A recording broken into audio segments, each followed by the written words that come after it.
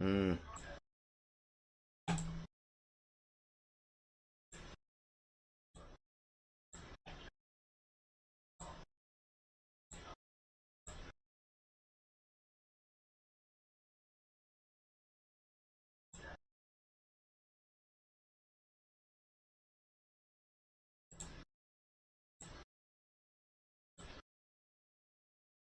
Why is this fucked up?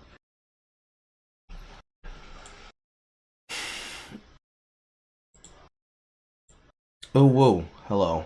In and out. Adulting stuff. No problem. We're gonna be here for a while. Because I put all this together last night, including the bullshit I have today, along with the shit that I literally got in the last 2 hours. Hello, sweetheart.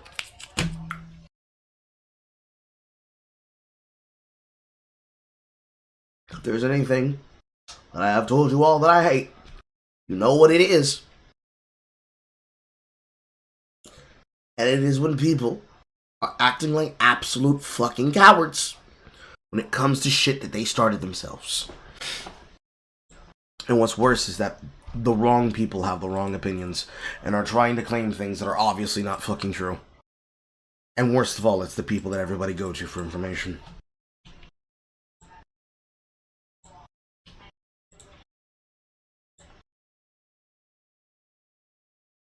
Carl, what are you talking about? Don't worry, I'll show you. However, for that, you need a presser. What has happened today? Did you know I posted a video? Don't worry, this is the video. Very gay, very and very interesting. Very interesting. Very interesting. Jeff, throw hip hop theme music. So here's a couple questions I have for you. I want you to make sure that you understand them, because I'm laying them out very easily for you, right?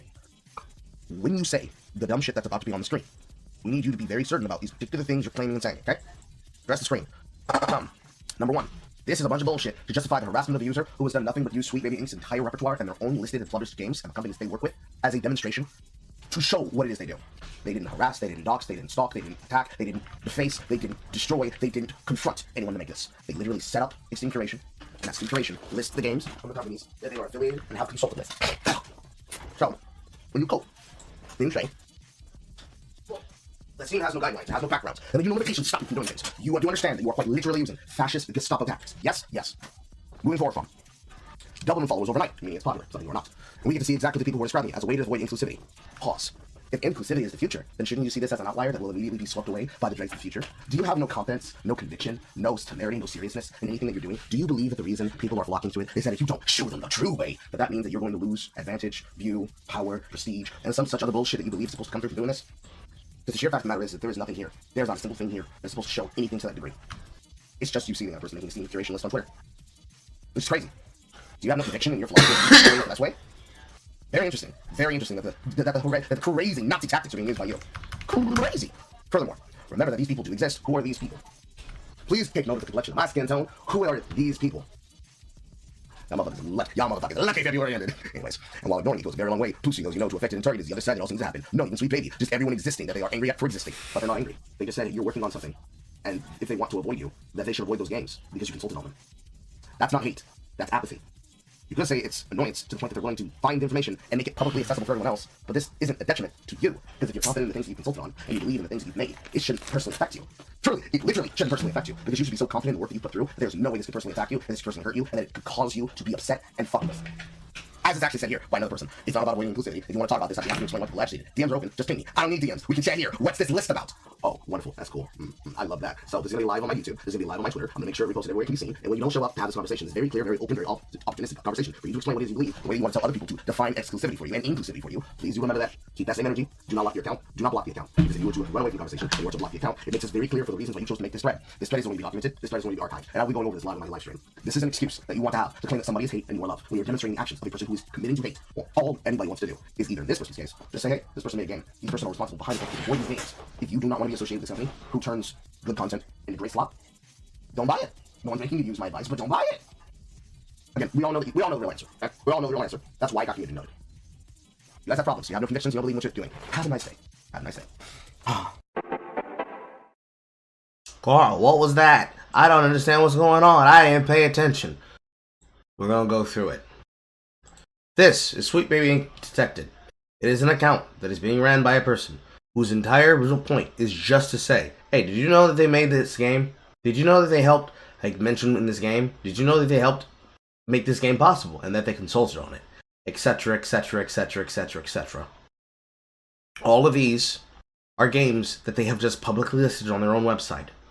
Nobody harassed them for this information. Nobody doxed them for this information. Nobody attacked them for this information. All of this information came directly, specifically from the Sweet Baby Inc. website. Why is that important? For the same reason I made sure to put the original tweet inside the comment section. This Felix at Home, Lego Butts, if you know nothing about Gamergate, is part of a cabal of particular people who have found themselves in higher education, learning, entertainment, creativity, and now consulting, specifically for the purposes of harassing, attacking, stalking, and defenestrating people on the internet. This is them, along with another particular user who's been caught doing the same thing, calling for a harassment campaign against this particular user and his accounts.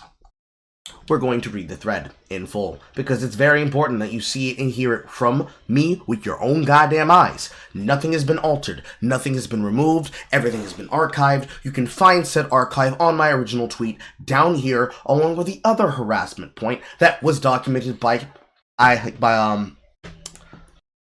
Loping Pandas and Videos, who has several different accounts. No one's lying. No one's hidden anything. No one's harassed anything. This individual's been given opportunity and chances to address any problem, and they are actively running away from things because they do not want to face things publicly, and they have demonstrated so by the way in which they've chosen to behave. Now we shall read it. Beep. I get to see a lot of tweets somehow blaming diversity as the reason for layoffs, genuinely, as though the economy was going really great and capitalism simply worked before Miles Morales or Spider-Man. They also don't recognize Miles Morales as Spider-Man, because most people don't recognize Miles Morales as Spider-Man because they don't know who Miles Morales is as a character. Every single time this shit comes up, they always say this shit as a cap point, as though, don't you know? Don't you know? Don't you know that the people who are against us, they don't recognize a black man as a hero? They're hateful, bigot, Nazi, firebrands. Because a firebrand is when people don't care for a character. Because they don't feel the character's earned the position that they're being put in. Because making a video game that is a copy of the same other 3 video games with the exact same playstyle is not entertaining, nor it is a very entertaining narrative point to the story.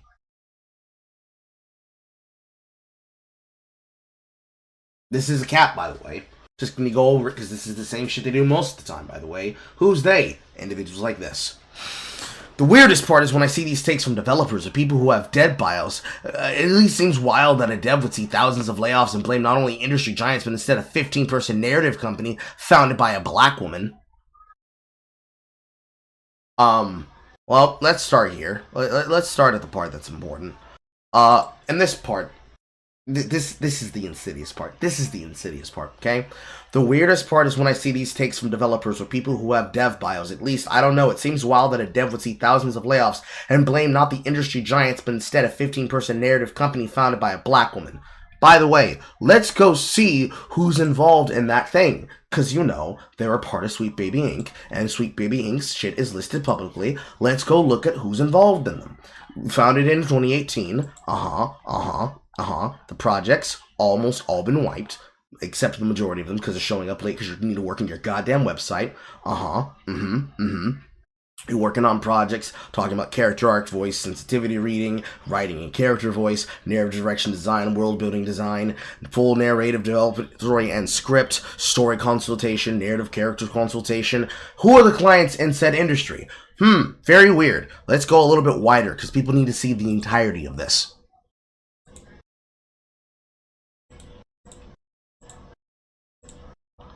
So right there on the screen, we have Xbox Game Studios, Electronic Arts, Valve, Treelove, Santa Monica, 2K, Ubisoft, Square Enix, Warner Brothers, Finji, Polytron, Rocksteady, Co-op. Don't recognize that one. Compulsion Games, don't recognize that one. Change Industry, Avalanche Studios Group, Deck 9, Brasslands, Wizards of the Coast, Urinal, People Can Fly, Echo, Juvie, Glitch, Remedy, don't recognize that one. Raw Fury, and Fellow Traveler. It's very interesting. You know, it's weird if you involve yourself with these companies and you make things for them and you get involved in their products, but when things fail and you're directly tied to them, the same way that Anis Sarkeesian was tied to things like Anthem, both Dishonored, specifically Dishonored 2, as well as a bunch of other fucking games, and then they crash. If they consult on them and then led to the writing and to the encouragement of the development that led to its failure, like that of Kill the Justice League Suicide Squad, it's really weird when you blame the industry giants and not the motherfuckers who helped them cook the goddamn shit. It's weird. It's weird. Motherfucker, I'm in the kitchen putting all these ingredients in the pot. Oh no, what I cooked is garbage. Why are you blaming me, the shoe chef, when you should be blaming the restaurant owner? The restaurant owner's name's on it, bro. All we did was cook in the kitchen. I don't understand. I don't get it. I don't get it. Crazy. Going back to that cope.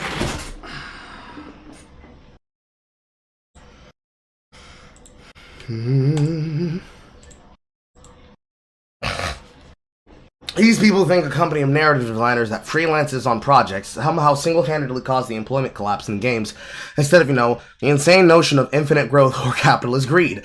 It's easier to blame diversity than that somehow. See, here's the second cope. Here's the second cope. It's even worse than the first cope. This cope here is even worse. Because what did they just claim? We, Sweet Baby, who helped work with the industry giants, aren't at fault for the industry crashing, despite us directly telling them what should be done for a modern audience. And when those games fail, it's not our fault, it's their fault.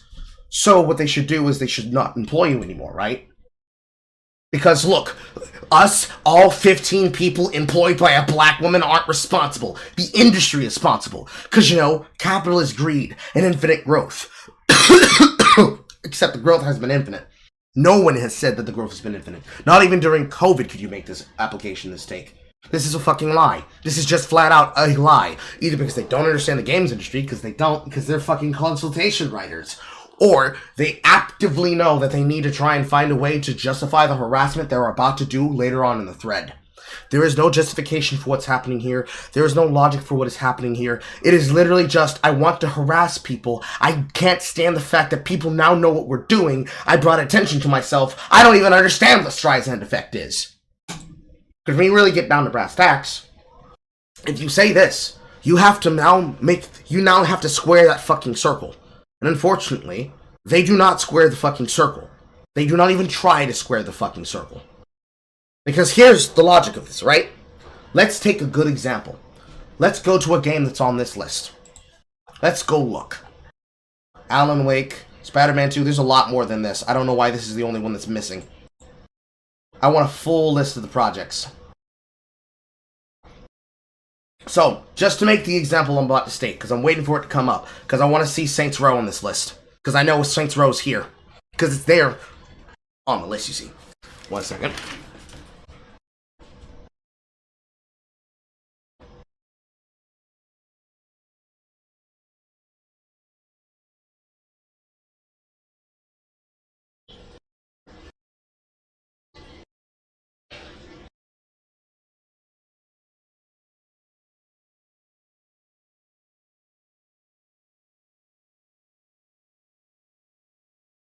The ultimate problem that comes with this take is that this take does not fucking work when you actually think about this shit on the top end of your perspective and on the top end of your understanding. For some reason, it's not here, but it's okay. I can use the curator list. Boom. Saints Row is on this list, as well as Suicide Squad. So, you helped with the script writing process, as well as being involved in the company projects in the company credits.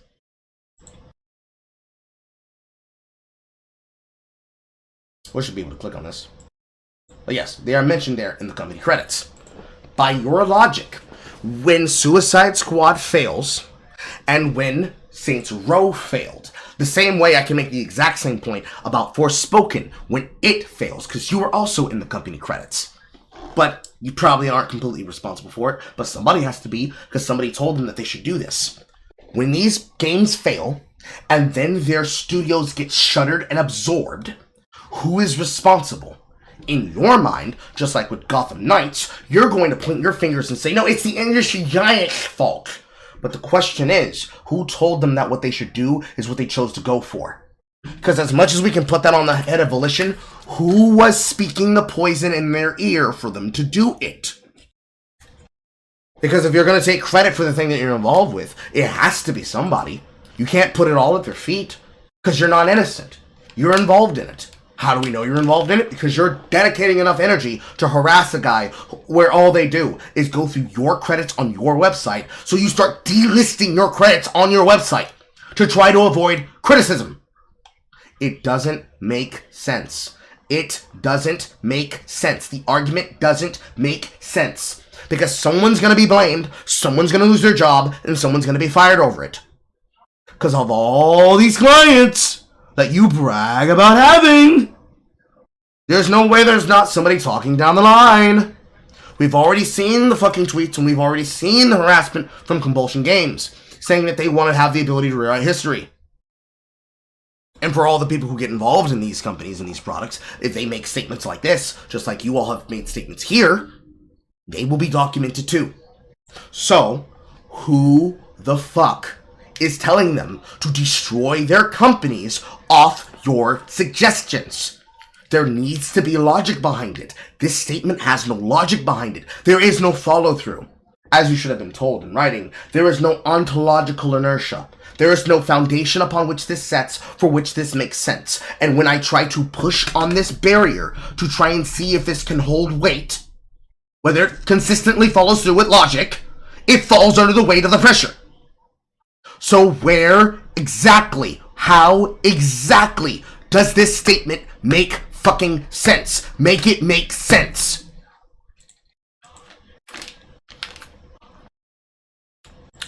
It's fucking gay. Absolutely fucking gay. I still think it's way more likely that they know that it's not the case and are just fine with looking stupid as long as it justifies them being loudly anti-woke or whatever that means. Realistically, in this case, if we're talking about what anti-woke means, it means not inserting what you state your approach and your view is.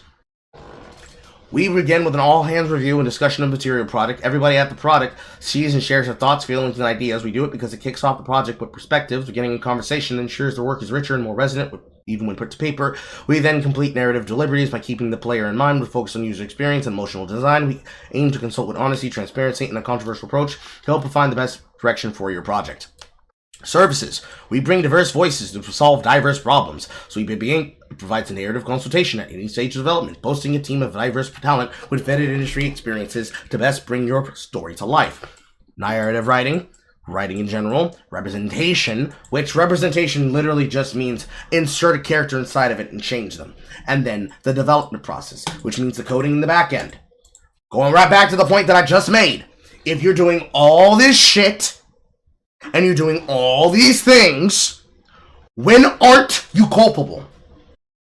If you put your fingers in the pot and you have something that gets canceled and gets broken and gets absorbed and gets revoked and has their funding pulled and they get shuttered, when aren't you culpable?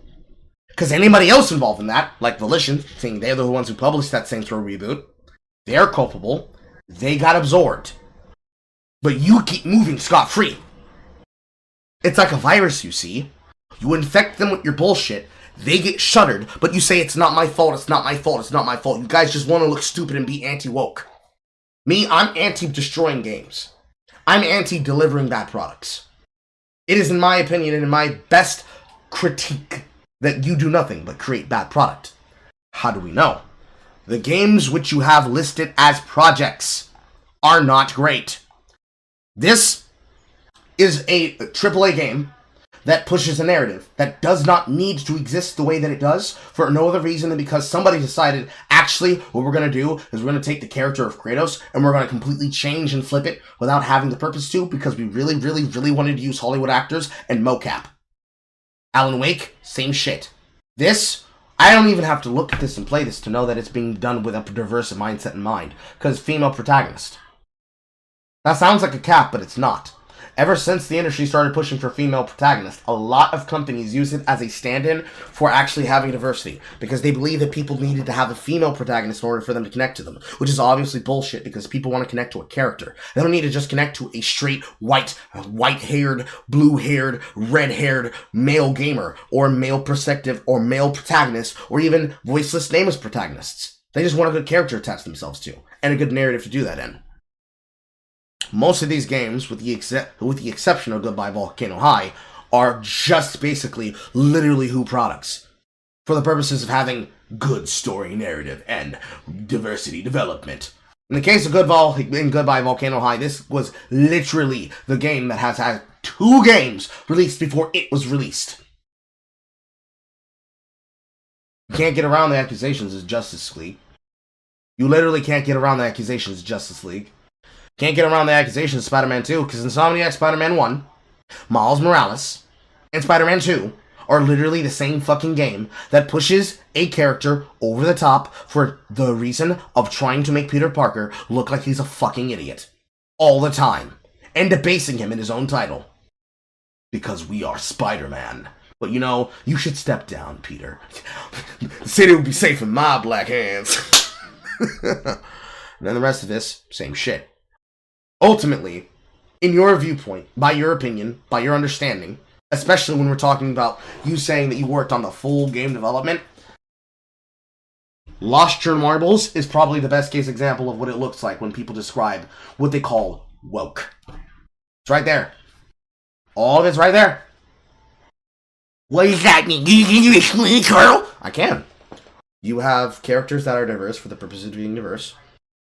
Add characters because they're there. Goofy, Tumblr-esque style, completely contrarian, silly, wacky, queered as in taking something, making it almost literally just camp. Some people would say, well, that's just fun, and I don't have an opinion against it. But if I had to take the image of woke and give it a visual definition, I would take that screen cap and put it in the definition.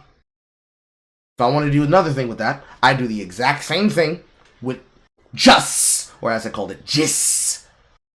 Take Suicide Squad, put it right there. Same thing. Volcano High, take the screen cap, put it right there. Same thing. It's not hard to define these things. It's not hard to explain these things. You guys just really don't like it when people have those basic answers. It's wild that you guys get like that, but it's okay. That's alright. We understand that you're upset. Because you then said, we all know what it means. No, most people don't know what woke means, because woke is a collective catch-all term. Realistically, it should be what it is. Dogmatic cathedralites. You push and you festoon a narrative of specifically, intrinsically, anti-male, anti-representation, anti-inclusion, and anti-diversity, masquerading as diversity, equity, inclusion, and acceptance, or representation.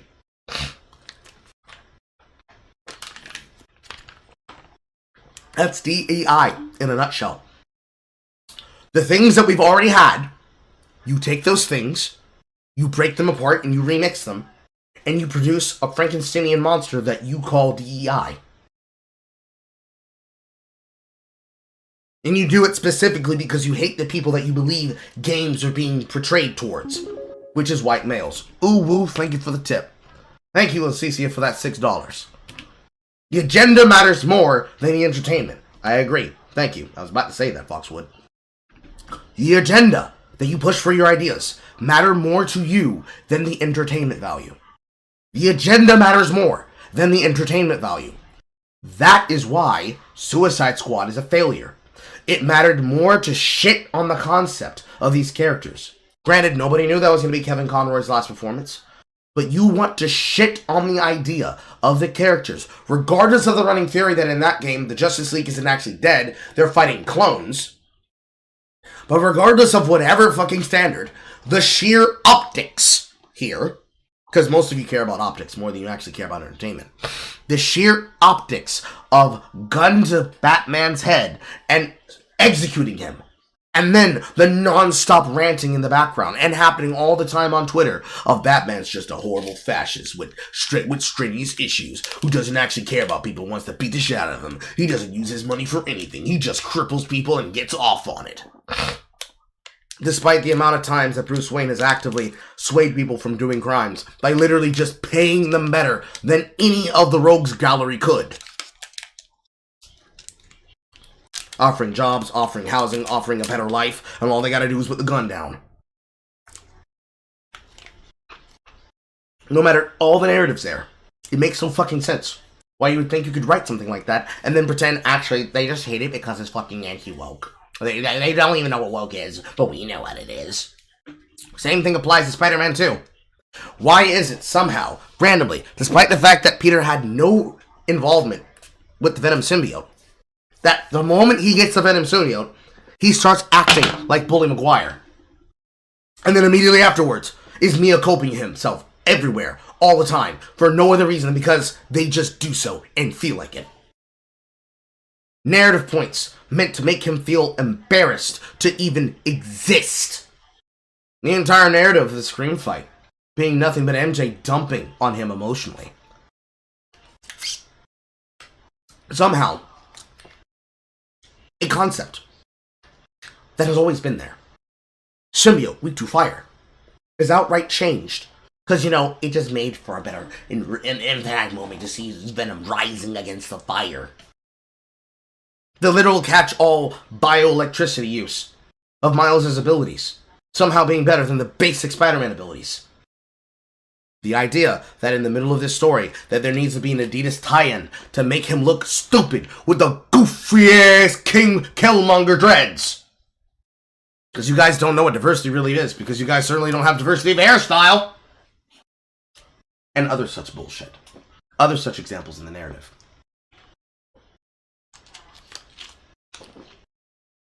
These things matter to you more than actually making a good comparable game. And the fact that you're tied to these things, and are being given awards for these things amongst a field of work where the games journalists already hate and have tried to kill the consumers that keep them employed. It's wild that you could even assert anything close to what you're saying. And also, at the same time, you guys are so fucking scared. This had to be said because most people have noticed this. If you already noticed this before, you should be paying attention to it. You guys are so scared of this attention that you're locking your corporate account because you don't want people looking into you. All this pride, all this enjoyment, all this confidence in your work, the second the spotlight's on you, running for the fucking hills. Not to mention, again, what you're going to do later in this thread.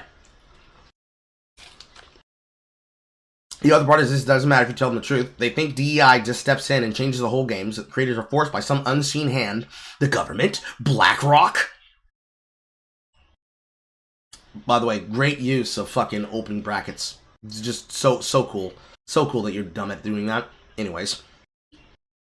I guess, just as well people of color in general, to make games more inclusive. If an industry is being told by the concept of ESG,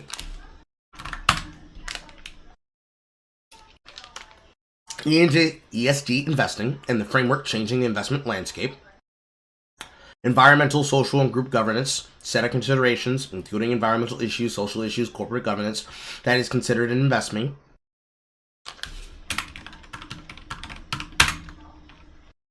Especially Square Enix.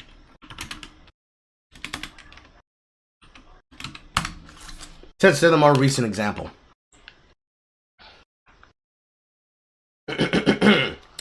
Environmental, social, and governance, directly from the HC Square Enix English Library from 2020 of their governance PDF.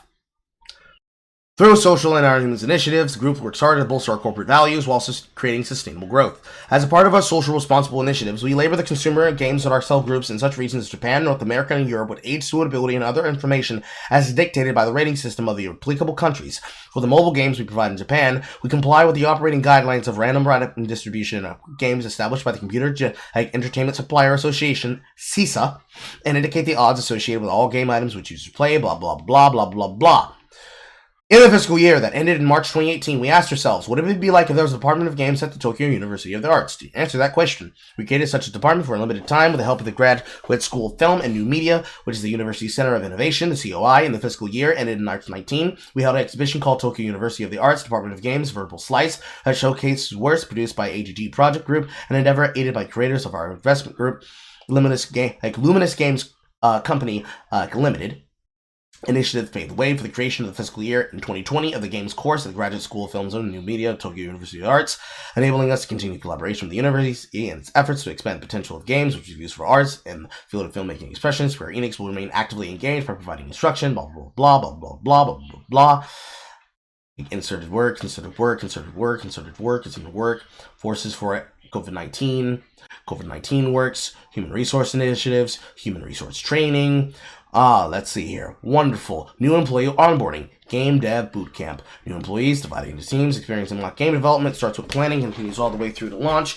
Acquiring basic job skills and application of importance, working collaboratively with teams firsthand. In addition, inquiring groups to tackle new challenges without fear of failure, blah, blah, blah, blah. Compliance training, global resources training. You can literally read this at any time you want to. The PDF is there. I'll drop the link into the chat right here, chat.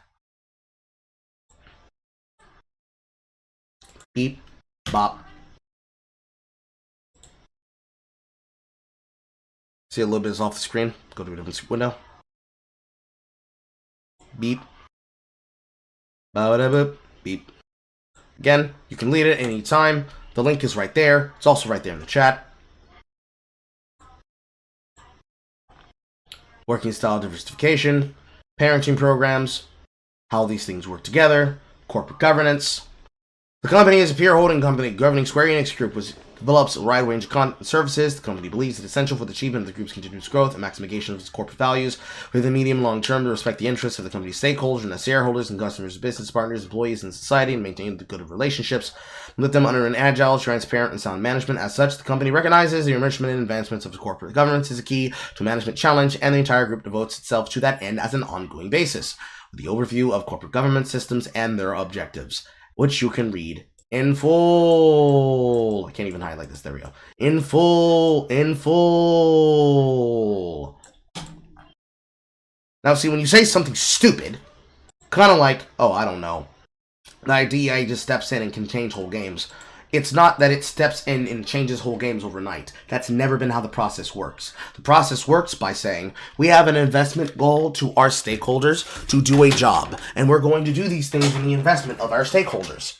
Now, if you know anything about this in this recent news, especially if stupid loudmouths that know nothing about how to report the news said, look bros, we're finally winning, before they pulled a day one patch on your ass and fucking bamboozled the bitch ass, Square Enix reportedly deleted the ESG off the website. As you can clearly see here, they did not. They simply removed it from the front page. They are doing what we call a reorganization. We will have yet to see if they will commit to these things, but it is in my opinion that they are very much giving you a bait and switch bamboozle, as many of you should have realized when Final Fantasy XVII Rebirth launched. So, as we read directly from the text of the document, when you say people just believe that it steps in and does these things, that's not how it works. What's done is that people like you agitate over and over and over again that they need to be making things for a modern audience so they can promote the message. And the message is, we do things for the investment purposes of our social governance and for our general economic viability. Now you could say that's capitalism, but realistically the majority of you are communists, so kind of big capicola if you ask me.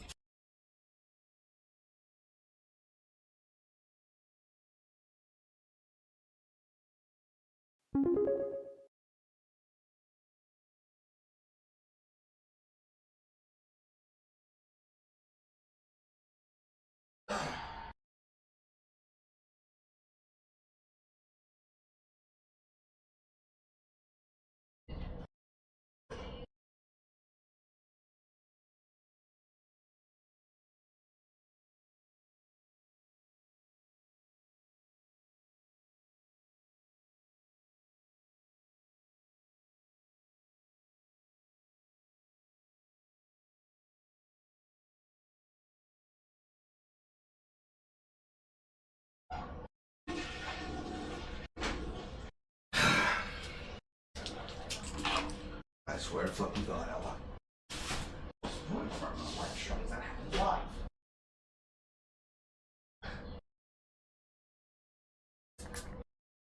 Excuse me, had to go to the bathroom.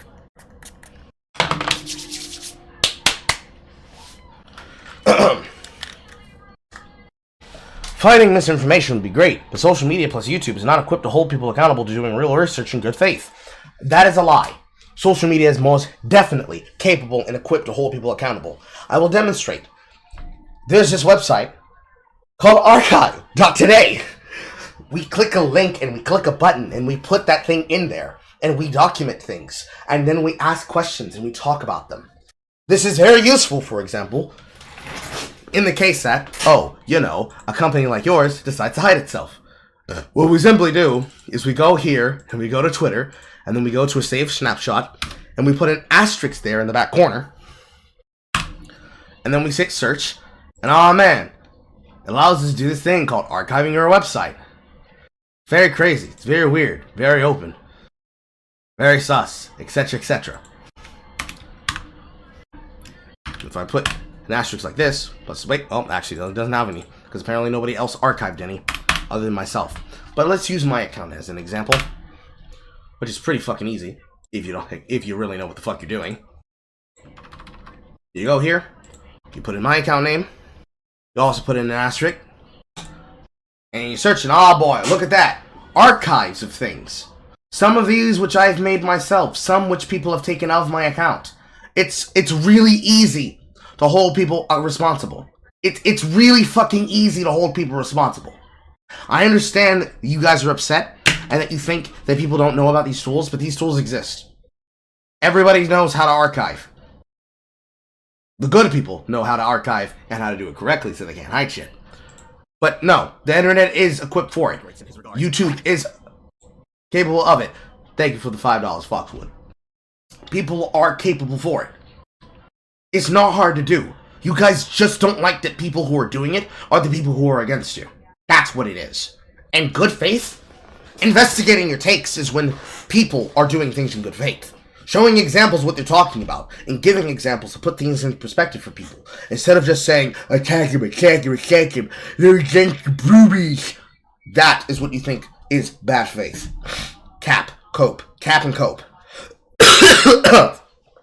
Also, getting hits and proving their point in the absence of confirmation.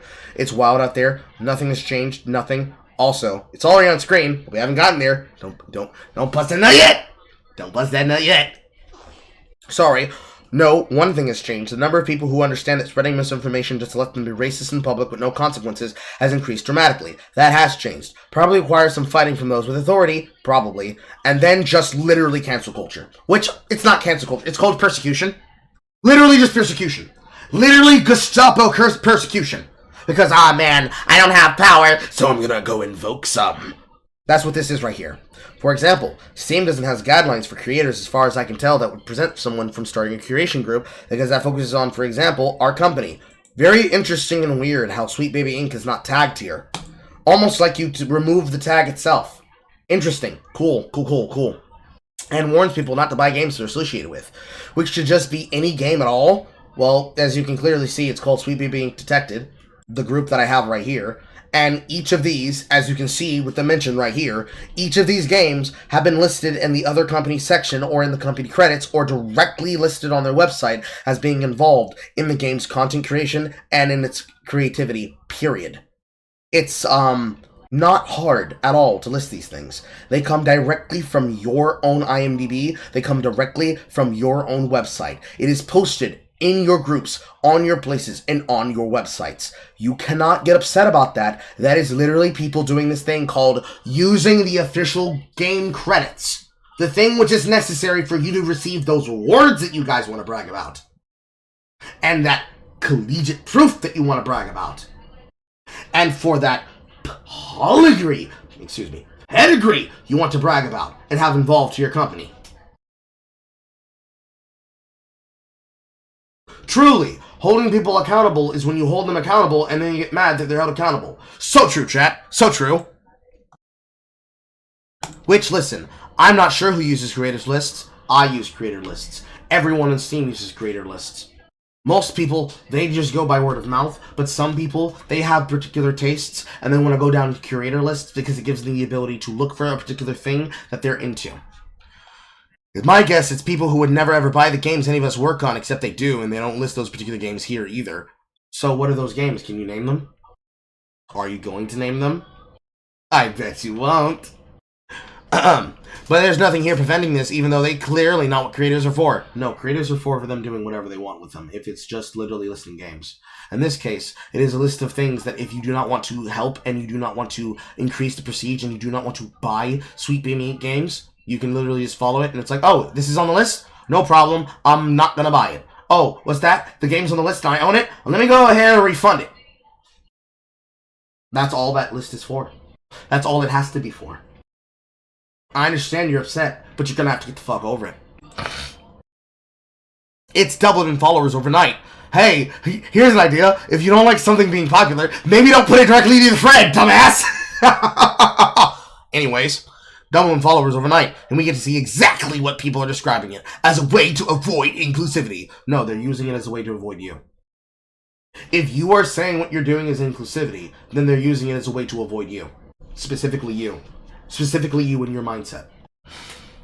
And there's no one challenging them. Aw, man, that must be terrifying for you. People not challenging your viewpoints. People not going through your shit. Ow.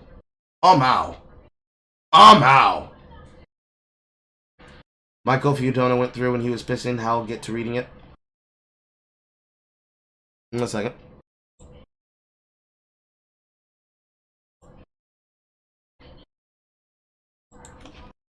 Where's my cursor? My cursor dispute. Where's my cursor?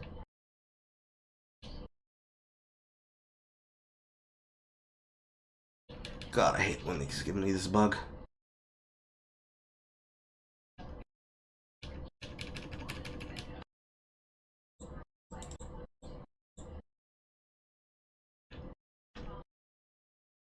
This is extremely hard to actually be able to open. There we go. Extremely hard to try and be able to open this tab on the side if I can't actually look at the thing that I'm trying to look at.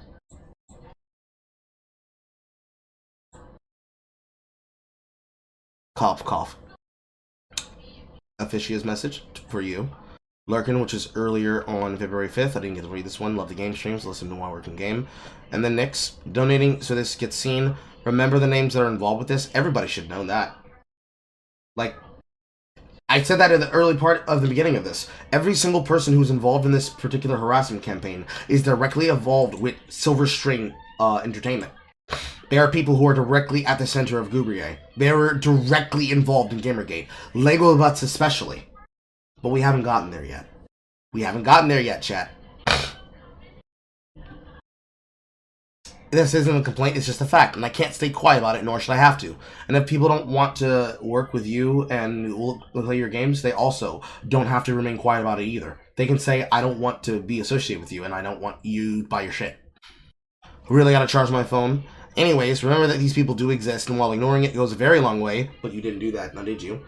Boosting those you know are affected and targeted is the other side of it also needs to happen. Not even Sweet Baby. Just everyone existing that they are angry at for existing. If you know, you know. But they're not racists. Look at my complexion, chat. Do I look like a bigot? Look at me, chat. Look at me, chat. Look at me, chat. Do I look like I'm a Nazi? Do I look like I'm a Nazi? I colonize my white wife every other night. I'm doing my part. Ah! Anyways.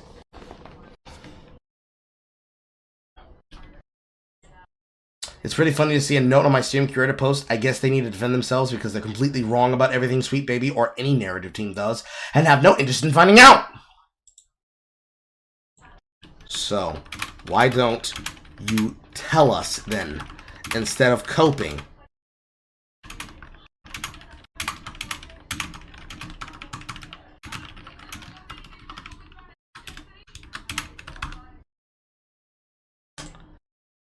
But now, let's move to the other post in question.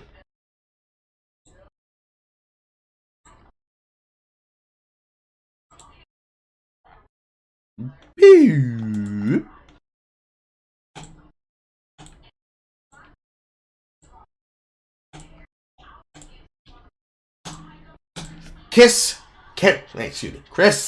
Kindred.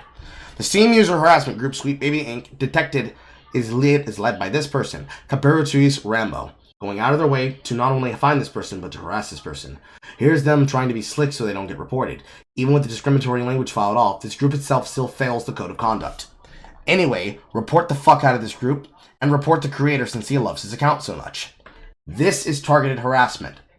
Pure as. Now let's just go ahead and look into who Chris Kindred is real quick. Go ahead and just Chris Kindred.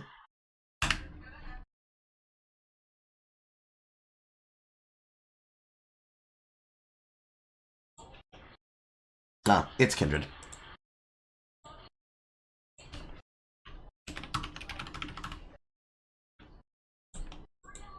Oh boy, would you look at that. Oh boy, would you look at that. Oh boy, would you look at that. Ah. It's like baby back ribs.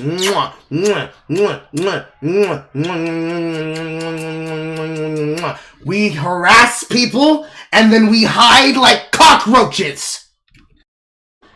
Crazy. Crazy. Crazy. So, these particular people, by the way, just to rub it on in, because it should be here, assuming that other people have done their job so that I can do mine. So they didn't archive that.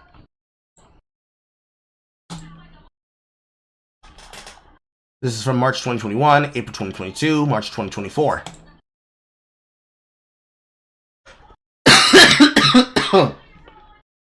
Narrative designer, Sweet Baby Inc. New School. Bunch of innocuous posts.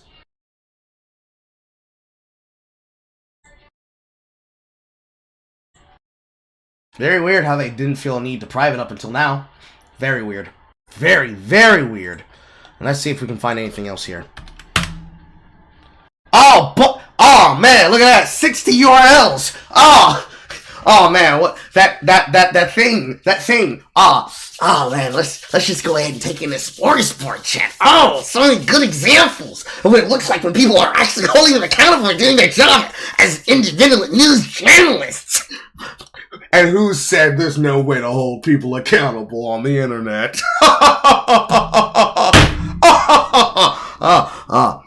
Anyways. Let's go from the top down, shall we? Let's go from the top down. You asked what does it look like when people are doing fake gay bullshit. I'll show you some examples. White queers aren't doing the work of decoupling whiteness from queerness. Universalizing white queer, hashtag TM traits narc, experiences that everyone does so alienates non-white people in your spaces. Like, sorry, I don't relate to SOC. Actually, I got my own queer touchstones and signifiers. Dumbass. Remember when you said, what does it look like when people are being woke?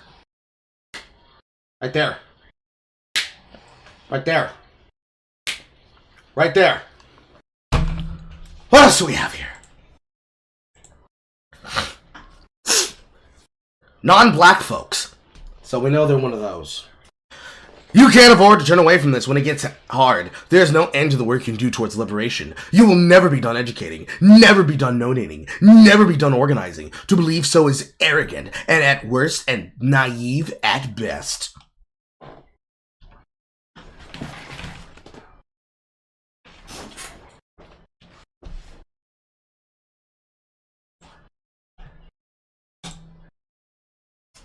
Alright, you know the vibes. Time for Juneteenth donation.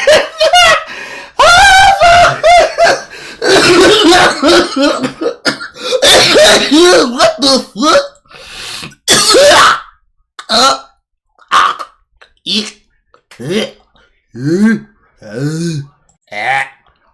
Go ahead with a soundboard real quick. Who the fuck is kid in the kitchen? Do not let him cook again. Oh! Oh, so garbage. Man said, I ain't do nothing valuable for purpose. Give me money. Oh man, what a wonderful viewpoint. What a wonderful viewpoint. Truly, what a wonderful viewpoint. Oh! And of course, the documentation of the harassment thread itself. Taken at multiple points in time. Specifically between yesterday and today.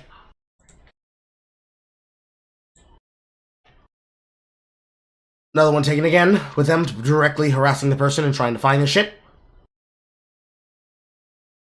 Other parts coming from the thread itself.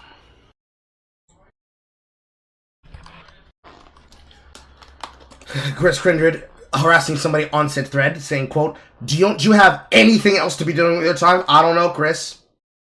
I don't know, Chris. I don't know, Chris. I can say the same thing to you and Lego. Do you have nothing better to be doing with yours? Also, let me just go ahead and add all these archives of the shit you two have said directly to my main thread. Let me just go ahead and do that real quick. Let's go ahead and get that out the way.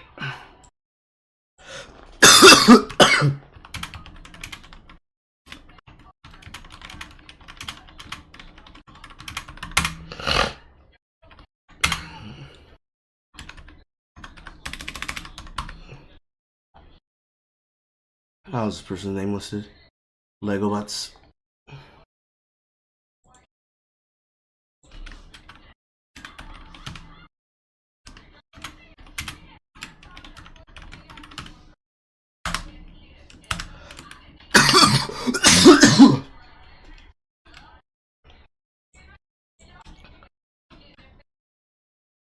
Gotta make sure to open bracket, close brackets to make sure they do it right.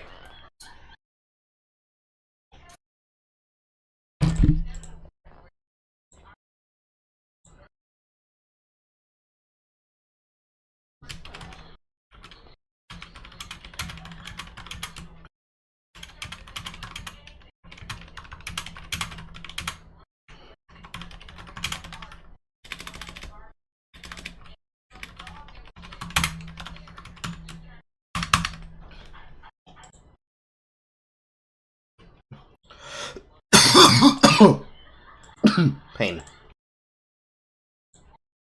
Alright. Doing my job. Let's continue.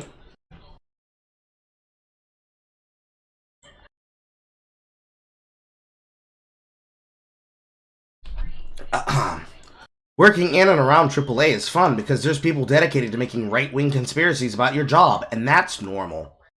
It's great being a person who witnesses my fucking field of work get harassed on a regular case basis because there's a bunch of fucking people that cannot do anything at all. But boy, do they pretend. Here's another one. Take this guy, for example. No life, doesn't know how games are made, probably musty, dedicates an inordinate amount of time posting to an audience of nobody about us. Brace yourself for this guy. It might not be him, but it'll be close. By the way, African-American content creator. African-American content creator. Harassing somebody else. Granted, we shouldn't call Chris Kindred a content creator, but we have to for the sake of the point. Is that the diversity that we're looking for? Is that the diversity, equity, and inclusion that we want? Is that what we do here? Is that what we do here? It sounds like that's what we do here. What else do we have? I've seen folks ask why Game Awards should have anything about Gaza. It's about legitimacy. A huge cultural institution backed with money and power saying it's a real thing that's happening. We should demand safety and dignity for Palestinians. By the way, when they say things like the river to the sea, keep in mind that they are specifically talking about the death of Israelites and Jewish people. And they are incapable of actually addressing this problem on either side of the issue. By all means, please look into what they were saying on October 8th.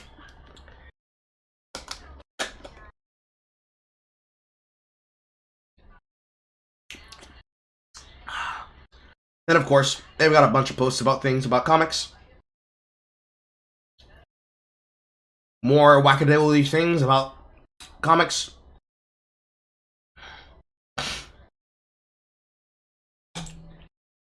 Here's a lovely one that just shows you their mindset.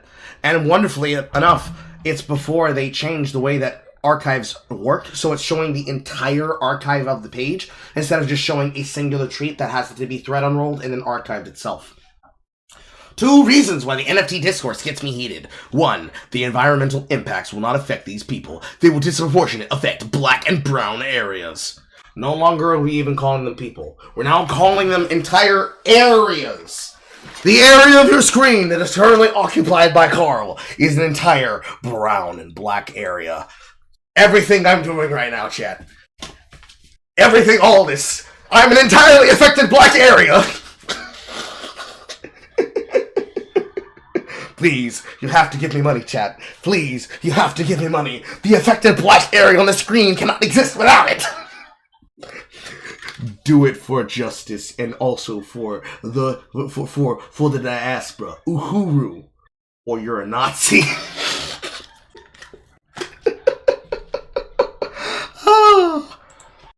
If I didn't put it in front of your face and if I didn't show you, you'd think I was fucking lying. That's the worst part.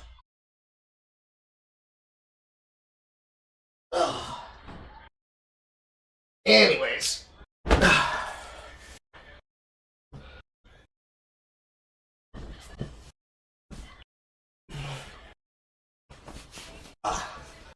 Now that we've covered the people, let us now get into the takes.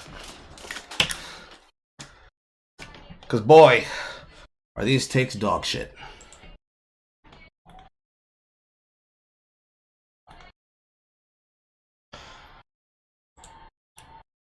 Whoop. Bring this up. Now, we shall go into the takes of Asmongold. The takes which are dog shit. As you will clearly see on the screen in front of you. This is actually like a really kind of a big story. That's, I mean, at least I don't know, you say real big story. Like, I mean, this is my opinion of like what a big story is. But so Sweet Baby Incorporated. This is the, in my opinion, I think that water. I know, yeah. Well, I've said before, right? If I'm ever drinking water, you know I'm down bad. I got maybe 2 hours of sleep. Okay. So yes. Anyway, let's get back over to this. Sweet Baby employee. So Sweet Baby Incorporated. This is the. Let me see if I can. Can I find this to the Twitter page here? Yeah. Let me see if I can find it. So working at Sweet Baby Incorporated. This is a basically, in my opinion, and this might be a very unpopular opinion, but I feel like this company is being used as a boogeyman. And it's kind of hard to be a boogeyman when they are quite literally out in the open doing things. As we just read, as I just informed you, the group of Sweet Baby Inc., for the most part, are, by the words of 2 of their employees, one who confirmed it themselves with their words and their actions, are a bunch of fucking activists. They're a bunch of political-minded diversity, equity, and inclusion activists who have been active since Goobergate. Specifically, intrinsically, and purposefully waiting for the opportunity to influence the gaming system, who are trying to use literally some people's ignorance of how video game development actually does work to say that they know nothing about how video game development works, or how they would have no involvement in something that they directly had involvement and hands in. That's my opinion. Continue. people view this company, it's kind of like the World Economic Forum on a smaller scale, where like I don't think the World Economic Forum is, you know, actually the Illuminati in plain sight, and they're not actually trying to, like, you know, kill everybody and do all these things. They're kind of like a representation that people can see, and because people see this example of it, then they latch onto it, and they're like, these are the core people that are causing all of our problems. Pause. That's not how people see it. People see it as an example of how stupid they've been. And how obvious and in their face it was. How blatantly right there in their face it was, and they didn't see it because they didn't understand how to speak the language that they're speaking. That is what it is. That's the actual fact that matters. Now we're a real streamer, chat. That is the actual factor. That actually fucking matters.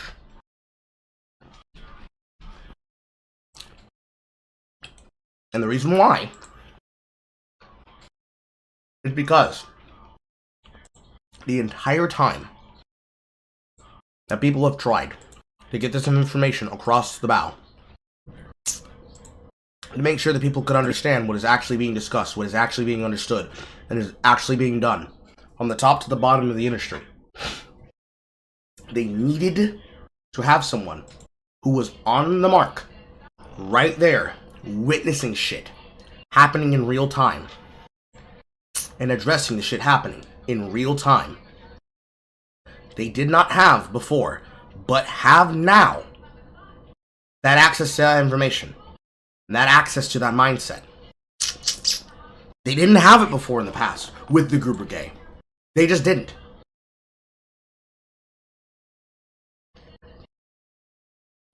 And the reason why they didn't is for the reasons that anybody could think.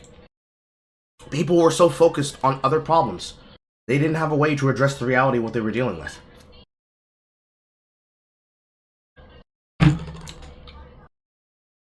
It is just as obvious as it needs to be.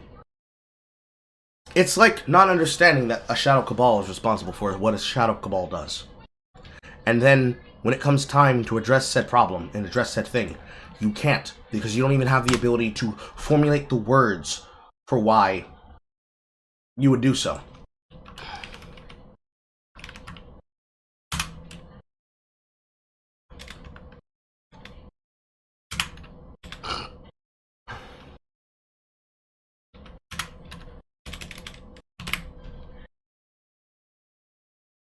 Boy, do I love when YouTube is just dog shit. There you go. I can click anywhere on the message now. I don't have to just click specifically on the 3 buttons. Anyways. They didn't have the words to formulate how to deal with the problem. People didn't have the information for it with dealing with Anita Sarkeesian, for example. They didn't know that they weren't dealing with Anita Sarkeesian. It was Anita Sarkeesian puppeting the words of Jonathan McIntosh. But later on in the future, once they got Feminist Frequency up and running, at the day and age of the female protagonists, which was about a 6-year period, people started learning to recognize how to read the fact that they were cooking the numbers. And now that E3 is dead,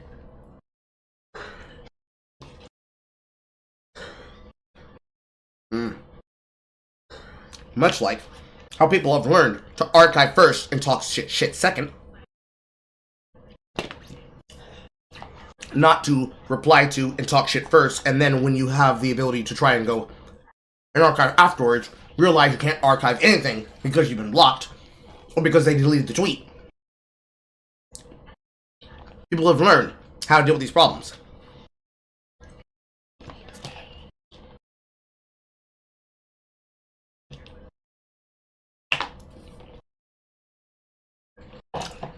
The thing that's really shit about this argument is that Asmongold understands exactly what this is like. How do I know? There's me right. Where is it? Where is it? I'm looking for it. It's probably not here. It's probably on one of his other reaction channels if it's not specifically here. Because if you know what I'm looking for, you know what I'm looking for.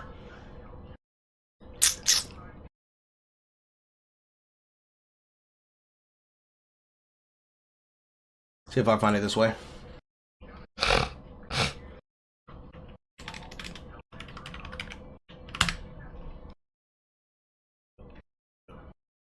Here it is.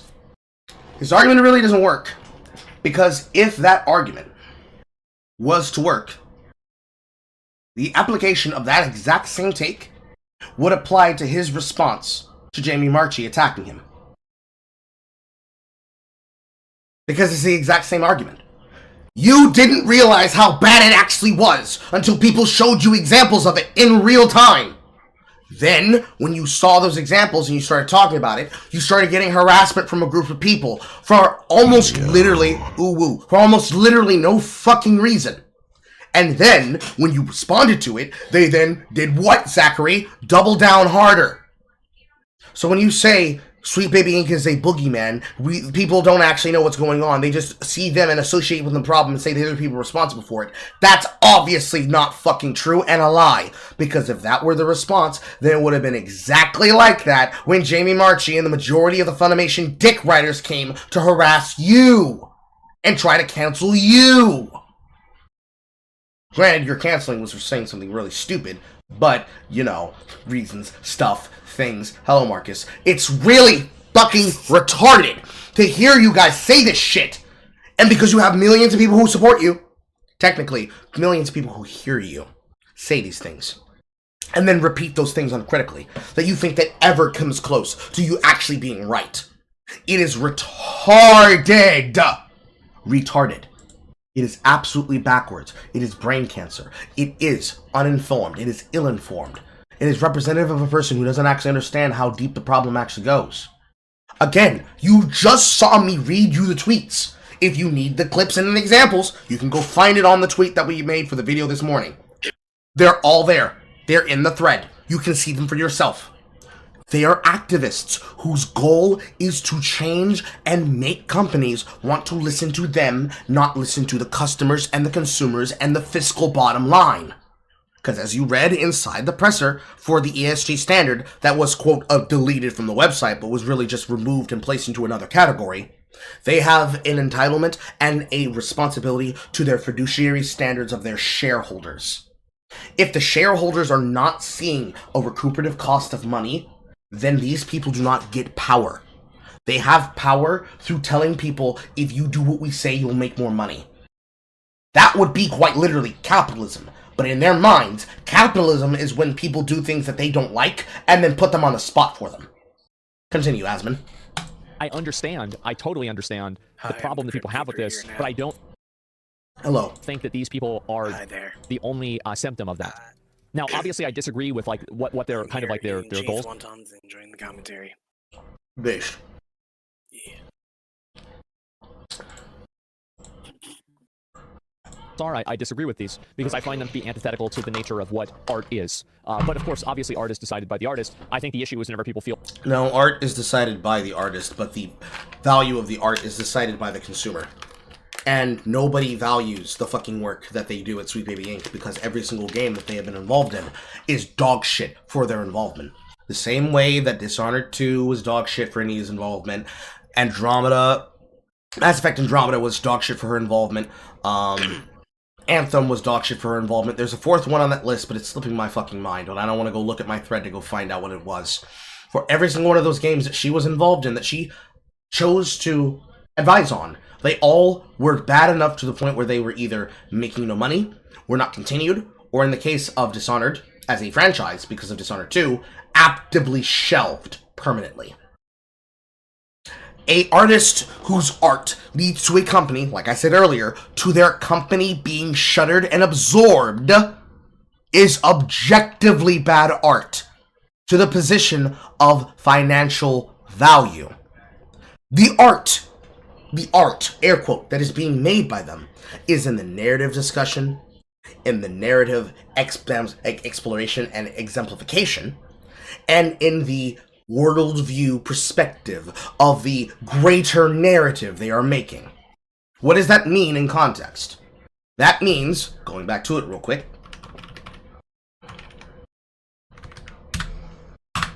that means when you look at the projects that they're tied to, for Alan Wake 2, their story arc, voice, and sensitivity reading is, we want to make a game that's perspective to a modern audience. So we injected our viewpoints about how characters should be voiced, how arcs should be written, and about how all of this should be discussed. Because you see, in a game where there's guns and blood and violence, we need to be sensitive about these subject matters.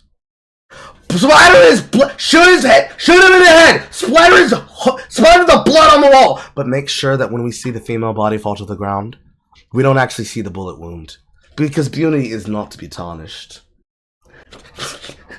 When we have characters that have their bodies desexified, this not on Sweet Baby Inc., but specifically on NetherRealm Studios. In the case of Mortal Kombat as a franchise, but more specifically in the more recent entry of Mortal Kombat 1, when we decide to desexify and de-male-gazeify the female characters, still brutally rip them apart and destroy them and discombobulate and dismember them, but make sure that they're respectable and we're being sensitive about how they're being presented. You know, for the queered eye. That's what that means. And it's dog shit for doing so. That kind of art is not valuable to people. Now, of course, you're a person who doesn't care about that. You're like, bro, I don't give a fuck about this. I just want to play the game. None of this shit matters to you. And continue to vote with your wallet. But keep in mind, this is what's being decided. And when you vote with your wallet, you are giving them the justification to say, well, nobody really cares, though. Because people actually do care. People do care enough. How do we know? Because people cared enough to be able to put it through a list. And we know they care about the people who don't care because they cared enough to try and create a harassment campaign against the guy who made a fucking curator page that says, hey, yo, they made this game. They were involved in the making of this game. Don't buy it. Feel like they have to do this instead. So anyway, yes, these are an easy target, and these are people that are working at the company. And basically, this happened, I think, 2 days ago. I didn't cover it then because I just didn't really think it was that big of a deal. But now, it's definitely worth talking about. I didn't cover it when it happened because I didn't think it was big enough of a deal for Cloud for me to cover. But now that they're harassing them, and this is how we get here. You know, I could have said something with my big millions of followers, even if it's just for the interest of, hey, yo, what are you guys doing over here? This is fucking weird. Bro, I'm gonna talk about this on my live stream. But, you know, I didn't think it was that big of a deal. But now that they decided to pull the trigger on something even stupider, and also I can cover it on stream, I will definitely talk about it now. And that will definitely not be because it'll get me more clicks on my YouTube channel. But Carl, aren't you doing the same thing by covering it right now? Yes, but there's a difference. Asmongold doesn't give a shit unless he's given a reason to give a shit.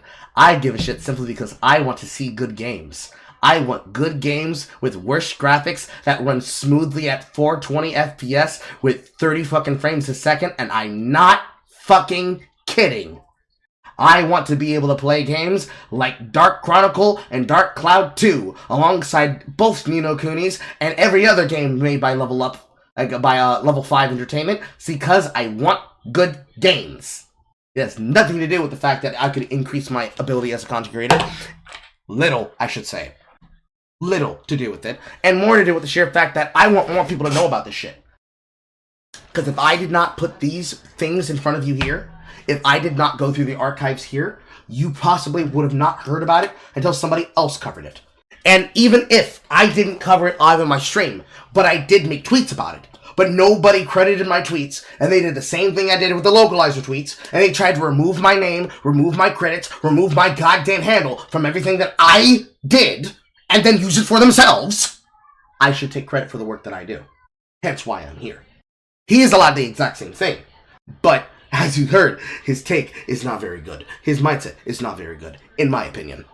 And you're gonna find more out, that's me, because we're gonna talk about the Hasan take later on. But we're not there yet. Just keep in mind, if you want a base-hand opinion about what I feel and what I think about Asmongold's opinions, I think he's not a bad content creator. But he really needs to do his goddamn research. And he does not. So when he doesn't do his research, it forces people like me to do the goddamn research for him. But because I'm a smaller content creator, and he is a large YouTuber, YouTuber McBig channel is going to get more hits and more clicks, and they're going to take his opinion, and they're not going to criticize it, and they're not going to review it, and they're not going to look into it.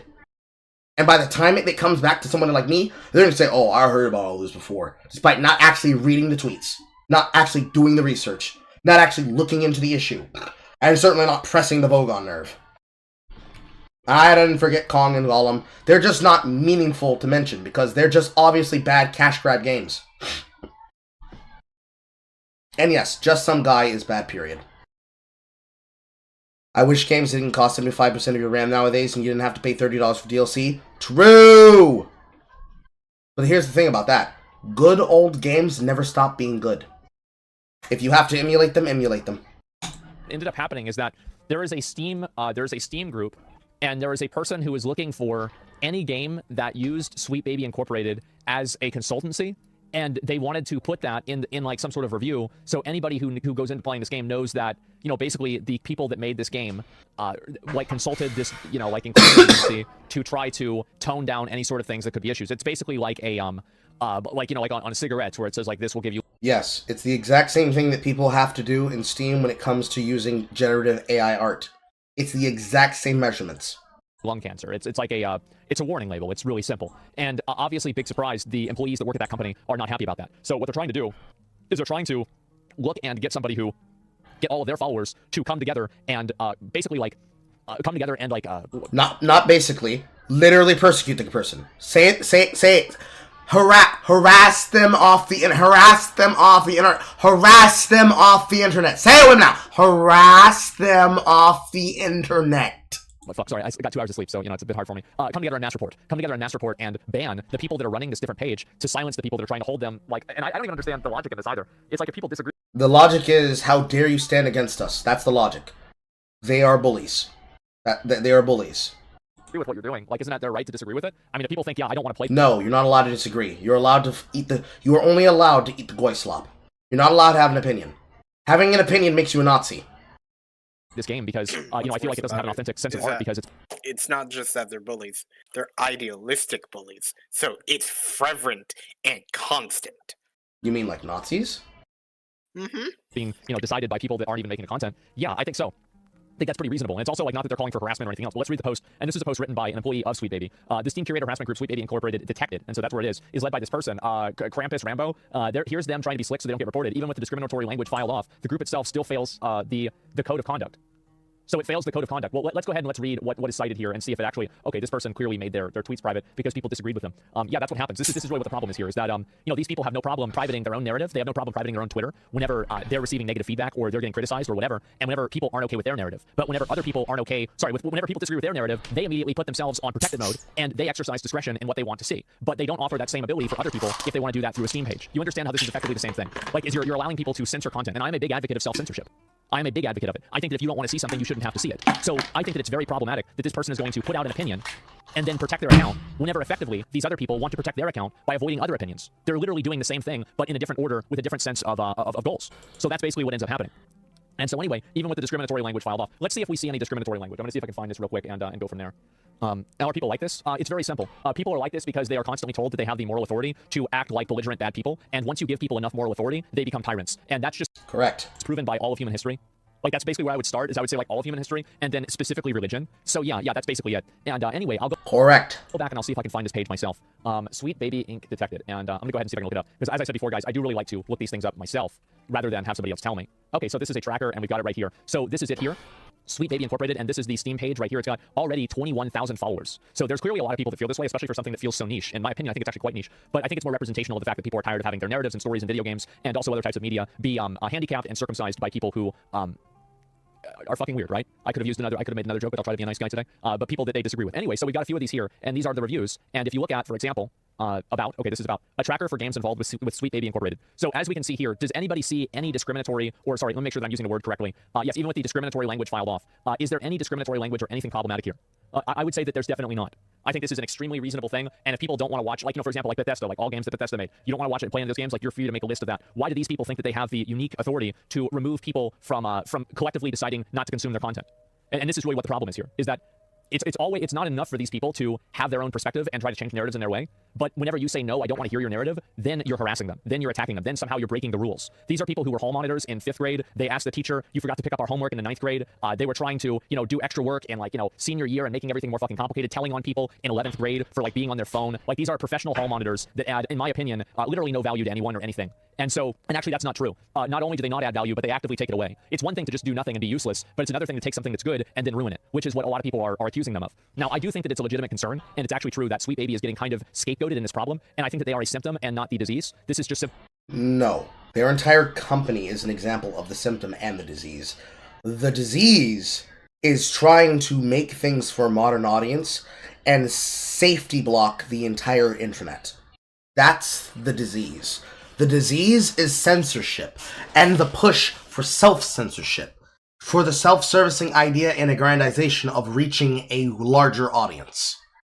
They claim it's capitalism. I say it's not capitalism. It's specifically trying to reach customers that would never buy your product in the first place. The symptom that this creates is it creates clout chasers. And it creates opportunists that see an opportunity to provide for that desire and tell the companies, listen to me, and I'll give you anything you want. Listen to me, and I'll get you anything you need. Listen to me, and I'll make you more money. Listen to me, and you won't ever have to worry about being accused about hating people. Listen to me, and you'll never have to lose out another potential fiscal audit or another potential fiscal increase on your portfolio. Listen to me, and I'll make sure every time your name is mentioned, you are given accolades on accolades on accolades. Listen to me, and I'll make sure you never have to worry about being accused of things you do. And all you have to do is kiss my ring. All you have to do is kiss my ring. Kiss my ring. Kiss my ring. While you're out down there, go ahead and gargle my balls too. That's what it is. People know that's what it is. That's why they behave the way they do. That's why they speak the way they do. They're both the things at once. Now they're just one piece of a greater engine. Because you have people who are like this not just in consulting agencies, but in the developer agencies themselves. So, going back to the dumbass shit Lego Butts said, you're blaming us instead of blaming the developers? No, I blame you and them! Both of them. Both of them. B-O-F-F-U-M. Both of them. Both of them. Both of them. Both of them. Both of them are responsible. Both of them are responsible. But we gotta start somewhere. Let's start with you, and then work our way towards the industry. Because we know the industry is cancerous. We know that it is. Any of you who were watching the presentation for Indiana Jones and the Great Circle saw it yourself. It was right there on the presentation. We all saw the gameplay and we're like, wow, it's gonna be really good! And then what did we see next?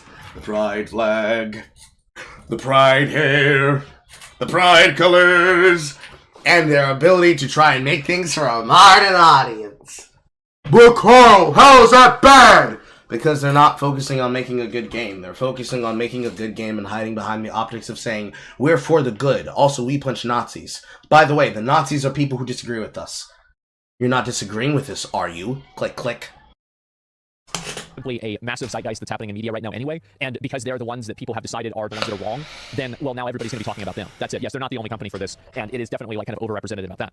Whiny status whores, man, largely? Yes, I would say pretty much that. And so anyway, kindly report the fuck out of this group and report the... Have I heard about the shaman tagging Boogie's house? I have not. Please send link on Discord. Creator since he loves his account so much. So it's not enough for them to remove the, which by the way, I think they have no justification for doing so, but it's not enough for them, see, it's already gone up by 100 followers, literally in the time that I watched it. It's not enough for them to remove what they think is breaking the terms of service, and this is the problem with these people, is that they are vindictive and vengeful. They wield power not as a shield for, the downtrodden, but as a sword to hurt and attack the people who they think have wronged them. This is not about protecting people, it's about attacking people and protecting them at any means necessary and going even above and beyond by trying to have their account banned. There's no risk of anyone's account being banned if we join in there? No, I don't think so. I don't know. I mean, I have no clue. Literal censorship, yeah. You're brave for speaking out about these people, dude? We need more people like you? I'm not brave at all. This is just a tweet. Who cares? What do you think? This is some kind of like fucking bravery thing? Bravery is being a fireman, okay? Like, this isn't brave. And also, like, I'm preaching to the fucking choir here, okay? Everybody agrees with what I'm saying. It's like everybody's truing this. Everybody thinks that I'm right about this. Like, the only people that don't are people like this. Like, really, that's what it is. Yeah, this is a basic fucking take that I think that 90% of people agree with. Yeah, I mean, the brave take... I mean, they agree with the beginning of the problem. The problem is that the bravery comes from the fact that anyone who speaks about this against them would then be targeted next. That's how that works in the minds. That's how it works in the harassment. They target them, I try to say something, they target me, whether or not they're successful or not. My name gets buried inside of the search algorithm. Then when people try to look it up, they're like, who the fuck is SinglePlayerCarl? I don't worry about them, they're just some Nazi. They're just some hateful, anti-trans bigot. You know, they're just some fucking loser. That's a multiracial African American who has descent in Haitian culture. They are Cajun. But they are the white of black people. They're the whitest black people we know. Are the ones that everybody fucking hates me for, right? That's the difference. Of course, the censorship taint group wants to prevent people from finding out where they're involved, which is kind of ironic because only 1 or 2 years ago, companies were proudly announcing that they were working with these companies in order to get special bonus good boy points, and now they want to hide it and actively censor people who were talking about it in the first place. And I think that I think groups like this are great, and I think that whenever these people want to engage in culture war, I think that they should be absolutely expecting for other people on the opposite side to take up arms as well. This is what the problem is that these people think that they have the unique authority to dictate to everybody else how they need to behave. That's really what the problem is. Free speech and common sense. Yeah, exactly. Go to the about group page, and that's what they meant with the language. The visit group page. Visit group page. Sure. I'm not seeing if I can find that. Are you saying that there are some people that are in the group conversation for this game? Browse maybe. Yeah, in the about. Sure. Okay. Visit. Oh, I see it. Okay, let's take a look at it right now. The pinned comment. A few words. Okay. Oh wow, this was 11 minutes ago and it just happened. Oh shit. Okay, so then I guess this is the guy that runs the account. Literally just put out a statement 11 minutes ago. He says, guys, I appreciate all the messages and friend invite I've been receiving. I'm going to accept you all in due time. It's just that right now I can't. There's so much stuff happening at the same time here and on X. I simply cannot answer you all. I'm sorry for that. Keep in mind that this group and curator has the goal of letting people know about the games that Sweet Baby Incorporated work on. We are not in any means a group that is trying to kill Sweet Baby Incorporated. Well, even if you are, that's your right to do that because it should be your right to discuss. Like, I mean, you saying that like people can't dislike a game company? People can't dislike a consultancy firm? What an insane thing to say. So yeah, I mean, even if that's what they were trying to do, I would think that there was nothing wrong with it. It's cool and wise to keep the words of the sake of the group curator. Longevity, thanks for all the support. Yeah, everybody's being positive about this. So nothing about this has any discriminatory language in any capacity that any reasonable person would perceive. The reason why these people think that there's discriminatory language is because people disagree with them. Yeah, how to be a racist, how to be a discriminator, disagree with them. It's pretty simple. And so yeah, of course this is happening. It's discriminating to robots. She's talking about one or two racist people and suddenly it's the whole group. I hate whenever people generalize. There's guaranteed racist people. Guaranteed, absolutely. There's 20,000 people. I think if you take a sample size of 20,000 of any group of people, you're gonna have racists. That's crazy. How could you ever expect anything other than that? Yeah, it's common sense. So yeah.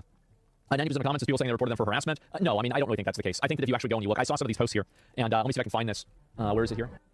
They're making like they're acting like making a list of games is the equivalent of Nazi-era pink triangle. I think that was the star that Jews would have to wear back then. And yes, some sort of Steam curator page basically indicates that Sweet Baby Incorporated, the company behind most woke cancer and video games, was involved. A writer and designer working at Sweet Baby is asking people to report the group and censor them. And so, yep, there it is, guys. They're trying to shut down people talking. Now, here's my perspective about this kind of stuff. I think that in general, whenever you don't want people talking about what you're doing, that means that at some point, at some level inside of your own mind, you know that you're wrong.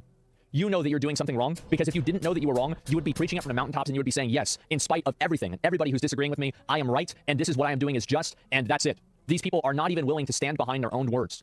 That's really what it comes down to. So, like, that's really the issue, is they're not even really willing to defend their behavior. They're not willing to justify it to the public. And why does the public matter? Well, the public matters because these are games that you're selling to the public. So if you're making a game or you're designing or consulting on a game and people don't like that, then you are absolutely beholden to the public. And if what you're doing is disagreeable, then you're wrong.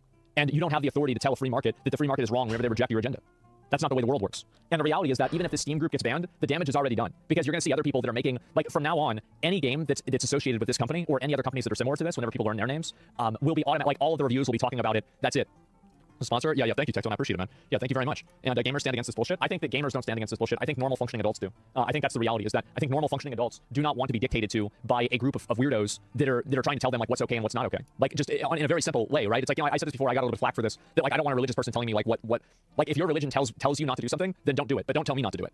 Like, I don't want to hear about your opinion and like your religion. Like, everybody's entitled to their own thoughts, their own feelings, and their own opinions. But the moment that those opinions and thoughts come out of your mouth and you start talking about them, then everybody else is also entitled to their opinions and their thoughts. And I think that if you expect other people to get behind what you're saying, you need to have a burden of proof. You need to have actual accountability for what you're saying. Not, oh, well, I just have this opinion. Yeah, well, you can have any. That's a little bit backwards.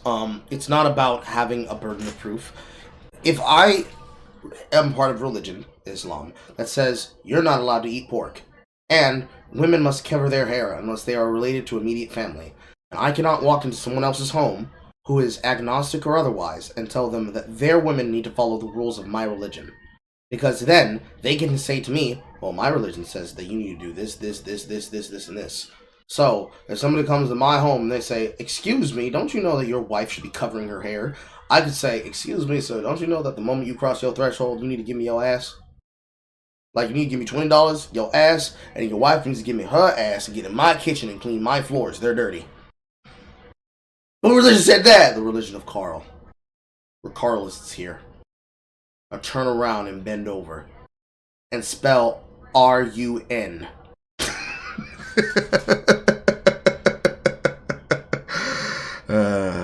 But that's really how that works. Any opinion that you want. But if you want anybody to take you seriously, there probably needs to be a little bit of logic behind it.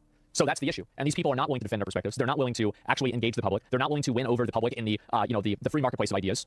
And because of that, guess what? People are fucking tired of having things dictated to them and being told what they can and can't see by some random idiots. It doesn't matter whether this is the religious moral panic of the 90s, the pseudo nationalism disguised as patriotism of the 2000s after September 11th, the fake feminism and fake wokeism that's been going on ever since probably the mid 2010s. I think people just in general are tired of fakery. They're being tired of being told what to do. They're being tired of really. I think actually that's really it. They're tired of being told what to do. It's literally that simple, isn't it? People don't want to be told what to do. So yeah. This whole thing is happening. I totally support this, by the way. I completely support it. There is no harassment that's going on here. This person is completely mischaracterizing what's happening intentionally. They are lying. They're also like promoting brigading, which I don't really care about brigading because brigading shouldn't matter if somebody isn't breaking the rules. However, sorry to say, guys, but nobody's breaking the rules here. Cry me a fucking river. There's a lot of people that are upset about this, and I say good. Fuck them. That's my perspective on it. And now, the bad takes.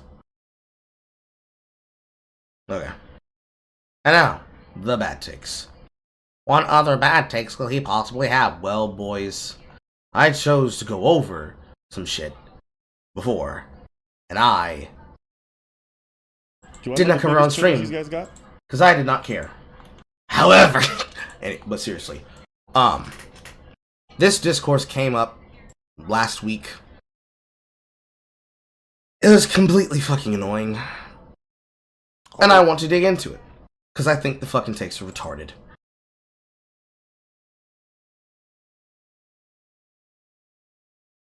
Well,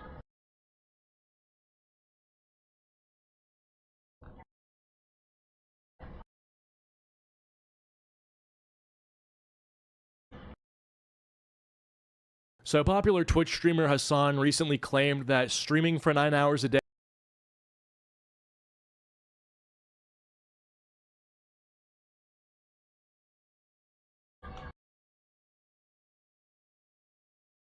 Okay, so let's state the day. Let's state the let's set the field for the comments and for the context. Checking on podcast chat. Okay. Let's set the field for the issue at hand.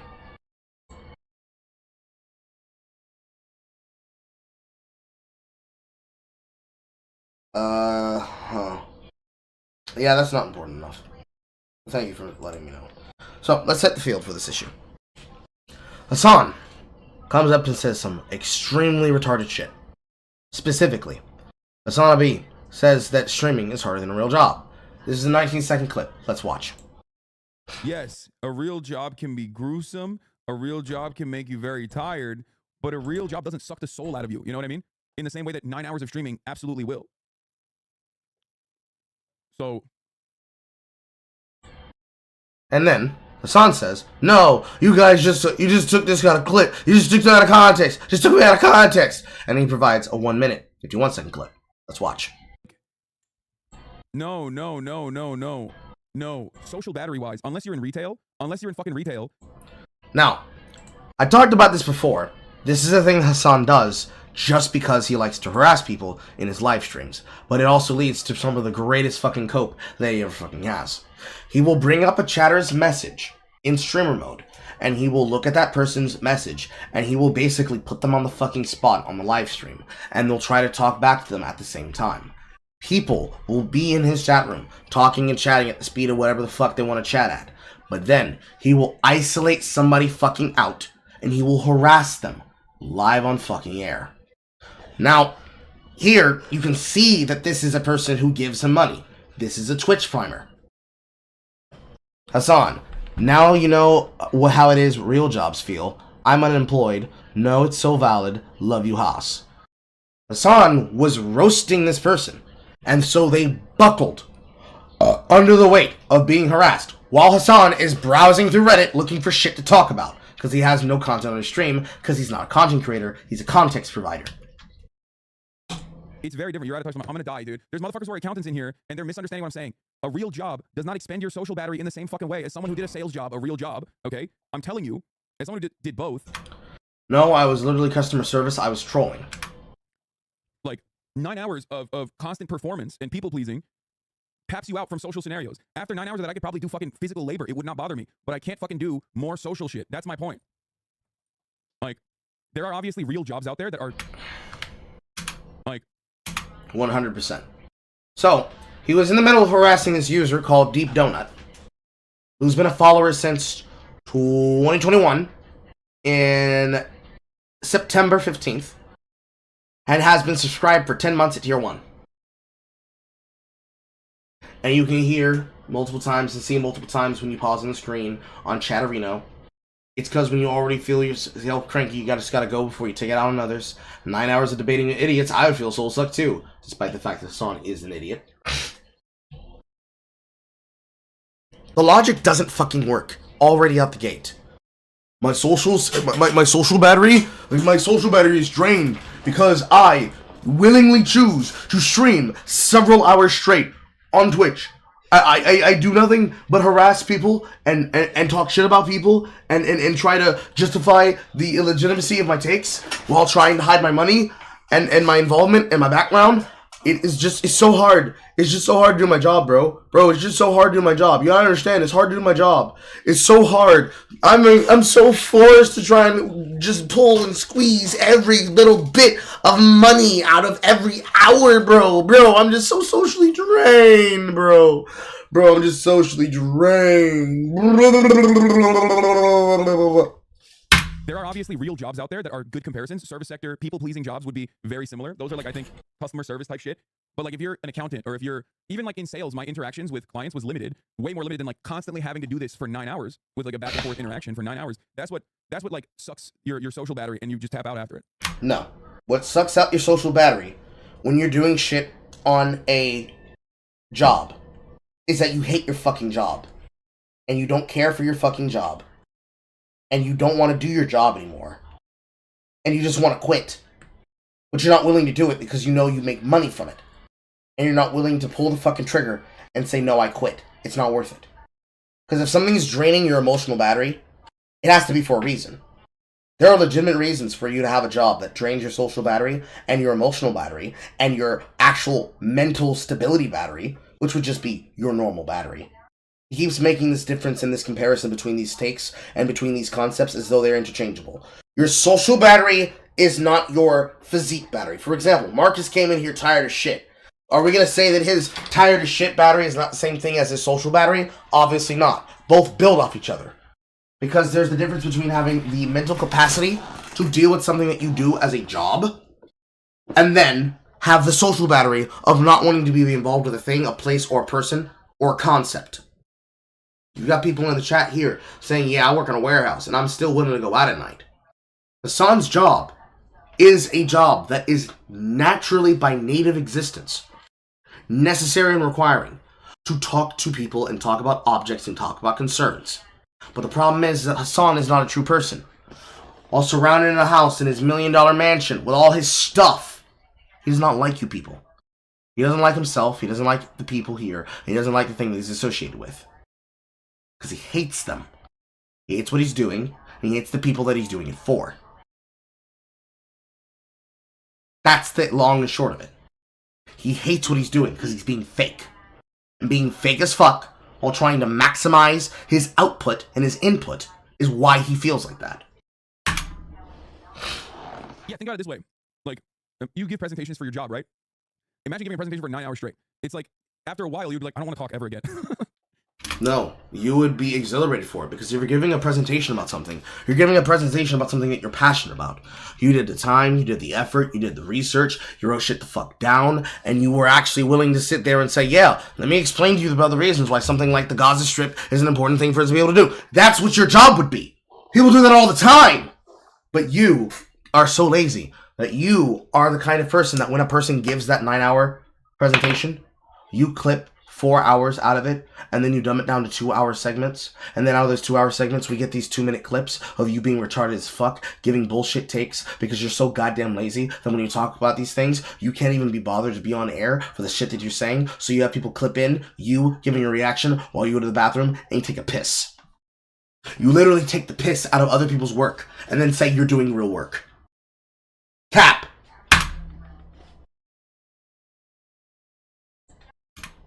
No. Social battery. This, of course, Hasan is slammed after claiming streaming is harder than a real job. Blah blah blah blah blah blah blah. Blah blah blah blah blah blah blah blah blah blah blah blah. Hasan claims it's out of context. Blah blah blah blah blah blah blah blah blah blah blah blah. Then leads to the reactions. Streaming more draining than regular jobs. Let me make sure that I have the other correct clip for this.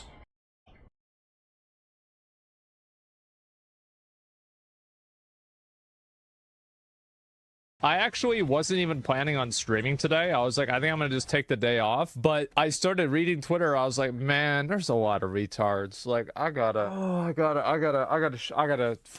we gotta talk about this. Millionaire streamer Hasan Piker claims that a real job. ML, true. However, we're gonna see this in proper real time because I want to play these as they came out. This is from 5 days ago. This is from 4 days ago. This is from 1 day ago. This is from 3 days ago. 3 days ago. There we go. Now I have it in the correct order. It's very necessary that you see these things in the correct order because you need to see how this produced over time. Okay? Okay, let's go. It's time for your cooking, boys! God, what? They choose to stream 9 hours. 100%. They literally can turn it off after 4. They can turn it off after 5. But because they want to make more money, they keep streaming. And then they want to get up here and then complain about how hard it is. You're literally choosing it. That's like you do it for money and then complaining it hurts. Today's topic, or our favorite socialist is getting in trouble. Hamas Piker. That's Hamas Piker. That's a good one. That's the nickname people are giving him online. Yes, a real job can be gruesome. A real job can make you very tired. But a real job doesn't suck the soul out of you. You know what I mean? In the same way that 9 hours of streaming absolutely will. Shut that shit off, please. Shut up. Why don't you listen? Oh, my God. What? So a nurse doesn't have a real job? You know what? According to the sound, people took that out of context. So let's see the full video. Okay, listen, yeah. No. Social battery wise, unless you're in retail, unless you're in fucking retail, it's very different. You're I'm gonna die, dude. There's motherfuckers who are accountants in here, and they're misunderstanding what I'm saying. A real job does not expend your social battery in the same way as someone who did a sales job, a real job. Okay? I'm telling you, as someone who did both, 9 hours of constant performance and people pleasing taps you out from social scenarios. After 9 hours, I could probably do physical labor. It would not bother me, but I can't do more social shit. That's my point. There are obviously real jobs out there that are good comparisons. Service sector, people pleasing jobs would be very similar. Those are like, I think, customer service type shit. But like if you're an accountant or if you're even like in sales, my interactions with clients was limited, way more limited than like constantly having to do this for 9 hours with like a back and forth interaction for 9 hours. That's what like sucks your social battery and you just tap out after it. Yeah, think about it this way. Like you give presentations for your job, right? Imagine giving a presentation for 9 hours straight. It's like after a while you'd be like, I don't want to talk ever again. That's the context. I don't know what jobs you worked at, but it seems like you don't know what the fuck you're talking about. And you're saying people that are not doing a people-pleasing job, sometimes the people that you have to please in your job are your bosses. Or coworkers. Sometimes you're doing those jobs and they are the one that are draining you. Your coworkers. Your definition of what a client is very limited. A client can be someone from outside of your work, comes into your work, and then you have to serve them. But a client can also be other departments of your job that depend on your position. That's considered a client. And that's people pleasing. You have to work with other departments and have to bend over backwards to just make sure no problems exist. You are people pleasing. If every 6 months you have to have a report, and you're not dealing with people outside of your work, you're just dealing with people inside of your work. And every 6 months, your boss meets you and it's like, yeah, we're gonna see how you're doing at the job. You have to please your people, which are your bosses and whatever standards that there is in the company. Here's the truth about our favorite champagne socialist, okay? He comes from one of the richest families in Turkey, okay? He's incredibly wealthy. He's always been from a wealthy family. And so this trust fund baby goes on to be a very successful streamer and makes it. You don't really know about this hard work life. That's why a lot of these dudes who before the people never come from backgrounds that are actually of the people. He is top 1% today, and even back then when he was part of his family, he was top 0.1% in Turkey. The truth about Hasan, him talking about work and everybody misunderstanding and they're being really stupid and low IQ when they listen to responses, this is just a brat who's always been a big rich brat. And he's talking about real jobs like he has experience, but he doesn't. And he's not the only one. Because Asmon Gold, okay, react to this. I actually like Asmon. I think Asmon Gold is cool. Even if he looks homeless every day. He is my favorite homeless millionaire streamer. This has been my opinion observing most streamers and content creators. Most of them are completely out of touch with reality. So people get mad. It's a bad take. What's it a bad take of? He says that he gets exhausted socially because he's talking to people for 9 hours a day. You really think that's not true? That's not what he said. I mean, you really think it's not true? That's not the only thing that he said. He didn't say that he's drained because he's working 9 hours a day and he's talking to people for 9 hours a day. I can understand that. I can understand the fact that you're going to be drained. Talking over. He said that his job is more draining than any normal job. Excluding retail, to be fair. Life doesn't work like that. Nope. If he just had said, my work, what I do right now, is extremely draining, you would have just said that. I would have been like, yeah, my man. But what did he say? But you said that your job is more draining than any normal real job. No. Fucking no, my guy. It doesn't work like that. The world doesn't work like that. Nothing works like that. But you're gonna include nurses? You're gonna talk to me about people in the force? Yeah, but they're saying socially doesn't drain their batteries. It could. You're dealing. What are you talking? I know you trolling. You just trolling. But I think his point is that a lot of these people who work in these kinds of jobs after work, they like to go out. They like to go out, grab beers. You know what I mean? Accountants will do that, but that's not everybody. That's a couple of people. And if it was so, the city would be filled with happy hour. Would be every day. Happy hour is on Thursday. It would be filled with people every night. Now some people they go home. You know why they go home? Because after they go to work, even if they don't feel like it, they got families to attend to, and they got to do that. That is so out of touch. That is a stupid take. All right, and him backing let play for a little bit, then we'll go. After you spend 9 hours being investigated by thousands of people with every facial movement, everything you say, every word, with people constantly trying to disagree with you and fight with you, that's not socially draining. The difference there is that you guys have built up an audience of people who look for reasons to attack you. But Carl, weren't you just bad-mouthing me earlier? Yes, and this is part of the reason why. Your motherfucker's not built for this shit. You're not. You guys are not built for this shit. You don't have the mindset, you don't have the mentality, you don't have the energy, you don't have the follow-through to do what needs to be done. You guys want to get involved on every topic and jump onto every trend and give an opinion about every trend, and that then invites people to criticize you and your behavior and your opinions to see whether or not you are legitimate or genuine. Literally in the comment section for this very fucking take. It's probably not on the screen the entire time. 1 second. No, it was not. I'm retarded. So sorry, chat. Even while you say this stupid ass shit, in the comment section inside of Admin Preach's comment section right fucking now, Asmon Gold is genuine. Stop hating. Not all criticism equals hate. Asmon Gold comes across as a hypocrite considering he told game guests to stop whining about their jobs because nobody cares about how hard it is. His video on the topic was stupid, and whether it's us or your famous streamer, stop fanboying and call a spade a spade. Fans need not meet ride the content creators, it is cringe. All of the time, there will be people who are going to have some shit to say about you. Period. All of the time, there will be people who are going to have some shit to say about you. It is going to happen. And yes, it's draining to have people who have never consumed your content, who've never learned who you are, who've never actually taken the time to figure out what it is you do, and just want to shit on you, But there's nothing you can do about it. They're just going to shit on you, because they want to shit on you. Because they just want to shit on you. That's really all it is. That's really all it does. That's really the only problem and concern. It is the only thing that actually matters. They just want to attack people. They just want to shit on you. They just want to shit on you. In most cases. Sometimes it's jealousy. Sometimes it's nepotism. Sometimes it is envy. That sounds like the same thing, but it's not. Jealousy would be that they are just upset that you're getting the attention. Envy is that they see you getting the attention, and despite not actually having the ability to do so, they think they can do better than you. It doesn't matter for what reason. Of these that I've stated or more, the people they'll have, they will want to find a reason to talk some shit.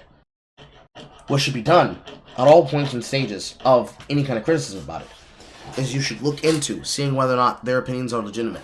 And seeing whether or not they are basing their opinions on an actual take, or if they are repeating uncritically the shit they heard from somebody else. And the fact of the matter is, on this particular take, Asmon, it's fucking retarded that you would think it is ever even close to the same comparison that a person streaming of their own volition for hours on end has the room to say that, no, you're saying that it wouldn't be tiring? You can ban them, my friend. You can ignore them, my man. Unlike most people, we are not really beholden to the concept of the one guy. Carl, that's the one guy. It's when somebody comes into your chat room and they say a particular thing to get attention from you, and you get so stuck on that, you get stuck in a never-ending loop of cope or of responses where you're stuck on the one guy's opinion. You guys don't have to be stuck on these things. You don't have to pay attention to these things. You don't have to address these things, but you guys do, because you do it for vision, you use it for viability, and you do it for entertainment. No one's making you do this shit. You're doing it to yourself. And it's ridiculous for you to act as though it's a flippant thing. Because you guys act like it's a flippant thing. But it's not. This is totally understandable. Do you want to know the biggest privilege you guys got? What? They choose to stream 9 hours. 100%. They literally can turn it off after 4. They can turn it off after 5. But because they want to make more money, they keep streaming. And then they want to get up here and then complain about how hard it is. Who here gets to choose their fucking hours at work? Not a lot of people. The fact that you guys even have the goal to compare yourselves to regular people when your extra hours of labor are rewarded with more and more money is insane. It's like the levels of disconnect that people, like, why should we feel any sympathy or give a shit about what your struggles is? You're literally choosing it. That's like you do it for money and then complaining it hurts. Wow, this slap was hard. Slap softer. Don't slap yourself, dumbass. Nobody cares.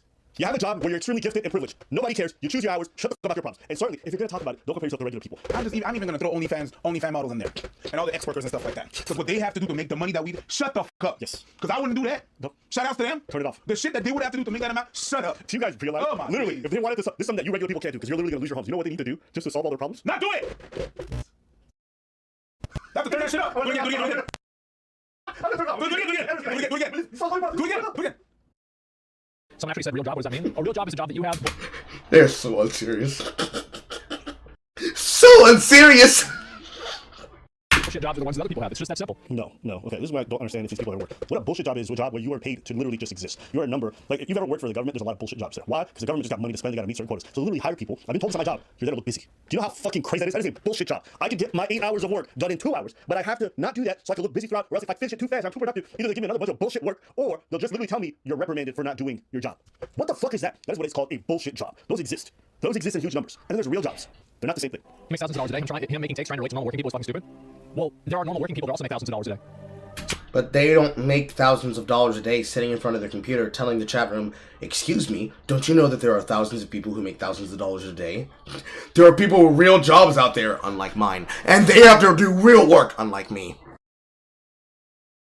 It would be like, for the amount of money that I make, which is not anywhere near what either of these two make.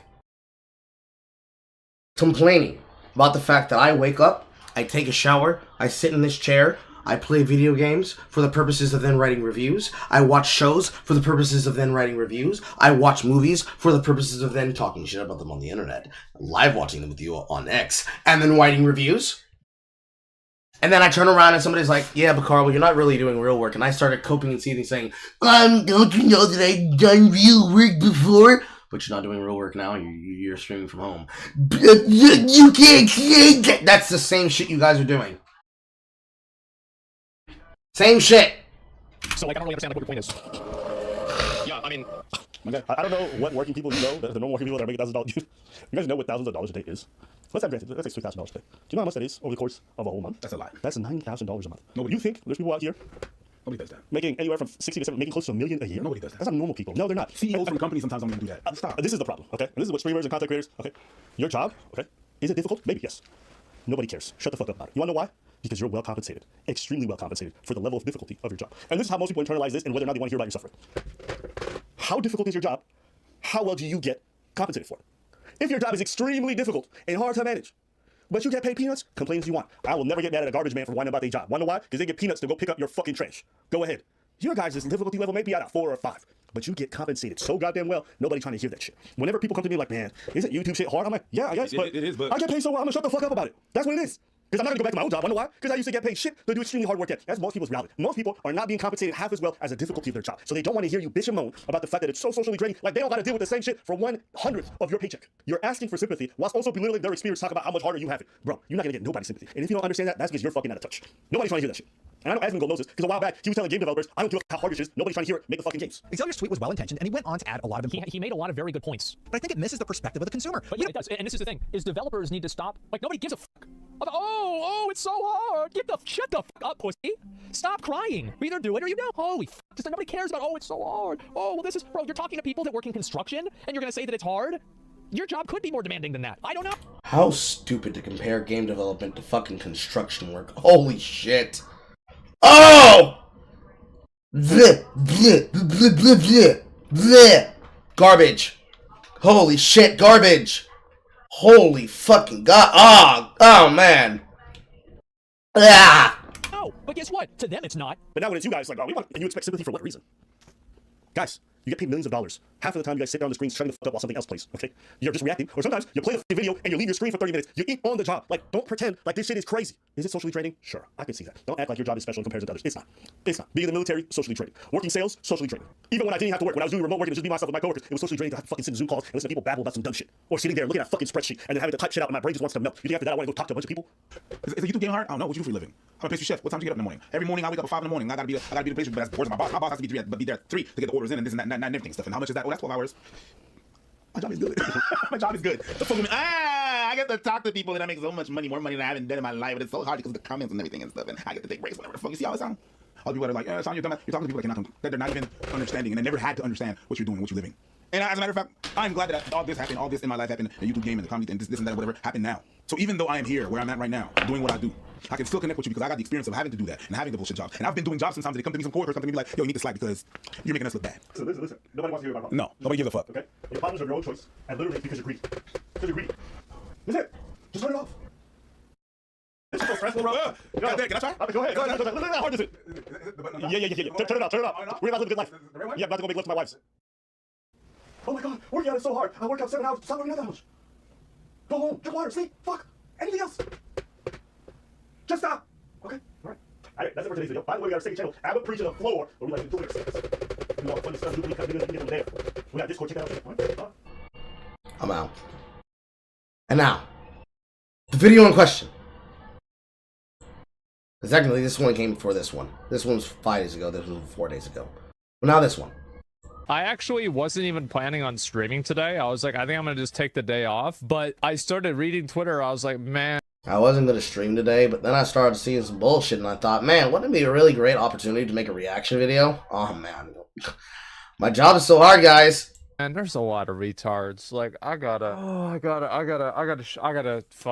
we gotta talk about this. Millionaire streamer Hasan Piker claims that a real job doesn't suck the soul out of you in the same way that streaming will. And the funny thing about this is that this kid goes and he says this to try to like fucking throw up a white flag. He's like, no, I'm actually on your side. I agree with him. Bro, quit the fucking capping. Like, this kid is lying. You're lying. What do you mean you agree with this tweet when you preface it by saying millionaire streamer? You really think that we don't like, you think I haven't spent the last 20 years seeing Fox News?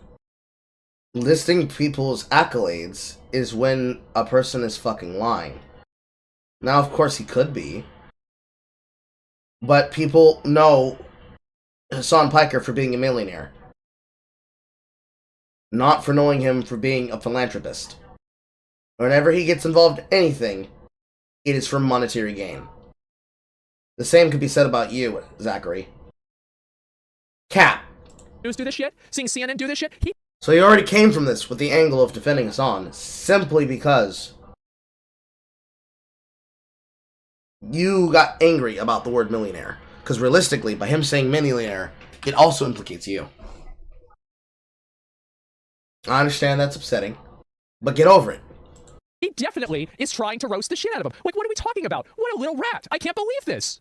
It's like this guy goes and farms a bunch of hate. My message to Hasan fans, get a job. But then he agrees with the tweet. What are you doing? What a little rat. This guy farms hate on... If you harass people on the internet telling them to get a job, and they also tell you, you should get a job, you should probably stop dick riding so goddamn hard. I can agree with his take, but you're dick riding too hard. People aren't allowed to do that. No. They're not allowed to do that. No. Me, YouTuber McBig Channel, I said this is wrong. Fuck you. I'm YouTuber McBig Channel, and I'm allowed to do what I want.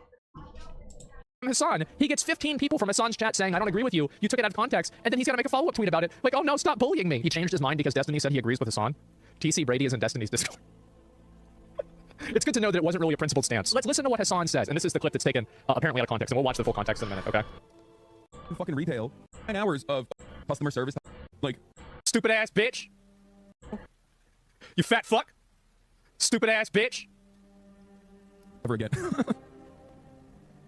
So people getting mad. It's a bad take. What's it a bad take of? He says that he gets exhausted socially because he's talking to people for 9 hours a day. You really think that's not true? Well, as we've seen, no, that's not the same thing. It's literally not. Now, please, illudate ourselves, Asmon. Why is that a bad take? I mean, you really think it's not true?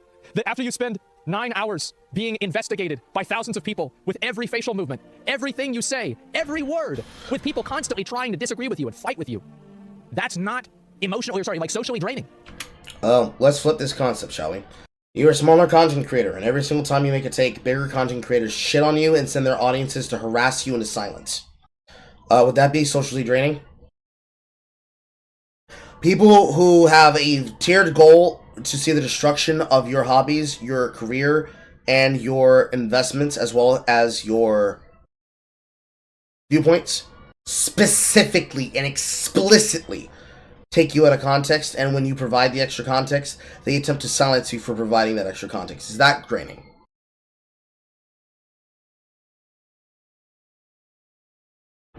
Just saying. This is totally understandable. And he's not comparing it to every other job. He's saying compared to other... No, he is comparing it to literally every other job. He's also comparing it to work that is notably and obviously hard on its face, such as doing sales, retail, and food service. Jobs where you're not talking to people constantly. His take isn't broad enough. Yeah, it is. He explained it pretty clearly. The clip out of context was posted 30 minutes after he said that. Instantly on Reddit, it blew up calling him a dumbass, which just reinforces his argument. Well, yeah, it's definitely understandable. Exactly. Just think nobody knows what's really socially draining. Well, not saying it isn't, but it's not as bad as others. I think that, so streaming as, a job is extremely socially draining. Not really.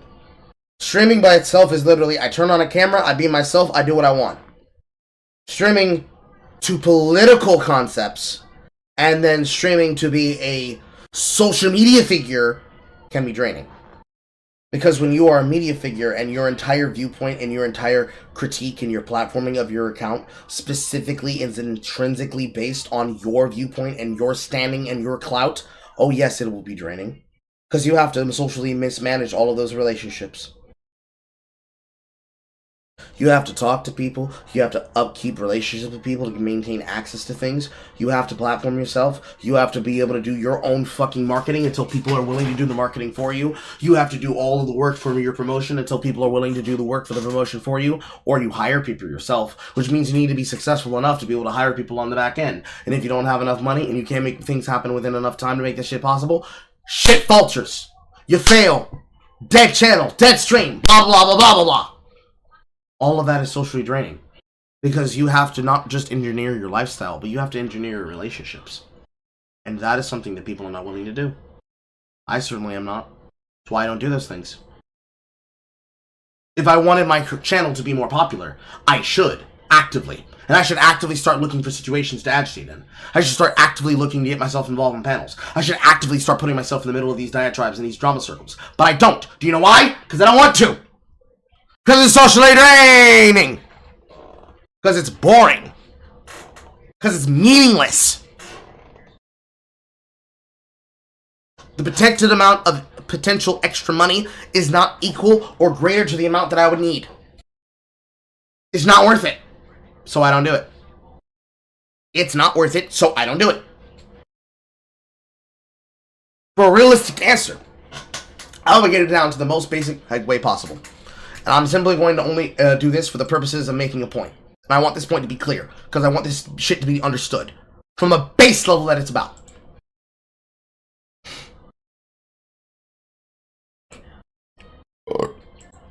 One second. I need this and I need this. Not exposing anything here. I'm simply just putting up the amount of money that I just received for what was just sent to me for this live stream.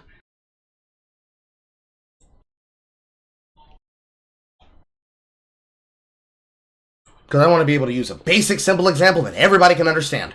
Okay? Paint.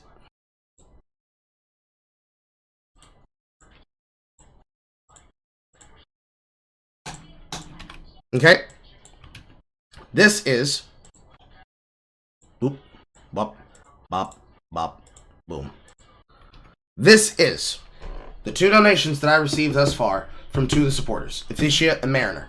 These are their comments. These are what they said. For me, 2 things that I use on my back end. Twitter Blue, technically now X Premium. Twitter Blue. If you do it through the Google Play Store, they take extra money, and it's $11 a month.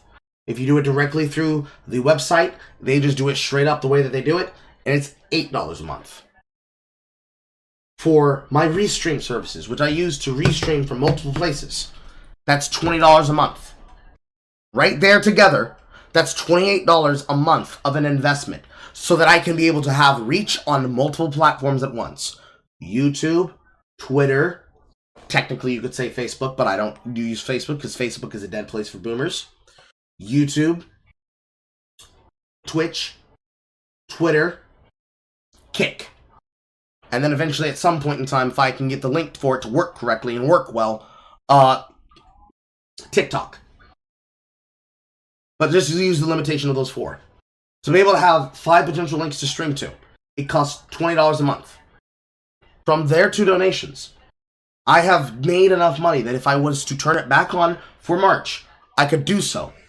Especially since I want to do so I can promote my other projects, like Fried Chicanery, like Versus Chat, and my regular streams, as well as my presentations and any of my panel invitations and appearances on other people's content and other people's channels. If I wanted to monetize the worth of what I do, this would be an example of it. Now, I don't do the shit for money. There's no reason for me to. Because it's not about the money. It's about me wanting to know and looking and finding out the things that I want to see. Today, I wanted to look into Sweet Baby Inc. Because I saw some bullshit. And I said, not on my watch. And then beforehand, a few days ago, while I was also playing video games, because I prefer to play video games over doing things that piss me the fuck off, but that I know need to be done. Not just because they're things that I've already been working on, but also because they're things that are happening. But I am also working on other things, like my Baldur's Gate 3 review that's not done, but coming out soon. Within at least the next 2 weeks. I want to work on those things, but I also have to do these things because I want to talk about the current event news. Do the effort, do the work, do the research, put it all together in one place that I can present to a group of people, and then put it right in front of your face and say, here it is, and here's my opinion about it. All of that effort and all that work, if I don't think it's worth it, I don't do it. For the work that I've done so far today, for the audience of what is currently here, 20 people. Eventually that number will grow to 2,000, then 20,000, hopefully. If the Lord, baby, sweet Jesus, sees fit to glean so, to bless me with the clout. If it happens, it happens. If it doesn't happen, it doesn't happen. No one's making me do it. I can turn the stream off right now, and then go back live and play video games, and have an average of like 4 to 5 people at a time. No one's making us do this shit. No one's making us do this shit. And it's so easy to do. Research is so easy to do. Click, click, click. Save the bookmark, save the bookmark, save the bookmark. Click, click, click, click. Archive, archive, archive. Turn on stream. Here's the links.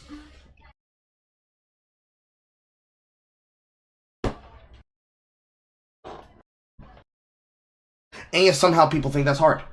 It is not. Now take the visual of what I just showed you. For the 15 and the 6. Multiply that by a magnitude of 1,000. That's what Asmongold's getting on the back end. That's what Hasan's getting on the back end. They say to themselves, it's so hard, it's so hard, it's so hard. Meanwhile, cha-ching, cha-ching, waving themselves with dollars. It's crazy. It's extremely crazy. Not a bit of relative understanding. Not a bit of perspective. It's crazy. But it is what it is. It's crazy, but it is what it is. Anyways, continuing. It is. That's why, like, there's a weird catch-22, where a lot of streamers are introverted, but being a streamer requires you to do a lot of things that extroverts want you to do. So, like, in order to be good at something, you have to be one way, and in order to cope with it, the success of being good at it, you have to be another way. And so that's what it is. Hasan's basically explaining that in a more, direct way. You could say it a simpler way. But Hasan is an extremely introverted person who has become extroverted by the nature of having to be a social bully. So you could say the same thing about yourself. Your chat's calling you out the same way they called you out about Pinky Sparkles. And about the bullshit about your HOI. Like, you in your own nature made multiple arguments for you and your friends to be allowed to say these fucked up jokes that would get them banned.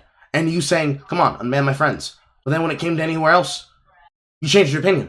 The same way you did about the game devs. Hypocrisy. Undividing. Flourishing.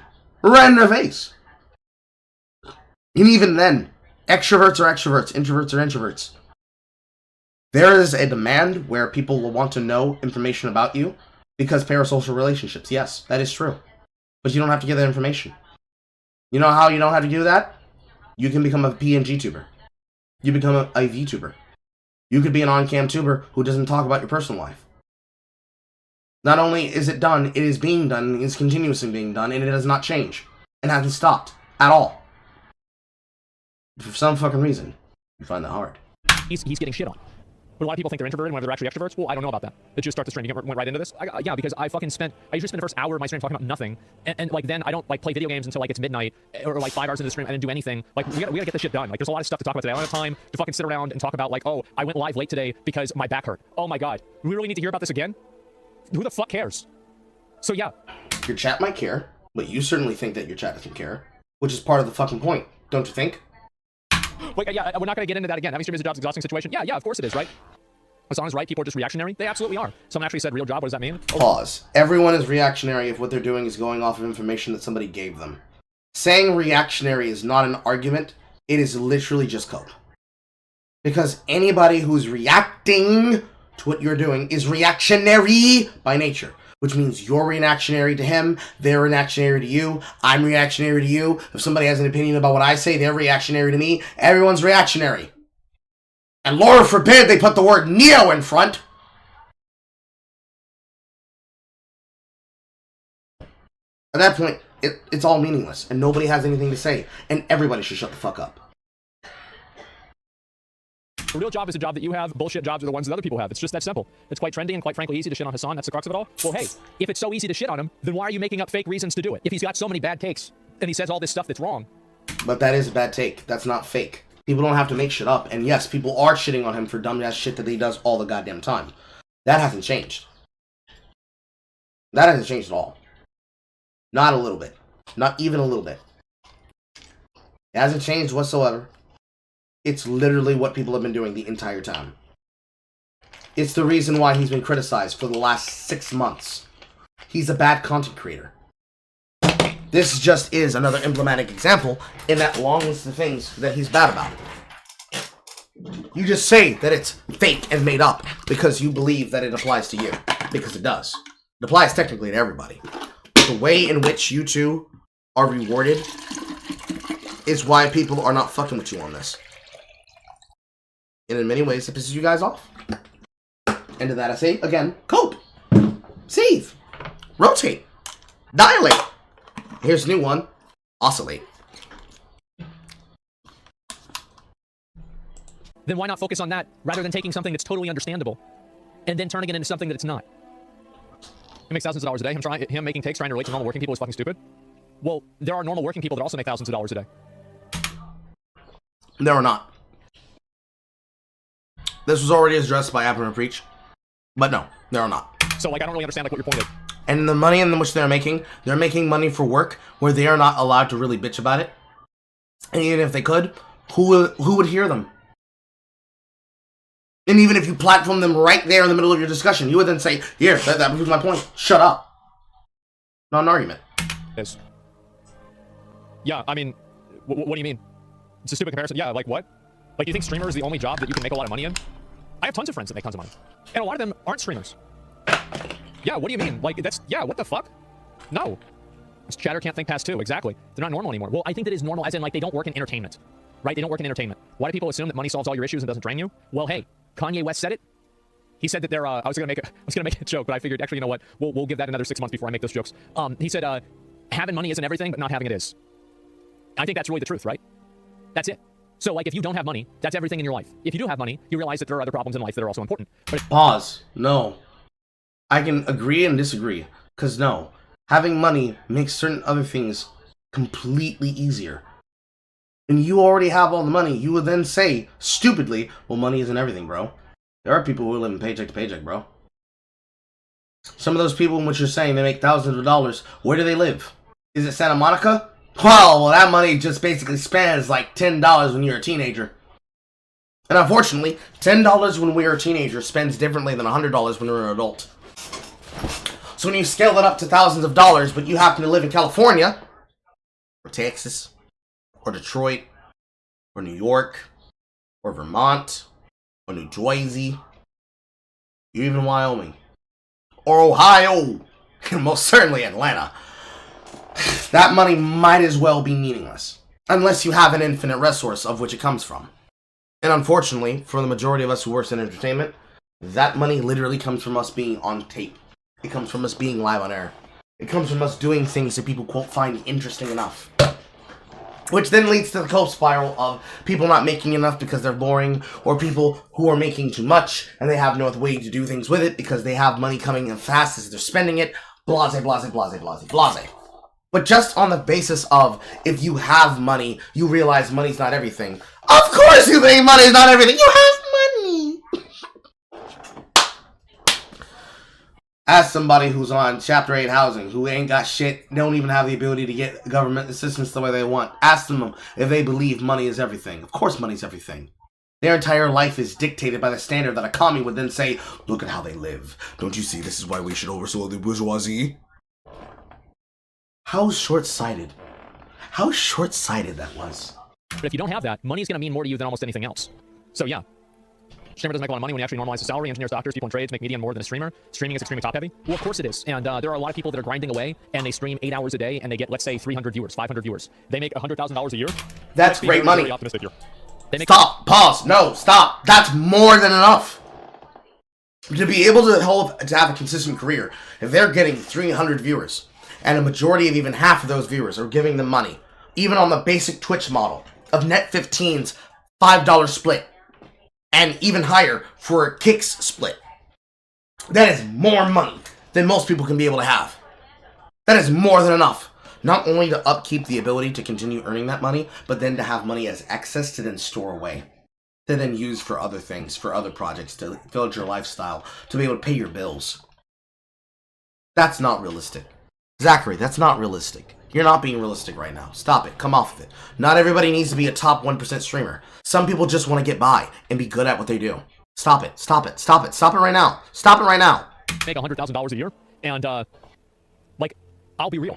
If somebody was making that much money, and you know, like, it was like, is this really a good idea for you to do this? Probably not. $100,000 is still a lot. It is a lot, but whenever you think about the fact that streaming is just so transient, like, for example, you can get paid. That doesn't fucking matter, especially if what you're doing is being consistent. Because you're basing this on the opinion of somebody streaming specifically on Twitch. Not everybody wants to be signed to and be locked down by an exclusivity model. Which is why it was so crazy for Kick to be able to give people a 90 split when people are already getting fucked on a 70-30 or 60-40, let alone the 50-50 split. Which is just an archaic model put forward by Twitch because they weren't really seeing competition. Which is why when YouTube came out of the gate, and then Mixer tried and then failed, and then a bunch of other people tried and failed. When all those things came out, and they all did the thing, it led to them being the thing that it was. Because people who are looking for those alternatives are going to try them to see if they're good, and they weren't. And then Kick came along, and it was actually meaningful. With actual backbone behind it. Gambling stakes or not. Banned. Oh, well, now you're banned. Now what? Like, all of your job experience, everything that you did, like, it's completely different. Like, you have like a 3-year gap in employment. You have like this online presence that, you know, creates a context in which people see you. So yeah, you can get fired. Exactly. No, yeah, you definitely can get fired. But the difference is that, like, streaming, there are jobs that exist in entertainment that streaming helps you understand and learn. That's definitely true. But at the same time, there are also a lot of people, and I think in most traditional jobs, those people don't really have the same opportunities. It's like, for example, if you work as an accountant and you get fired from one place, it's not going to be as hard to get another job as an accountant. Versus if you work on Twitch and you stream on Twitch, you get banned on Twitch, it's probably going to be a lot harder for you to transition over to YouTube or Kick. No, it's not. It'll be just as simple because you can now do both at the same fucking time! Before in the past, that take would have been actually true. But that take is not true now, Zachary. People can be able to stream on Twitch, and they can have the ability to then stream on YouTube at the same time they're streaming on Kick, at the same time they're streaming on TikTok, at the same time they're streaming on X. I was literally doing it for the entirety of February. I did it for the entirety of December last year. If I had half a mind, I would take my cell phone, which is on the charger over there, and I would go cash out the money from the PayPal, and then turn it back on, and then make sure to open up the stream, so that then I could be able to do the thing again, right now, for the entirety of March. The problem is not the money gain. It is the sustainability, and it is the follow-through that comes with the sustainability. Longevity is the word we're looking for, chat. And the problem is, even with the longevity, that still doesn't undo the fact that it is extremely delusional for you to compare yourself to any of these people. Because you can literally just turn off your streams. You can literally just leave after you've made your money.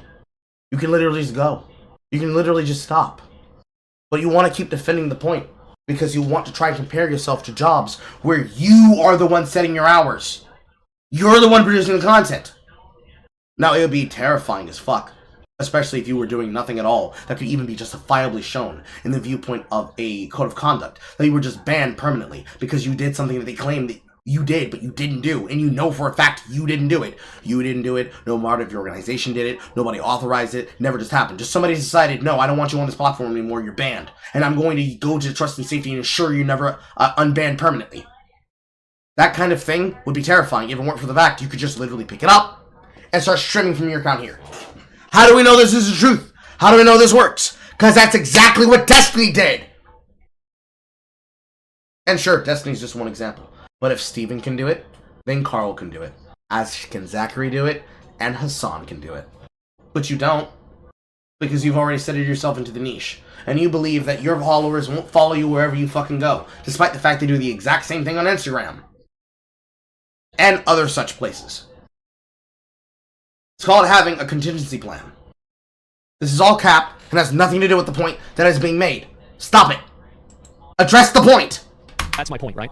There's negative externalities if a streamer wants to get a real job. Yeah, of course. And so it's really not that complicated. But anyway, yeah. So Hasan said this today, and naturally everybody is congratulating themselves about here's a dumbass clip. Hasan being welcomed into the emo community. Oh yeah, I did. Oh yeah, he did the emo. I saw that with that Johnny guy. I looked at that earlier. And so there's a lot of people. Streaming is literally the easiest part of being a content creator. You just sit down, make money, just spawns in. It's just so goddamn free. Who is this guy? Does he stream? Yeah, 400 viewers. Streaming is easy. Being good at streaming is hard. Hopefully now he understands. I understand, obviously, there's a lot of people. No, bad take. No, isn't 400 viewers good? Oh, it's definitely good. But you're not... Also, let's go back. Pay attention to what he did here. Sit down, make money, just spawns in. It's just so goddamn free. Who is this guy? Does he stream? Yeah, 400 viewers. Streaming is easy. Being good at streaming is hard. That is true. However, that's not what you did just now, it wasn't. You went to his numbers to go justify your take so that you could harass him. You put his numbers on the stream so you could try to justify, does this person have the room to make this take? On screen, right fucking now. Ha ha ha ha ha ha ha ha, omega lol, delusional asshole, as if being sat in front of a camera instantly makes you entertaining and worth my time to watch. Yes, streaming is easy, but being good at streaming is hard. But getting platformed to do it is even harder. Getting eyes and attention is even harder. How did you get your platform, Asmon? You were platformed by other people, Asmon. You're a part of the OKK network, Asmon. You have a friend circle that is completely dedicated to making sure that you conglomerize every single second of screen time, Asmon. Some of these people, like myself, started from and still have little to, if not nothing. And they have to work to have something. And when they work to have that something, are people like you platforming them? No. Are people like you talking to them? No. Because you don't even talk to the people who you disagree with.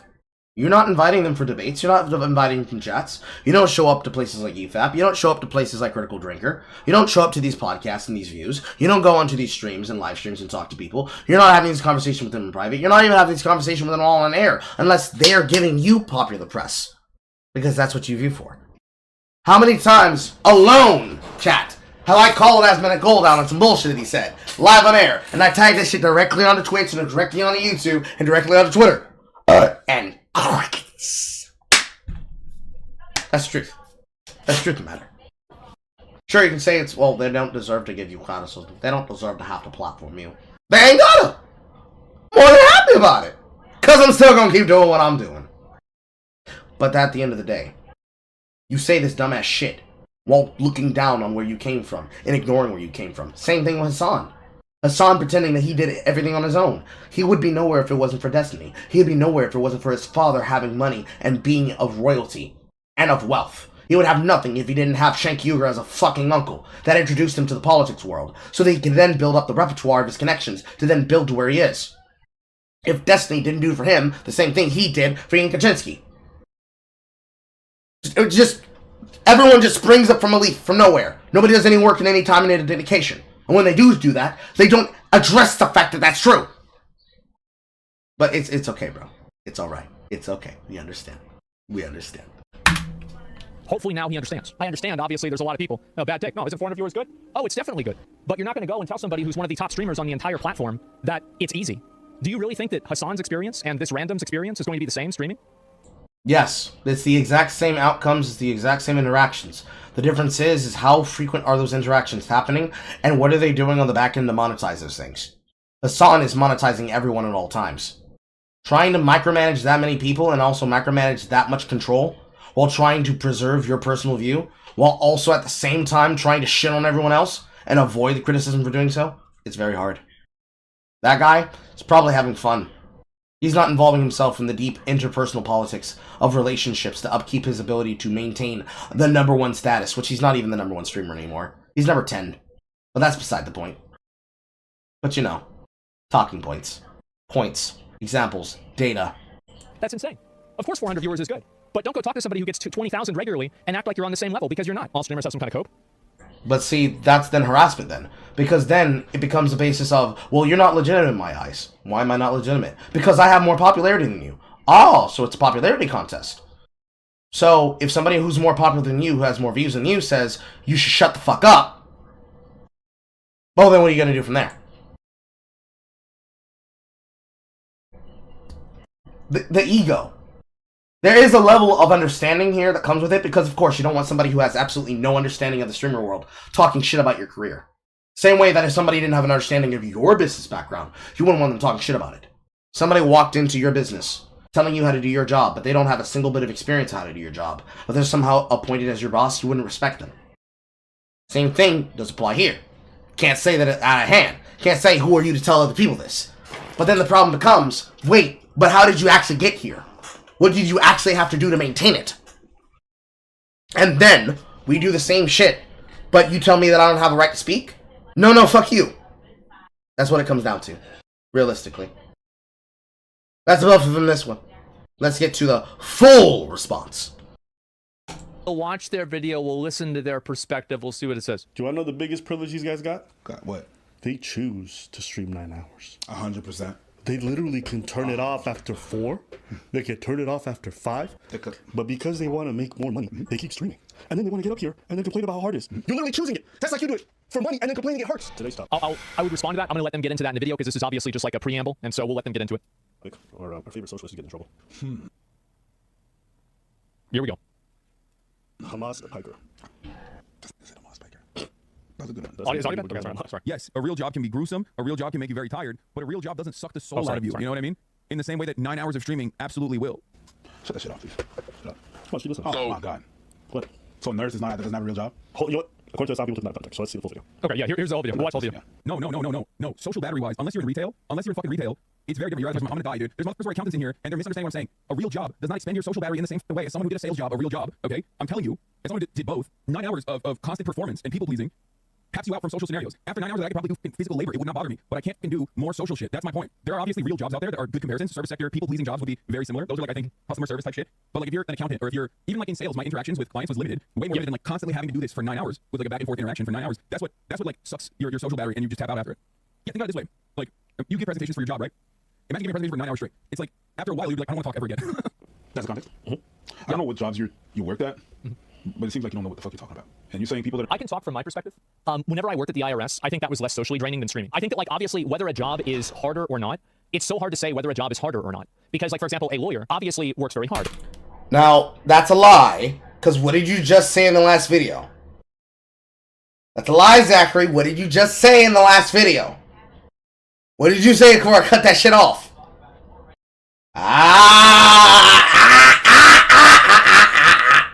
At least some of them do, right? But are they working physically harder than a construction worker? No, they're not. Absolutely not. So whenever you look at which job is harder to do, you have a number of different like kind of spectrums, right? You have like, is something difficult physically? Is something difficult mentally? Is something difficult emotionally, right? So you have these different spectrums, and then there's also is something difficult like in terms of the level of like expertise or education that you need to have, which I think goes into mentally, but it can also be its own spectrum as well, depending on what the job is. I think that any reasonable person would say that obviously being a streamer is not very taxing physically. It's clearly not. And I think for a lot of people, it's not very taxing mentally either. I think streaming is a great job, and I would rather stream than have any other job in the world. There are obviously negatives that exist with streaming, but those negatives don't outweigh the positives. Your lowest level form processor worked at the IRS. Stop talking like you work actual full-time jobs. Well, if you work for the tax season, you can work full-time because you just come in every day.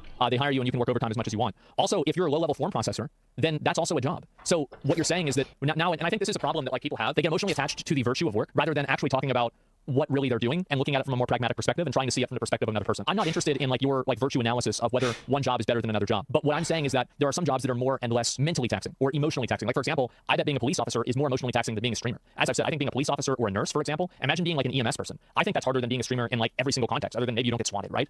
There may be a few other things. So of course there are jobs that don't fit inside of that spectrum and that are harder on all different spectrums. But being a nurse and being an EMS worker, being a cop isn't the only job. Yeah, you're the ones doing the swatting. Yeah, you're the one showing up. Okay, so let's continue. But I just want to make sure that like that's my perspective going into this. The big difference is the monetary difference between other jobs and being a streamer. Being paid a lot of money doesn't make problems go away. Being paid a lot of money makes it easier to deal with problems. There's actually studies that have been done on this, and I can show you the graph. I'll do it now because I think people are going to disagree. Because for a lot of people, and this is really the reality here, is that I'm preaching to a very tough audience, arguing my point of view. Because for the majority of people that are watching me and disagreeing and getting angry, the biggest problem in their life is money. So for them, the idea that you can't like that money isn't the problem, well, this is going to very much upset them because they look at it from the perspective of like, well, if I had money, then this would totally solve all my problems. And I think if you work at It's not that it would solve the problems. It would make it easier to deal with the problems, and you would have less stress. That's realistically the viewpoint on most of the issues when it comes to money. Because saying that having money solves the problems is stupid. And I said that earlier. It makes it less of an issue. It helps be able to focus on the things that are going to be less of an issue. Because when you have more money, let's view it this way to simplify it. It's not simple, but let's try to simplify it. If my wife and I have another child, money will make it easier to deal with the child rearing, because we will have the money to afford what we need, as well as what we don't already have. If we don't have that money, having another child would be a social and financial ruination. Not because I hate my wife, but because a child is an expensive thing to feed. Not just feeding her, not just feeding myself, not just feeding my son, but feeding whatever other child or children. Lord, do not laugh at me. Do not chuckle at me. That will come with it. Saying anything outside of that viewpoint is extremely short-sighted. And trying to describe it as just that does not help the problem. Because at the end of the day, our work is extremely fucking simple. And you keep trying to make that comparison value and arguing to an audience of people who do not fucking care. So you get stuck never-endingly in a one guy. Just move the fuck on from it, Asmon. Just move the fuck on from it, Asmon. The mini jobs, that's absolutely true. And I want to show that with a graph. So let me go ahead and do that. These are some graphs right here that I can show. And these are studies that have been done over the years with a number of different people. And basically what you see happening is that, especially whenever you're reaching, again, into this like leading up to like $200,000 a year, more money will absolutely make you more happy. Absolutely it will, 100%. But that does not necessarily mean that more money infinitely will just make you more and more happy. And that's the perspective that I'm making. That's the point that I'm making. But if you're making, let's say, $40,000 a year, I want to make it very clear. Money will buy happiness. If you make more money, assuming you're living in a first world country, right? And, some people, I think 40,000 is a lot of money. But this graph, I think, proves my perspective on things. That obviously, yes, making more money matters, but it does fall off. It has a diminishing return. And this is reflected in many different graphs. Mean happiness for income bands, there's one right there. It actually goes down. I mean, that's, again, I think this is a personal problem here. But you can see very clearly, especially leading up to $100,000, yeah, there's a soft cap, right? And so this does happen. You're conflating happiness with problems. Yes, I think that people with less problems are generally more happy, and I think the ability to deal with your problems will lead you to becoming more happy. I do think that's true. Yes. And I do think that in general, like, we're talking about mean happiness. And so, yeah, I would say so. So you agree. I agree to an extent. Like, I don't know about this. Like, this is kind of a weird topic, and I could get into it, but I don't know if there are more or less problems that money can solve. But I don't think it really matters. I think that a lot of people's problems are internal. But in general, especially if you're like poor, I do think that money will solve your problems, but money will probably not solve all of your problems. And I think in the same concept, it's like the Maslow's hierarchy of needs, right? The pyramid. I think that once people have some problems that become solved, then they will then create new problems that then they will get upset about and then want those problems to be solved as well. I think this is the human condition, and it happens with a lot of people. So as soon as somebody has they get to a certain income cap, they start making a certain amount of money, they're happy for a while, and then they become unhappy again. Because I think again, it's an internal problem, and I could go back and forth about that. Bro, my house burned down on Valentine's Day. My money would solve my problem. What do you think that I'm talking? Like, I wonder, like, whenever I said that, do you think that I was talking about your situation? Do you think that I was referring to the fact that your house burnt down? Of course, I'm not talking about your situation. There are a lot of, like, I mean, again, this is what I'm talking about, like, with a dishonest interpretation of things. And I think it's more than not dishonest. It is something that people are intentionally misunderstanding. So this is a person who's unhappy about what I said. What have I said that you think you've typed it 7 times now? Thank you for numbering them. Now I can read it. So what part of what I said is inaccurate? Streamers, why millions of dollars is so stressful to cry, woe is me, you don't understand. So this person has been account created in January 8th, following me since January 8th, 237 messages. The downside of having an always active chat room. But I want to see what this person said beforehand. I want to see what they said beforehand. They're gonna show that? No? Crazy. Like, most of the guys here that watch my stream and that watch my content, like, we're like 30. I don't want to have to treat people like 15-year-olds. I just want to talk about real shit and have honest conversations. And I'm not going to mince words or try to avoid certain topics because I know that might trigger some people that are, like, emotionally unstable. So what about this? The part where you've been defending being rich for days now because of a bad take you said yours? The part where you've been defending being rich for days now because of a bad take you said days ago. Can I see what you said before this? Go. What did I say that was inaccurate? What did I say? Because it seems like it would be easy for you, right? I mean, you've been watching now for I am Burb. Okay. So not a lot of beings. Okay. The pre-boss servers, streamers, kill servers. It's classic WoW viewer. Okay, so he's a Burb, yes. So what part of what I said was wrong? Is it just me or all the worst takes come from chatters who are fairly new or new followers and subs? Yeah, that's because the old ones have gotten banned and the new ones haven't gotten banned yet. That's why. I mean, it seems to me like you've been watching for actually. I mean, now you typed this like fucking Jesus, man. Like, did it really upset you? Did it really upset you that much? I mean, it seems like it would be very easy for you to explain what I said that was inaccurate. Now, I think the reason why... Oh, no, you just typed. Okay, let me read it real quick. I saw your name. You really think it's more stressful to be rich than to be poor? Okay, well, I guess I can respond to you very quickly and just get this out of the way. No, I don't. Does that help? You quit your job to go up in your room and stream, so you didn't have to do regular shit jobs. So when you're in a position of all set up and claim as regular folk have better work life, it's upsetting. I don't think that anybody's talking about whether they have a better work life or not. I think that it's very... I mean, there's like a million different kinds of jobs, and I'm sure, like, for example, like working in some jobs is like infinitely more like stressful than like working in other jobs, for example. Sure. Like, I don't think you can really make a blanket statement one way or another. Like, now that I've explained my perspective here, do you have anything else to say? Because we've gone off on such a tangent. We're 2 minutes into the video, guys. 2 minutes into the video, we're already doing this. Were you not trying to argue that when someone...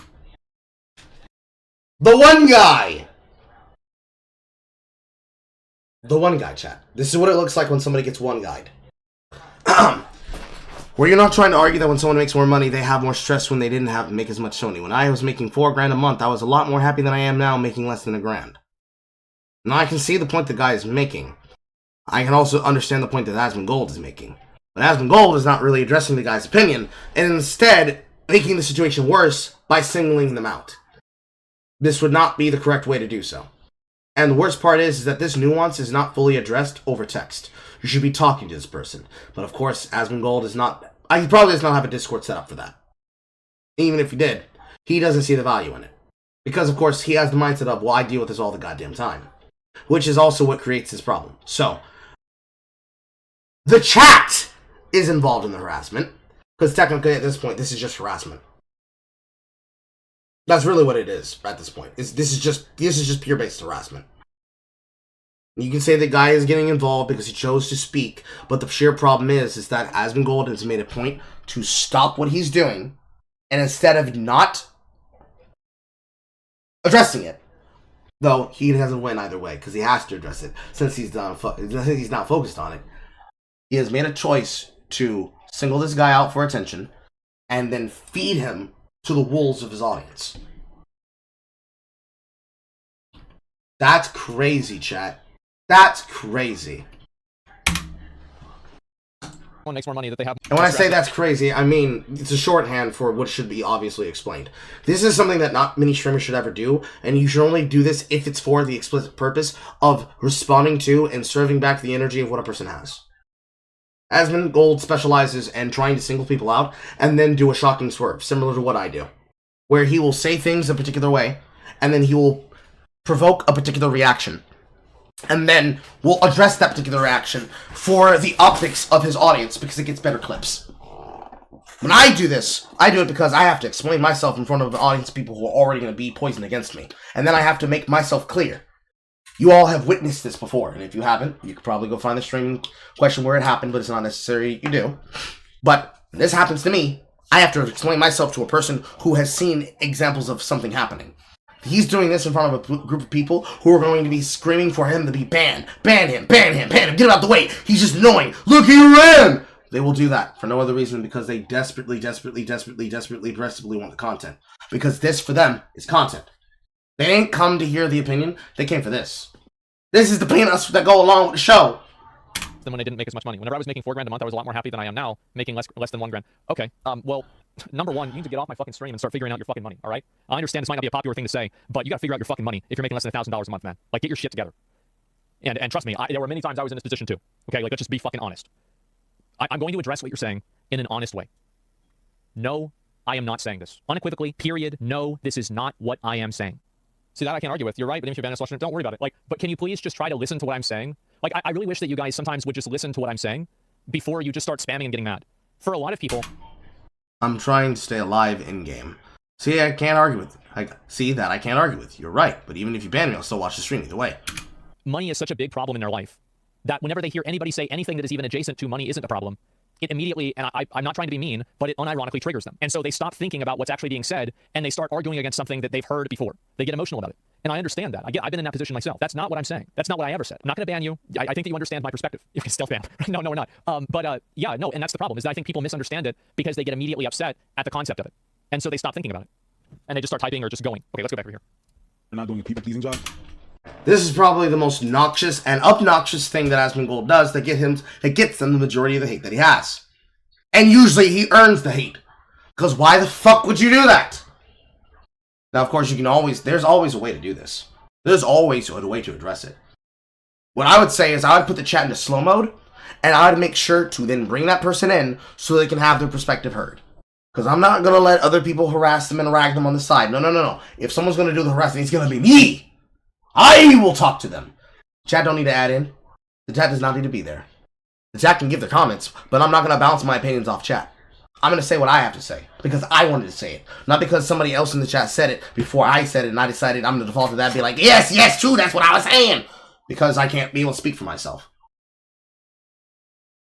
I think asmongold has the intelligence to speak to these conversations and deal with these matters, but he spends a lot of time doing the one guy, that he also bounces off the chat a lot.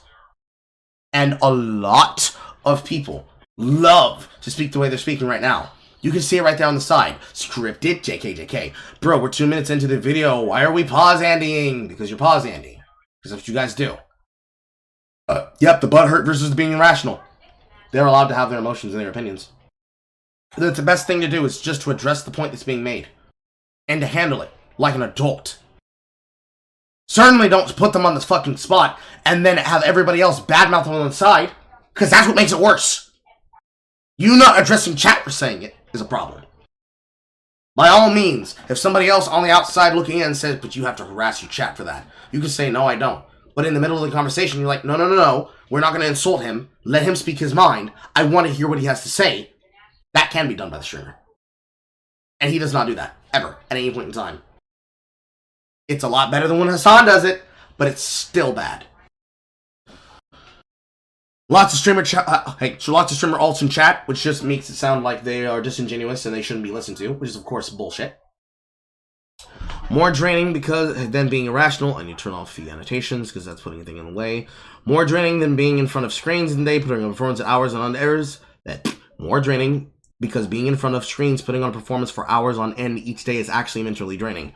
Realistically, it is not. And the reason it is not because you just have to know what it is you're doing and know your limit. Asmon Gold knows what his limit is, and he pushes past his limit. He pushes beyond for the dollar. Sometimes the people that you have to please in your job are your bosses.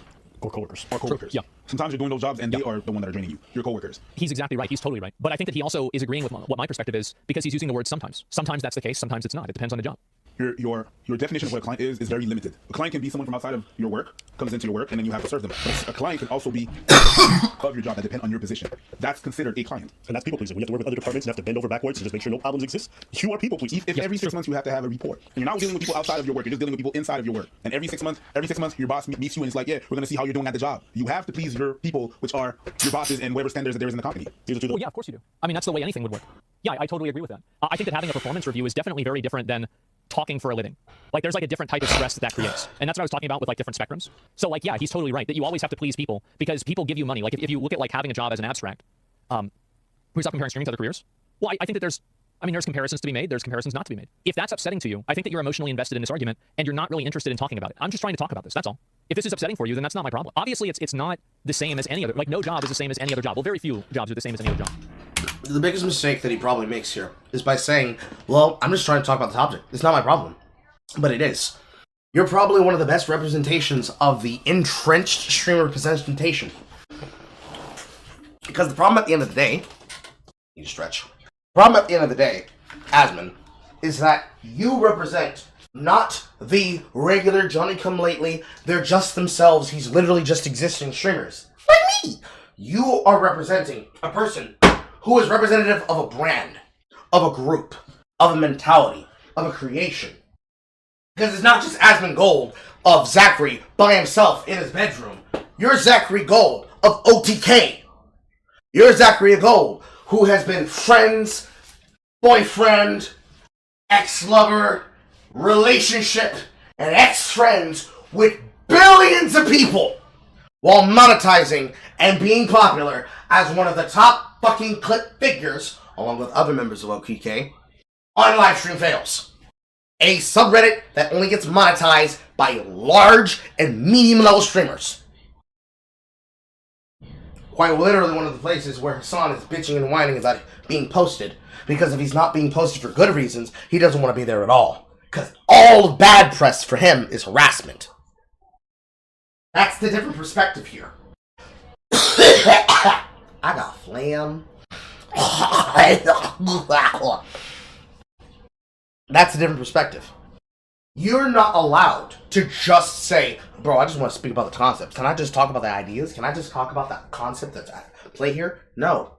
Because you're deeply entrenched into streamer culture. It's like hearing Valkyrie. It's like hearing Pokimane. It's like hearing... well, it's unfortunate because those are the only two female streamers that actually exist outside of that, with the exception of Code Nico, but she's a VTuber. Doesn't really count.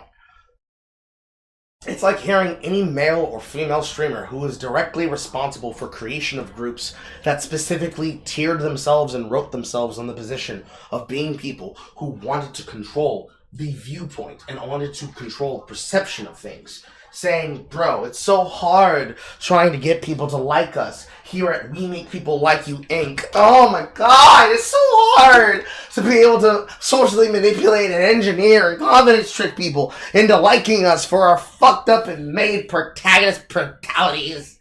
It's so hard.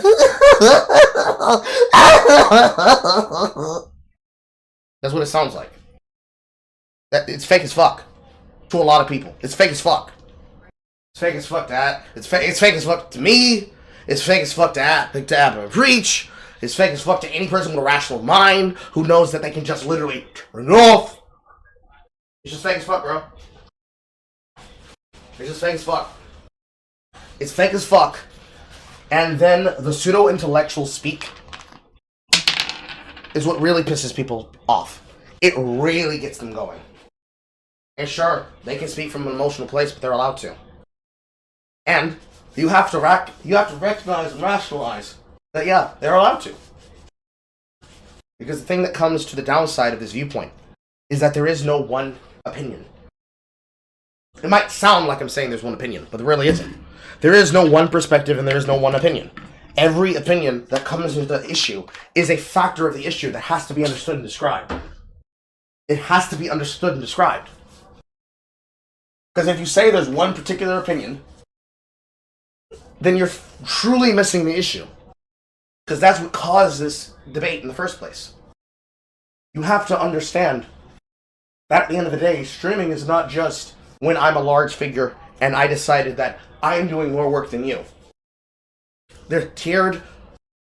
The pure perspective of the social aspect, the financial aspect, the monetary aspect tied in with that social aspect, and how each of those issues echo and affect each other on a connecting web. All of those things are just like if you were given a position of power by somebody working with you in a government, and it just so happens to be that the head of that government is your father, and also the prime minister is your mother, and also all the other heads of all the fucking parts of that cabinet, you're your brothers and sisters. Every single time you sit down for family dinner, the entire government is sitting in your living room. That kind of concept is what causes the problem. It's why people feel that they are very out of touch. It's why people like Cutie Cinderella are extremely out of touch. Oh man, I want to make a thing called the Streaming Awards, which is basically just a popularity contest between me and my friends. Why would people not treat our shit like it's serious? Like, bro, like, don't they see how many streamies I have? Never mind the fact that the person who gave me a streamie was literally giving me a hand job 5 hours ago, and then is also getting slam fucked in my bedroom an hour from when I got the award. Bro, why do they think these things about us? They're just delusional. It's extremely out of touch. On the highest end of it. I really don't want to have to repeat that multiple times, but that's the perspective that's being had here. That's the truth of the matter. You cannot disconnect these two things. They are intrinsically linked. It's also the reason why, before, when you said that stupid ass shit you said about the fucking female streamers trying to abuse the rules, the reason they abuse the rules is because Twitch as a platform doesn't believe in truly going all in on one solution or another. They don't want the bad press that comes from Hasan streaming with terrorists, and they also don't want the bad press that comes from women obviously trying to get around the rules of the website. They aren't willing to truly ban them, but they're also scared of what will happen if they persecute them in that way. It all leads to the same fucking place. It's a big circle. And that circle that you can't square is why we're stuck here. It's why there's 29k downvotes on your video. But of course there's similarities between that. Never had a real job for a long period of time. I mean, it depends on what you define by long, right? Not for more than 5 years, and not consistently for more than 2 years. No. I never wanted one. Our favorite champagne socialist, okay? He comes from one of the richest families in Turkey, okay? He's incredibly wealthy. He's always been from a wealthy family. And so this trust fund baby goes on to be a very successful streamer and makes it. You don't really know about this hard work life. That's why a lot of these dudes who before the people never come from backgrounds that are... I do think that Hasan owns his success, though. It's not like somebody else gave him that success. I think that Twitch is actually... Pause. In the sense that he owned his success after getting a fucking landmark start on his own? Literally, my father gave me a loan of $1 million level of success. He didn't earn the success on his own. He didn't build it on his own. He had help. The entire way through. And everyone has help. Which is why I made a point of calling out you having connections through OTK, as well as all the other groups that you're connected through. Everybody had help. Even on a small end, even for people like myself, even for people like my moderator, Horror and Hellfire. Everyone has help. Everyone has help. Everyone can attempt to get help. For some people, if they didn't have the connections that they did, BreadTube, they wouldn't be where they are. Sure, you can say he owns his wealth, but he didn't get it by his own, which is what people care about. So saying that already knocks the fucking point out the goddamn water. Because where would he have been if his father didn't have that money? Where would he have been if his father wasn't, if his uncle wasn't Shank Huger? Where would he have been if he wasn't rooming and friends with Destiny before he cut him off and backstabbed him? Where would he have been? Where would he have been? Where would he be now? If you can't square that circle, no one cares what you have to say next. One of the most free markets, and YouTube is the same thing. I think that Twitch and YouTube are some of the most free markets in the entire world. And I'll explain why I think that. So there are a lot of people, Young Turks. I understand you've typed this a few times. How many views do the Young Turks get on Twitch? Because they used to have a Twitch channel. As far as I know, they don't anymore, but they got like 100 or something like that. They don't get that many. Hasan gets a lot more views than the Young Turks do.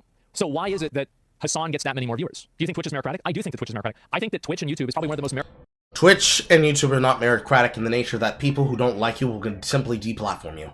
And say, we will never do work with them, we will never invite them, we will never suggest for them to be invited, blah, blah, blah, blah, blah. The upper echelon will not allow people who are from the lower echelon make it through the door if they do not kiss the ring. That is a fucking lie. How do we know? Because the main demonstrated it for years on end. And then tried to walk out the door saying, nah, I'm blowing his popsicle stand, there's too much red pill here. An obvious lie that everybody saw for an obvious lie. Stop it. Tap. meritocratic places on the entire internet. I genuinely believe that. And here's now, YouTube is much more lenient to this because people actually have to earn their audiences on YouTube. They have to find their audiences, and then they have to earn their audiences. Twitch is not representative of a person finding their audience. It's representative of an audience finding them. Inverse problem. Because usually, they come for the video, and then they go to their live stream. Because you have a lot more time to watch a video than you do to watch a live stream. Because the live stream requires dedicated focus. Unless you're listening to me in the background. Yoo-hoo! And why I believe that. It's because every single one of you, the viewer, are the market on Twitch. You are the viewer. You make the decision who is popular and who's not. And you make the choice. And you can make any choice that you want for who you want to watch. And if enough people... But if they don't make that choice, do they? No. Because the system right now, if I go to Twitch right now, is based on who's popular. If I go to Twitch... Shut up, Pascal! Right now. Let's just go to who's popular. Let's just go to the browse page before we go to my following list. That's on the side. Just chatting. Recommended for you. We've got people who've got 100. Also, really nice. Aw, man. That's just so great. Ah! Movie streamer right there on the screen! Ah! That's so great. But anyways. I like Honeycrisp apples with cinnamon. Oh my god, all these people here. On this list. If I talk like this, I'm gonna get hungry and I'm gonna... For all these people on this list. Hey, yo, people who are watching on User, why don't you go back and you watch that person? Hey, people who are watching Finster, go watch Hasan Abi. Hey, people who are watching Zach right now, talking to Filmgore, go watch Miskiff right now. That's not how it works. It's just not how it works. There was no bullhorn I could put in their ear telling them to watch who they're going to watch. They're going to watch who they're going to watch because they're watching who they're going to watch. For all those 100 people, because that, even though that movie streamer was egregious, she only had 100 viewers. Fenster, man who dresses like a woman and does loot shit, had more viewers than her. But then you had Miskiff and Zach, who had more viewers than him. They watch who they want to watch. That is not how Twitch works. They watch who they want to watch. They watch who they want to watch because either they wanted to watch them in the first place, or because they were told, hey, call this fucking bitch right now, live on camera. He's fucking his wife right now on camera. They left the camera on, bro. We gotta go watch it, bro. That's realistically how people have made their careers on Twitch. Sure, it could be them doing something exciting and doing fun. Sure, it could be for them just being themselves and then building audience through that. But most of the time, it's been through them getting platformed and being platformed for something that they're doing to go viral. And when a bunch of people are looking to clout chase and get attention by doing those things, it leads to the situation that it becomes here. That's the reality. That's the viewpoint. That's the actual truth. That's the actual truth of the platform. You don't understand that and you don't care about that because you've already built your platform. And you don't have to care about anybody else. You already pulled the ladder behind yourself a very long time ago. Again, cap. Will make the same choice, that person becomes successful, whether Twitch, I mean, unless they get banned, right? Whether Twitch likes it or not, whether other people like it or not. There's a lot of people who, you know, were very angry about like Kai and like for Aiden Ross. Like Aiden Ross got shit on by everybody on Twitch, but because Aiden Ross was entertaining for his community, people came over and they watched him. And the reason for that is because it's a meritocracy. It's because if you put in work and you get noticed, you can succeed even though other people don't want you to. And so I do think that Hasan does own his success because he put in the time to succeed on Twitch. He streamed on Twitch. People every single day choose to tune in to watch Hasan. Every single day people choose to do that. What freer market can you possibly think of than that? Very hard to start if you're poor, though. You often don't have the time to stream. There's a lot of difficulties, and we can talk about that too, for sure. Actually, of the people. He is top 1% today. Well, but we're not going to talk about those right then, are we? Nah, didn't address that like you addressed the one guy, did you? Nah. Ha ha! Turkey. The truth about Hasan, him talking about work and everybody misunderstanding and they're being really stupid and low IQ and those responses. This is just a brat who's always been a rich brat, and he's talking about real jobs like he has the experience, but he doesn't. And he's not the only I'm not sure what he's done. Because Asmon Gold. Thank you. Okay? All right, here we go. Here we go. It's all about me. All right, now we get to the good content. React to this. I actually like Asmon. I think Asmon Gold is cool. I appreciate Even it. if he looks homeless every day. Well. He is my favorite homeless millionaire streamer. This has been my opinion observing most streamers and content creators. Most of them are completely out of touch with reality. So people get mad. It's a bad take. What's it a bad take of? He says that he gets exhausted socially because he's talking to people for 9 hours a day. You really think that's not true? That's not what he said. I mean, you really think it's not true? That's not the only thing that he said. He didn't say He's right. He's right. That isn't the only thing he said. So like, you know, like in video games where like you have like critical strike, haste, mastery, you know, hit rating, and all the different stats that like accumulate into damage. Okay. Well, let's say the DPS that that the job of streaming does to you is lower than the DPS that a job of a police officer does to you, or the DPS that like a nurse does to you. But that doesn't mean that maybe streamers might have a higher crit rating in their situation. So I'm not saying that, of course, everything. Oh man, that's relating real-world topics to a video game in the most autistic way possible that even I wouldn't have gone for. Man, that's tough. That's tough. That's tough. That Hasan said in the clip is completely accurate, but I'm saying that from his own personal experiences it is, and I don't think that anybody can really go and take his own personal experiences away from him. I mean, but he doesn't have any real good personal experiences, and any of the personal experiences he would pull on were given to him as a platform. Carry rating? Yeah, sure. He's drained because he's working 9 hours a day and he's talking to people for 9 hours a day. Yeah, for sure. I can understand that. Yeah, I can understand the fact that you're going to be drained. 100%. Talking. He said that his job is more draining than any normal job. Yeah, and I don't think that that's really what Hasan was trying to say, because he was really talking about, and like also like I don't like, because I've watched Hasan for years. I've known Hasan. I've talked to Hasan. I don't think that's really. I have a personal relationship with the subject matter being covered, so I feel the need to defend that person instead of letting him defend himself. What he thinks. Now, maybe he should have said it in a way that was better, but I don't think that he thinks that. So like we can talk about the way that he communicated that, and if it could have been communicated in a better way, sure. But I'm talking about like what the intent was behind the communication. I don't think, like, if you asked Hasan, do you think that you work harder than a doctor that works in an emergency room on residency? I think that Hasan would say no. I do, or I really think that he would say no. Would he say no because he believes it, or do he say no because he knows that's the optically bad thing to say? Because those are two different things. Because Hasan does not operate on the position of, he understands what he's saying is wrong, and he understands what he's saying is bad. He says shit because he knows it has an optical viewpoint. That's why he put that 1 minute, 51 second clip there, as opposed to the 20-second clip. 20-second clip made it look like a fucking social maniac. The 1 minute, 51 minute clip makes it look like, oh, there's greater context and greater nuance. How could you have stolen the nuance from us? How dare you? How dare you, Twitter chuds? Different personality. Different presentation, different mindset, different goal. So, like, we can have a conversation about, like, taking things, like, just super direct, but I think that if you look at the context of what he was talking about, he was referring back to, like, a job that he had, and he was talking about, like, his own personal experience with it, rather than all jobs. But these guys are right. I mean, they're right, that, yeah, he did say that. I think that it was very clear in my mind that wasn't what he intended. Excluding retail. To be fair. Life doesn't work like that. If he just had said, my work, what I do right now, is extremely draining. You would have just said that. I would have been like, yeah, my man. But what did he say? But you said that your job is more draining than any normal real job. No. Fucking no, my guy. It doesn't work like that. The world doesn't work like that. Nothing works like that. But what you're gonna... Yeah, and I think that they're right. I do. I don't think that Hasan meant it that way. And after listening to the clip, I think that it's kind of obvious that he didn't mean it that way. You can read his mind. No, it's not that I can read somebody's mind. It's that I'm interpreting what the person is saying in a way that is, I think, generous and authentic to what the intent of the words are. You're being generous. I think that it's important to be generous to another person's perspective. Yeah, I try to interpret everything that people say in good faith, because if you don't do that, I feel like everybody is going to make like like verbal mistakes. He has a massive track record of saying retarded shit. Well, so do I. I think that anybody who streams that long has a massive track record for saying retarded shit. But that's not the problem. The problem is that Hasan would never give anybody that good faith. And he would immediately run to whatever his fucking monkey brain would tell him to do. Because his hamster would take over. That's the problem. That's the point. That's what I've been trying to yap about for so goddamn long. Hasan would never do that. We have clips of Hasan doing it. We have streams of Hasan doing it. We have debates of Hasan doing it. The same way we have clips and talks and examples of you. And if long enough, somebody could try to find examples of me. But the problem is, at the end of the day, you don't always do that. And you've been socially media trained. That's the other side of it. So you know what optics are, and you know how to handle yourself. But anybody else who does that, like a man, for example, with all the social media training that she has to not get involved, whenever she just does shit, girls just starts yapping too. And she starts yappa-dabba-doing about what she really thinks.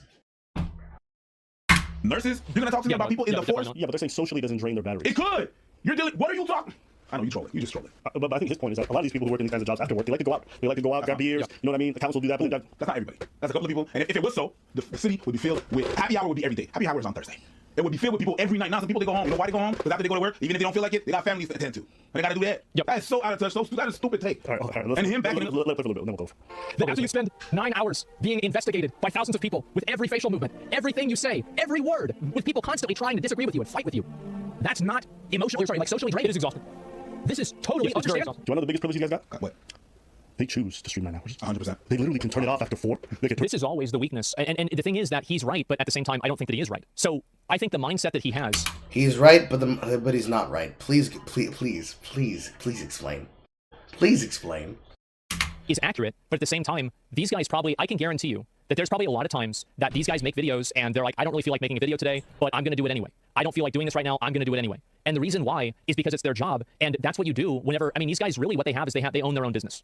That's really what it is. So, of course, you always have the luxury of being able to take time off, but whenever you're not out there competing and putting yourself out there, other people are, and you know how, I mean, especially like social media, right? Like, you have to be posting all the time. And of course you can take time off, absolutely. But there is a risk to taking that time off.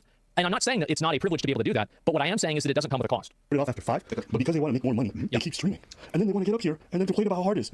Who here gets to choose their fucking hours at work? Not a lot of people. The fact that you guys even have the goal to compare yourselves to regular people when your extra hours of labor are rewarded with more and more money is insane. I think most people get paid overtime, to be fair.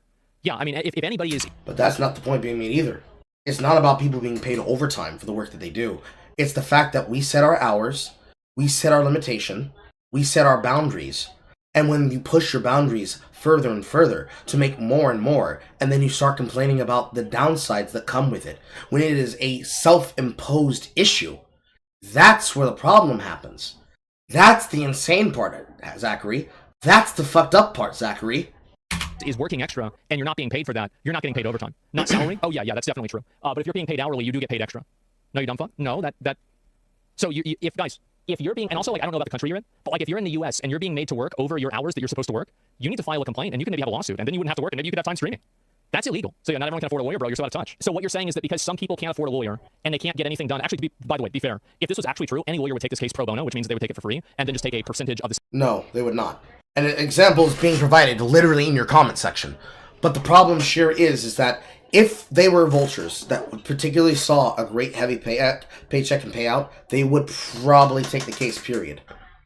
They wouldn't have to even take a pro bono. They would just take the case, period. It could be a slam dunk. But you know that's not the truth and reality of what they're saying. So why are you saying it like that?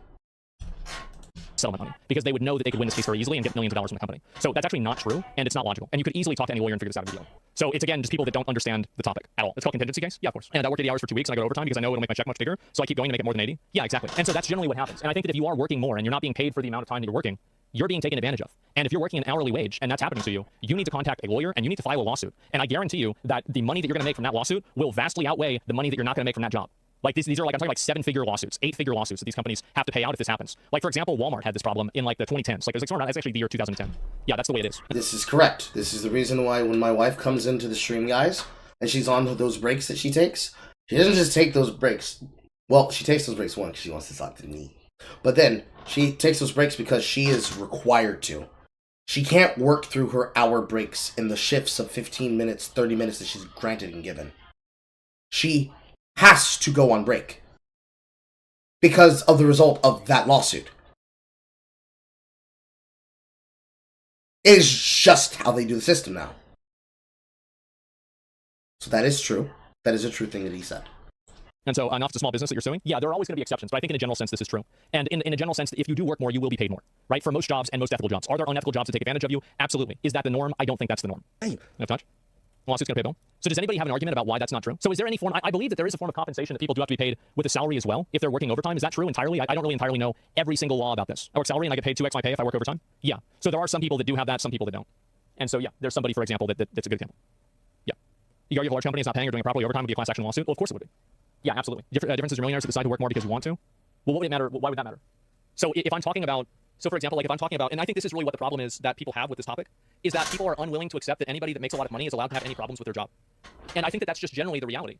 It's that people are not willing to accept and they are not sympathetic and they don't care about what a person who's making a lot of money is having. And I don't think that any actual law... That's not the reason why, and you're going to find out soon, but I want to see his reaction to when he plays that clip of him telling other people that they shouldn't complain. Logical investigation into my perspective will... Because the one guy is bogging down a significant portion of this video. ...reveal me being wrong. And I invite anyone out there, any content creator that wants to farm views, please logically investigate my position and then provide the ways that I am inaccurate in what I'm saying. I have no problem putting myself out there because that's... See, the thing is, like, I don't have a problem with people making videos about this or getting mad about this or anything because I do think that I am logically right. I think that what I'm saying is true. And while there are the existence of jobs that do take advantage of people, these jobs are generally seen as being very, very bad, oftentimes illegal, and there are lawsuits that happen all the time. And also, I think that there are a lot of people that whenever they do work over... How many of you guys get overtime pay? Okay, so that's my point. So again, I have no problem with people saying that I'm wrong. I have no issue with that. And I invite anybody who thinks that I am incorrect in my analysis of these things to express themselves and explain how. I don't have a large ego about this position, to be honest with you. I think that I'm right, but if somebody provides like evidence, then I will reevaluate what I think. You're going to stream and speak on rap super controversial topics and complain about it being draining because you're arguing with thousands of viewers? Well, yeah, it is draining. Of course it is. Yeah, absolutely. Yeah, of course it can be draining. But I still show up every day. And also, like, when was the last time like I really complained about my stream? I feel like I've pretty much stopped doing that. When do I complain about my stream? Today? Really? You think that I haven't complained about it at all? No, I love my stream. I was looking forward to start my stream today, like all day. No, yeah, I'm not about that at all. That's what I'm talking over. I think you made the point, not certain. Not to complain. Yeah, I do make it a point not to complain about my stream.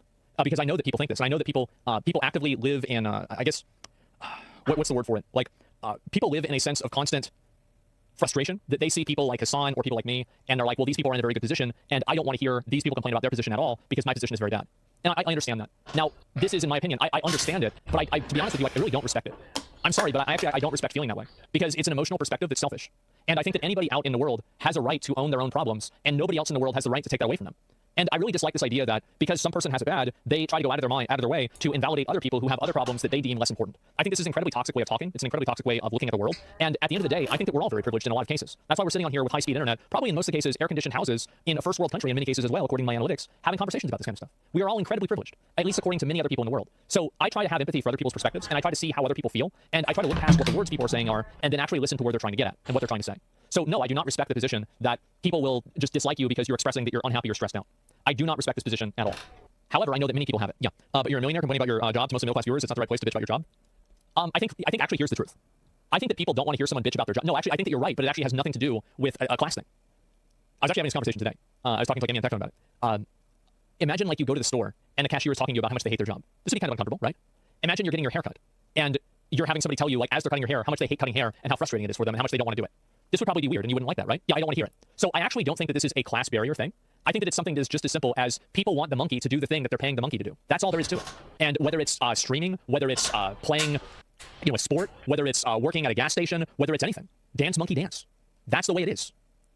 We don't pay you? You absolutely do. I mean, that's true. On one level, it's shut up and just dribble. But on the other end, streaming does not have the same equation. Because the entertainment factor of streaming is you have no idea what I will do for content. That's supposed to be the factor. You have no idea what we will do for content that will then entertain the shit out of you. No one does. I could have something crazy lined up for tomorrow, and the next day, and the next day, and the next day, and you won't know what else to tell you. Or if I just randomly appear and I'm doing the thing. There is evidentiary levels of these things. But, it requires a level of expectation, a level of understanding, and a level of perspective that people don't necessarily have. It's hard to really frame this into a viewpoint, and it's even harder to do so when they also have the position that Zachary does. But this is true but there's a lot of buts behind it. You're watching me, you're paying me. I'm making money off of you one way or another. That's a wild statement with that on screen. I mean, it's just, listen, if people want to turn this into some weird shit, go ahead. But I think that any person, especially them, they totally understand what I'm saying. I think that they definitely would agree. I think they would agree with me. Is that whenever they pay somebody money, they don't want to have somebody go and talk about their life problems, right? They just want to very easily and Well, that's not exactly true, because you see, a person could say, okay, you hate cutting hair. Why is that? And now you've made this into a moment where it's not about the content of having, like, soothly soul jazz fusion background noise while Carl gets a haircut. It instead becomes, well, Carl wanted to ask a guy a reason why. Like, there are many times that I will just turn into a 5-year-old child and say, why? Why? Why? Because the answer to why is usually more interesting than just hearing them mauled. Sometimes, if you let a person talk, they will tell you what it is they feel, and they'll get to the bottom basis of what they feel. But people don't give them the ability to do that because people don't want to do that often. They don't want to actually hear people speak. They want to hear them shut the fuck up. Which is true. People do want to pay the monkey to do what the thing the monkey wants to do. But nobody expects the monkey to then tell them about, nobody knows the troubles I feel. Simply have this person do the thing that they were paying the money to do. And I think that people view streamers as the same thing. So they don't want to hear streamers complain, but I also don't think that you want to hear a cashier complain. I don't think you want to hear a hairdresser complain. I don't think you want to hear anybody complain. Because the truth is you probably don't really care about their problems. You don't give a shit. You just want to get your thing done. That's it. So yeah, I do understand that. Do I respect that? No, I don't. I really don't, because I think it's an unempathetic perspective. But I totally understand it. Does that make sense? And sometimes I feel that way too.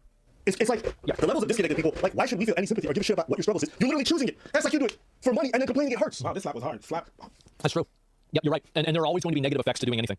I don't think it's bad for somebody to talk about the negative effects that they have from doing something. Softer. Don't slap yourself, dumbass. Nobody cares. You have a job. Now, he's right. He is right. He's fucking right about that. He is. And that's what it comes down to. But I think nobody cares is true for everything. I don't think that the streaming element is anything that's that special. You said that a million times. Yes. And remember the last time I said nobody cares? Oh, nobody liked that. But now whenever they say it, everybody's like, yeah. But you know what? They're right now and I was right then. It's true. Extremely gifted and privileged. Nobody cares. You choose your hours. Shut the fuck about your problems. And certainly, if you're going to talk about it, don't compare yourself to regular people. I'm even going to throw OnlyFan models in there. And all the ex-workers and stuff like that. Because what they have to do to make the money that we... Shut the fuck up. Yes. Because I wouldn't... And do you remember whenever I said, before these dudes made the video, I said that people said the same thing about OnlyFans girls too?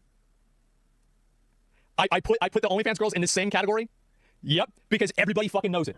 But the reality is, like, whenever a girl like Amaranth is talking about, like, oh yeah, some guy tried to burn my house. But Amaranth isn't a normal sex worker. Zachary. Caitlyn is still actively lying about the involvement she has with her Asian husband. She has pretended for years. And only she's getting her shit blown out because of it. And I would not call her a sex worker because she's not actually doing sex. Fake penis. Probably her husband in the background, who's the additional guy in the scene, dressing up in cosplays. She's not getting railed like Carla Lane. She's not getting railed like Angela White. It's not happening. It's not the same. It's not happening. She's not doing it. She's Scamaranth, my friend. My man, my guy. It's not real. It's not the same. It's not the same. It's not the same. Literally, it's not the same. Even Lena the Plug has an up on Caitlyn. Because Lena the Plug will take a nut for the culture! Caitlyn can't even be bothered to post original content to multiple platforms that she's still monetizing people for because they're pay pigs. Come on. Come on, stop it. Also, wait till the wind-up, boys. He's preening right now. He's preening. Wait for the wind-up. Wait for the wind-up. House down. I can sympathize with that being bad. That's horrible. That's terrible that happened to you. That's really, really bad. Do that. Shout out to them. Turn it off. The shit that they would have to do to make that amount. Shut up. Do you guys realize? Oh my literally, geez. if they wanted to, this is something that you regular people can't do. Because you're literally going to lose your homes. You know what they need to do just to solve all their problems? Not do it. Have to turn it up. Do it again. Do it Do again. the white balance? Do it again. Someone actually said real job. I really wish they would cut to the part where, do you remember what I said that was the same thing? I said that if you're getting cyberbullied or you're getting upset, turn your chair around and then realize that it's not real. No, I think it's definitely true. I agree with them. Yeah, absolutely. What does that mean? Or yeah, the jobs that you have, bullshit jobs are the ones that other people have. It's just that simple. It is. No. Okay, this is what I don't understand if these people are at work. What a bullshit job is a job where you are paid to literally just exist. You're a number. Like, if you've ever worked for the government. You're not being paid to exist. See, this is actually, I'm going to completely disagree with him here. You are not being paid to exist. You are being paid to be a conduit for advertising. Show me, Eddie! Pause, Eddie! Pause, Eddie! You stop here. Wait, okay. Oh, sorry. Okay, I'll keep going. there's a lot of bullshit jobs there. Why? Because the government just got money to spend, they gotta meet certain quotas. So they literally hire people. I've been told this on my job, you're there to look busy. Do you know how fucking crazy that is? That is a bullshit job. I can get my 8 hours of work done. I heard that after they changed, no, he does have a point with this. He does. And like, if he wants to look at it from that perspective, I actually can't argue with that. Because I remember that, I think this happened during like the unionization of railroads. And after some like railroads and like trains moved from being like coal to having some other type of like power, they had the unions that had the guys that put the coal in the train, even though they would still sit on the train and get paid a full fucking wage for doing nothing. And so, yeah, I hate to say it, it is kind of a bullshit job. But they aren't complaining? I don't know. In 2 hours, but I have to not do that so I can look busy throughout. If I finish it too fast, I'm too productive. Either they give me another bunch of bullshit work, or they'll just literally tell me you're reprimanded for not doing your job. What the fuck is that? That's what it's called, a bullshit job. This is what happened. Like, I had this at the IRS. Whenever you would finish all of your work, if you finished it early, sometimes we just gotta sit around and do fucking nothing. But really, the reward for finishing all of your work is that now you have to do other people's work. Yeah, that's definitely true. Those exist. Those exist in huge numbers. And then there's real jobs. They're not the same thing. He makes thousands of dollars a day. I do think that, like, in that case, he's right. I was more or less referring to the idea that being a streamer is a bullshit job or anything like that. And you're not really being paid to exist. I think that a streamer is effectively being paid to be a conduit for advertising. That's the main way that streamers make money. Yes, but you do realize that there are some people, me, who aren't at that point because we don't have a large enough of an audience, right? And you could turn around and say, well, that's just you not being successful, put in more work. But then the question I would ask you is, who's going to pay for that work? Who's going to pay for that effort? Who's going to pay for that lesson? Are you going to do that? Is that going to be a challenge that you do? Are you going to do that from the bottom of your heart? No, you're not. Not even Charlie would, because Charlie doesn't. Not even Devin Nash would. And that's Devin fucking Nash. Stop it. Stop it. Stop it. Stop it. Stop it. Stop it. He has a point. But you know that the point is disingenuous because you're not telling the whole truth. Trying to relate to normal working people is fucking stupid. Well, there are normal working people that also make thousands of dollars a day. He's not gonna like this. So, like, I don't really understand like, what your point is. To be fair, I get it, guys. I get it. You know what I said. You know what I said. I was clearly referring to people that did not work in entertainment. There are many people who do not work in entertainment who make thousands of dollars a day. Do you genuinely believe that I honestly think that the average normal person makes thousands of dollars a day? Of course, I do not honestly believe that a normal person makes thousands of dollars a day. In the context of what I was saying, I was talking about people that worked in entertainment. And I said that people that work outside of entertainment, some of them also make thousands of dollars a day. And it's not only people that work in entertainment that make this much money. That's it. I get it. I get it. I could have said it better, all right? I could have said it better. That's, you know, But you see, the point is that you didn't say it better. And the clip that got out there was that clip. So that's on you. It's not like when I do something specifically as satire and then somebody takes that out of context. That's different. That was you! You did that! Yeah, I mean... Okay. I don't know what working people you know, the normal working people that are making $1,000. You guys know what thousands of dollars a day is? Let's say $800 a day. Yeah. Do you know how much that is over the course of a whole month? That's a lot. That's $90,000 a month. Yeah. Nobody. You think there's people out here Nobody does that. making anywhere from 60 to 70, making close to $1 million a year? Nobody. Absolutely, yeah. I processed 1040s. Yes, 1%. You understand that 1% out of a country of 300 million people is millions of people, right? That's not normal people. No, they're not. CEOs. I don't know. Maybe I have a different perspective on what 1% is. But I think that 1% is a big number. I do. I think 1% is a very large number. You sometimes don't even do that. Stop. This is the problem, okay? And this is what streamers and content creators, okay? Your job, okay? Is it difficult? Maybe, yes. Sure. Nobody cares. Shut the fuck up about it. You wanna know why? True, so true. But I don't think it has anything to do with being a streamer. I don't think anybody gives a fuck about anybody else's job. In some cases, people pretend to. I think this is the case with everybody's job. And you see this all the time on the internet. Because you're well compensated, extremely well compensated for the level of difficulty of your job. And this is how most people internalize this and whether or not they want to hear about your suffering. How difficult is your job? How well do you get compensated for it? If your job is extremely difficult and hard to manage, but you get paid peanuts, complain as you want. I don't think so. I think that actually I don't agree with that because if you look at... Do it again. I didn't believe that you even said that. Do it again. How well do you get compensated for it? If your job is extremely difficult and hard to manage, but you get paid peanuts, complain as you want. I don't think so.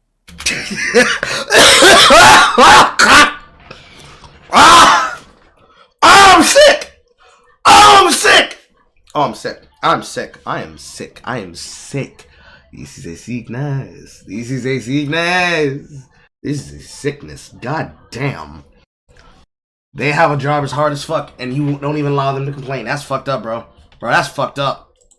I think that actually I don't agree with that because if you look at, for example, like culturally, I think that culturally people definitely look down on construction workers. They look down on sanitation workers. Absolutely, that's true. And they get paid shit, and they have to work harder than anybody else. I think fast food workers are the most true as well, 100%. So I don't think that society actually has this perspective. Bad take, I think. Construction is very well paid. It depends, but yeah, in some cases that's the case, in some cases it's not. There are a lot of question marks in the chat. People are unhappy about this. Okay. Let me ask you a different question that has the same outcome. Whenever you were in high school, how many of you were made to think that if you didn't go to college, you kind of just didn't really make it? Me? Yes. That's what I'm talking about. You understand that I'm just saying it in a different direction. This is, again, it's intellectual dishonesty here. People aren't trying to listen to what I'm saying. The point is that in society, people look down on those jobs. And I actually don't think society has a genuine respect for how difficult the job is versus how much people get paid. And I think the evidence for that is the fact that people generally look down on fast food workers. And I think working in fast food and working in a kitchen is harder than almost anything. Working in a kitchen, in my opinion, is harder than streaming. Like, there is almost no other job that I would rather do almost any other job in the entire world than work in a kitchen. It's so crushing. Yeah, it's fucking brutal. And nobody respects those people at all. Are we really going to pretend that people respect fast food workers? Because they don't. Can you clarify? Abba's argument, society looks down on those jobs. I think he was talking about an individual's ability to complain. Well, can you clarify? Yeah, I'll talk about this just for a second, just so you can understand what I'm saying. So, Abba's argument is society looks down on those jobs. Is Abba's argument that society looks down on those jobs? Yes, I think he's implying that. And so, like, if you let's listen just for a minute, and we'll go through it. How well do you get? His argument is that they don't, and I think that they do. Sorry, excuse me. His argument is that basically you have a right to complain if you are not being paid a lot of money, but your job is really hard. That's what he's saying, right? I just want to understand I just want to make sure that we're all clear. So he's saying that if you make a lot of money and you don't work very hard, you don't have the right to complain. But if you don't make a lot of money and you do work very hard, then you do have the right to complain. And I think that he's arguing this from a social norms perspective, because that's the only way that you can argue something like this, right? Because he's saying, like, this is what's okay societally and what's not. And I disagree with that. I don't think that's true. And I think that the cultural value that people put on fast food workers and sanitation workers and what's the third one I used? Oh, construction workers is evidence for the fact that I don't think that's really true on a societal level. And I think that the evidence that a lot of us have experienced that kind of proves that is the fact that whenever many of us went to high school, these types of jobs were referred to as not really making it. You're confusing hard work with shitty work. Fast food isn't difficult to do, it just sucks because the pay is trash. I completely disagree with you. I think that working in a kitchen is more physically straining than almost any other job. I totally disagree with you. I actually think that working in a kitchen and working in one of these fast food places is incredibly straining. It's really, really fucking hard. You're so disconnected from reality, it's quite entertaining. Can you explain how I'm disconnected? Can you explain that? You're so unaware? No, I have no problem. Try working on an oil rig. Oh yeah, no, you're definitely right. There are jobs that are harder.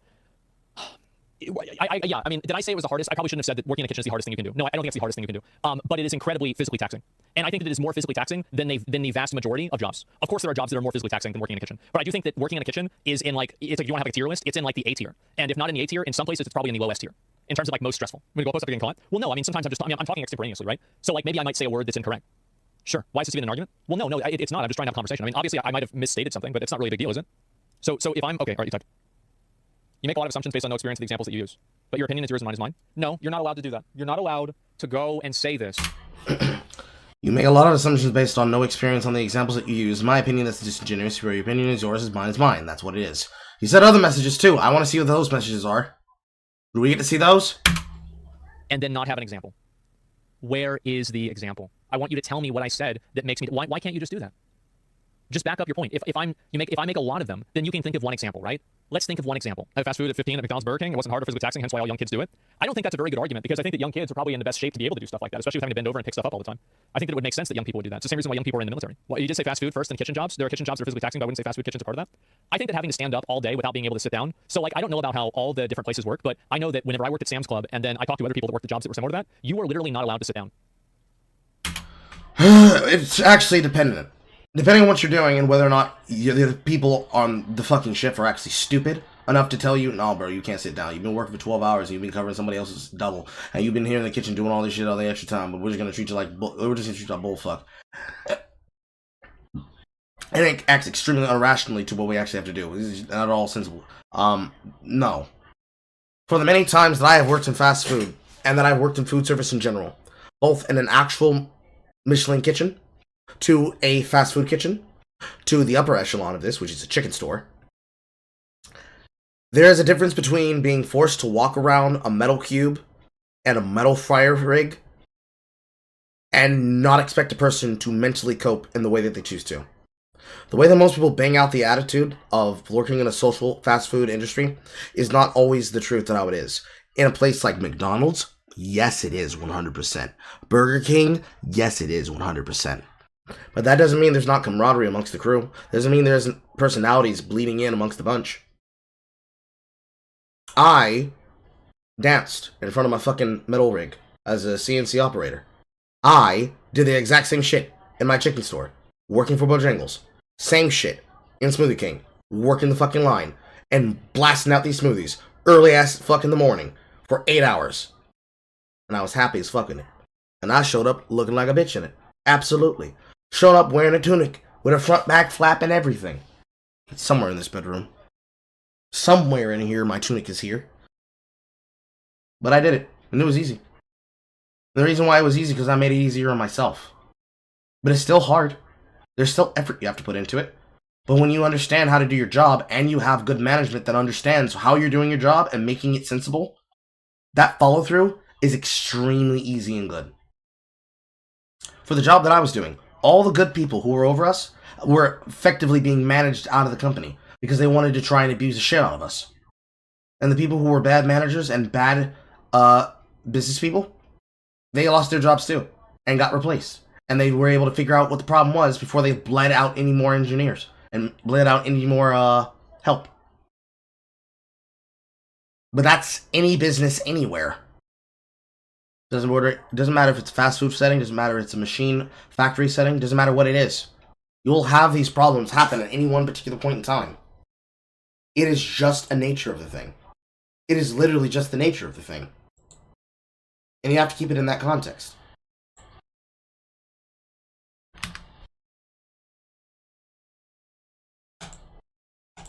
That's crazy. And that's really rough. I mean, that's extremely physically taxing. Like, I don't even see how this is an argument. It's crazy how people don't have that. Kitchen work is mentally stressful. Yeah, I would say it is. Sure. You're off the rails of Abin Preach's point. No, my point is that I think that kitchen work is very hard. It is some of the hardest work that people have to do outside of very extreme examples. Like, for example, like I would say kitchen work is generally more physically demanding than basically any office job. It's really, really fucking hard. It is extremely fast-paced. It is high demand. You, in a lot of places, have almost no autonomy. And it's fucking hot. So yeah, and also you get paid for shit. And people talk down to you constantly. Never see internet workers all over the place. The confusion is here. People are having trouble understanding how Ab is making a normative argument, which is what you're responding to. Yes, I think that. Oh shit, you got timed out. Sorry about that. You typed something. It was pretty big. I'm a mechanic in my field in the area, and we aren't paid very well. We are treated very well by people because people tend to have their own opinion on what we should do, what rather than we actually do. I get it though. It's different in different areas. I'm speaking from my own experience and comparing towards experience that you've shared in your own life. Yeah, no, I get that, and I think that that's good. And also, I would also like. I'm gonna be honest with you, right? Of course, people aren't gonna tell that to you directly, right? So people are clearly not going to say directly to you. Let me time you out too. Sorry. People are not going to say and disrespect you personally, right? But they do still hold that opinion. I think that's true. And also, like, you're talking about like your personal experience, and of course, like everybody's personal experience informs how they view society. But I personally think that society actually doesn't care about how hard somebody's job is. But maybe Abba's point would be a little bit stronger if you added in a third component, which is education. I think that uneducated people that have to work really hard aren't respected, but educated people that do have to work really hard are respected. I think that's a little bit clearer. But in terms of uneducated work, I really don't think that society has that perspective. Well, the problem is then you would have to explain what is uneducated work and what is educated work. And for every single example you give, somebody could be able to fight you tooth and nail on those examples and say how it's full of shit. For example, saying that it's an uneducated job position to teach somebody how to be able to run a machine is one thing, but actually having that person learn the program itself and where the program line begins, ends, repeats, and then continues to the next job point on how to be able to properly machine and figure out where a problem went wrong in the machine is not uneducated. That requires them to understand what the fuck they're doing, because there's just understanding how to run the machine, but never actually learning the ins and outs of how to do the mechanical process. The same way a person understands on a fryer that a particular fryer has a defect that needs to be managed in a particular way, and 1 out of 5 people on an 8-man shift know how to handle it. That's 4 people that know how to do a goddamn job. And whether or not they're actually licensed to then maintenance that problem, because when the maintenance ban came around, one time they said, "Hey, yo, Fred, what you doing?" And they're like, "I'm fixing the machine." Like, "May I watch?" And they're like, "You got time to?" "That's my machine you're working on. I have to learn." And now you don't have to come over and figure it out because it's like, wait, where's the technician working on his shit? It's like, oh, we don't need to get a technician. We know how to do it. And all of a sudden, they're over here tinkering in the motherfucker like his name's Point Dexter. That is an entirely different perspective that requires understanding. Because a lot of what people call uneducated work is not uneducated work. It's effort in and of itself. The same effort you could have somebody argue about with playing video games. Ironically enough, I need to pee. I'll be right back.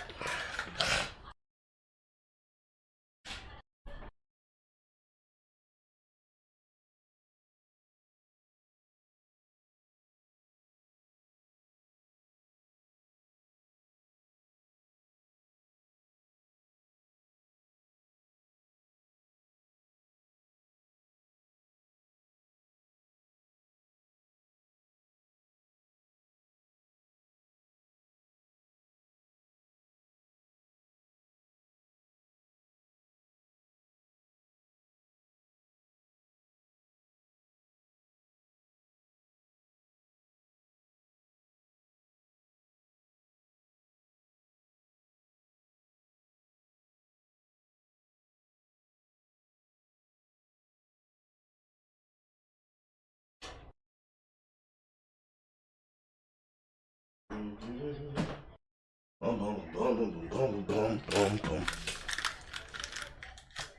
let's continue. That isn't his point. I think that it is. Maybe I'm misunderstanding it, but I really think that that's the point that he's making. I think that, like, so let's listen to it real quick, and we'll go through it, okay? Missing his point? Yeah, let's listen to it again. People internalize this, and whether or not they want to hear about your suffering. Okay, Well compensated for the level of difficulty of your job. And this is how most people internalize this, and whether Talking about most people. Talking about society, most people. they want to hear about your suffering. How difficult is your job? How well do you get compensated for it? Yeah. If your job is extremely difficult and hard to manage, but you get paid peanuts, complain as you want. I will never get mad at a garbage man for whining about their job. Wanna know why? Because they get peanuts to go pick up your fucking trash. I agree. I totally agree with him. I wouldn't get mad about a garbage man complaining about his job, but I also wouldn't get mad about a doctor or a streamer complaining about their job. I don't think that it's accurate that society actually cares about the plight of these people that have very low-paying jobs. And I don't think that in terms of what he said, most people, I don't think that's accurate. Sex streamers, for examples. Well, yeah, of course, because that's what we're talking about, wouldn't it be? Most people complain about their job and then don't do anything about it. Oh yeah, for sure. No, get mad when a streamer says his job is more draining than mine. Oh sure. He's talking about in terms of job difficulty. Yeah, but I don't think that people. I don't agree with his assumption that most people care about whether your job is hard or not based off of how well you're getting paid and how hard your job is. I actually don't think that people care about that, and I don't think that they respect it either. And I think the proof of that is how society treats a lot of, again, like growing up and going to high school, and how going to college was viewed as being successful, and not going to college was viewed as not being successful. That's really what his poet. That's not his point. That is absolutely his point. He didn't say people would care. He said they tolerate the complaining. That means that they care. Anybody who's complaining about their job. So here's a really good example of this. Recently, there's been no. I'll explain myself. That is caring. Yes, it is. Chat's being dishonest now? Yes, chat is being dishonest. I know that there's a lot of people who are getting mad. There are a lot of people who are unhappy because I'm not bowing down to an emotional argument. Why would I admit to being wrong for something that I'm not wrong about? And again, if somebody has evidence of me being wrong, please provide the evidence. Okay, here we go. An example for why people care about the money aspect is because you can work a shit job and then tell your parents to pay, and then suddenly it's okay. It happened with me in the IT field. My parents wanted a doctor only, but after I showed the pay, suddenly I'm respected. I'm trying to, give me a minute to, think about, because no, he's right. He's right about what he's saying. He's definitely right about what he's saying. I'm trying to think about, if that contradicts what I was saying. It does, but how, yeah, can you explain to me how that contradicts it? Because maybe I'm not entirely understanding what the difference is. You say that people are annoyed because of the complaining and not the money. I'm saying that the money matters in regards to people's feelings towards the job. I don't know if it fully disproves you or anything, but I think the money matters, basically. But I think that that's really the point that I'm making. And I actually think that you're agreeing with me. Because so what you're saying is that your job is very well respected because you're making a lot of money. So that means that if you work in, for example, fast food, your job isn't very well respected because you don't make a lot of money. So the respect actually isn't derived from how hard you're working. It's in fact derived from the money that you're making, which is what I said. I think that's dishonest because people working in fast food don't just have to deal with the problem of having low pay. They have to deal with the problem of having low pay, having a company and a franchisee who probably doesn't respect them on the real sense of the shit. They're just happy somebody responded to the ad. And then they have to deal with the public interactions. And then they have to deal with the public interactions while also dealing with the management issues of the job, as well as the job requirements. And all of those things together bundle into the issue that causes it. And whether or not they are allowed to complain about it comes from the reality of, are those sustainable things for them to complain about? A good example, when I was working at the last job that I had before, which was working for Domino's, was two problems particularly. One, my coworkers. And two, the level of bullshit upper management pouring down on me for trying to make my job entertaining through the form of having social media.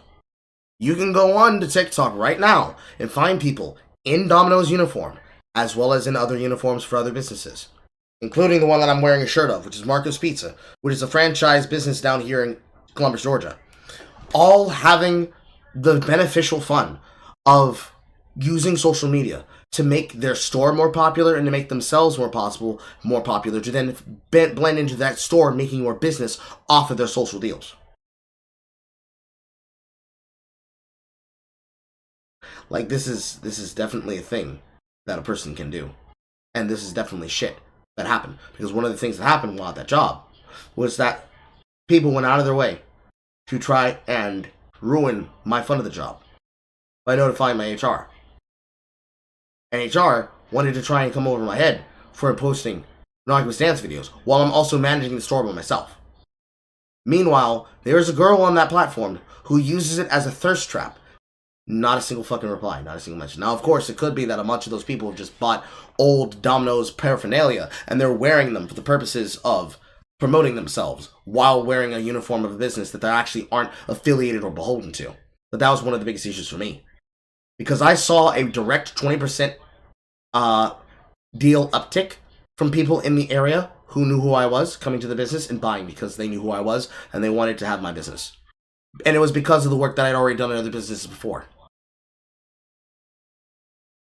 It was literally an imperative and literally an inherence upon that. And it was fucked up that happened like that. But that happened like that.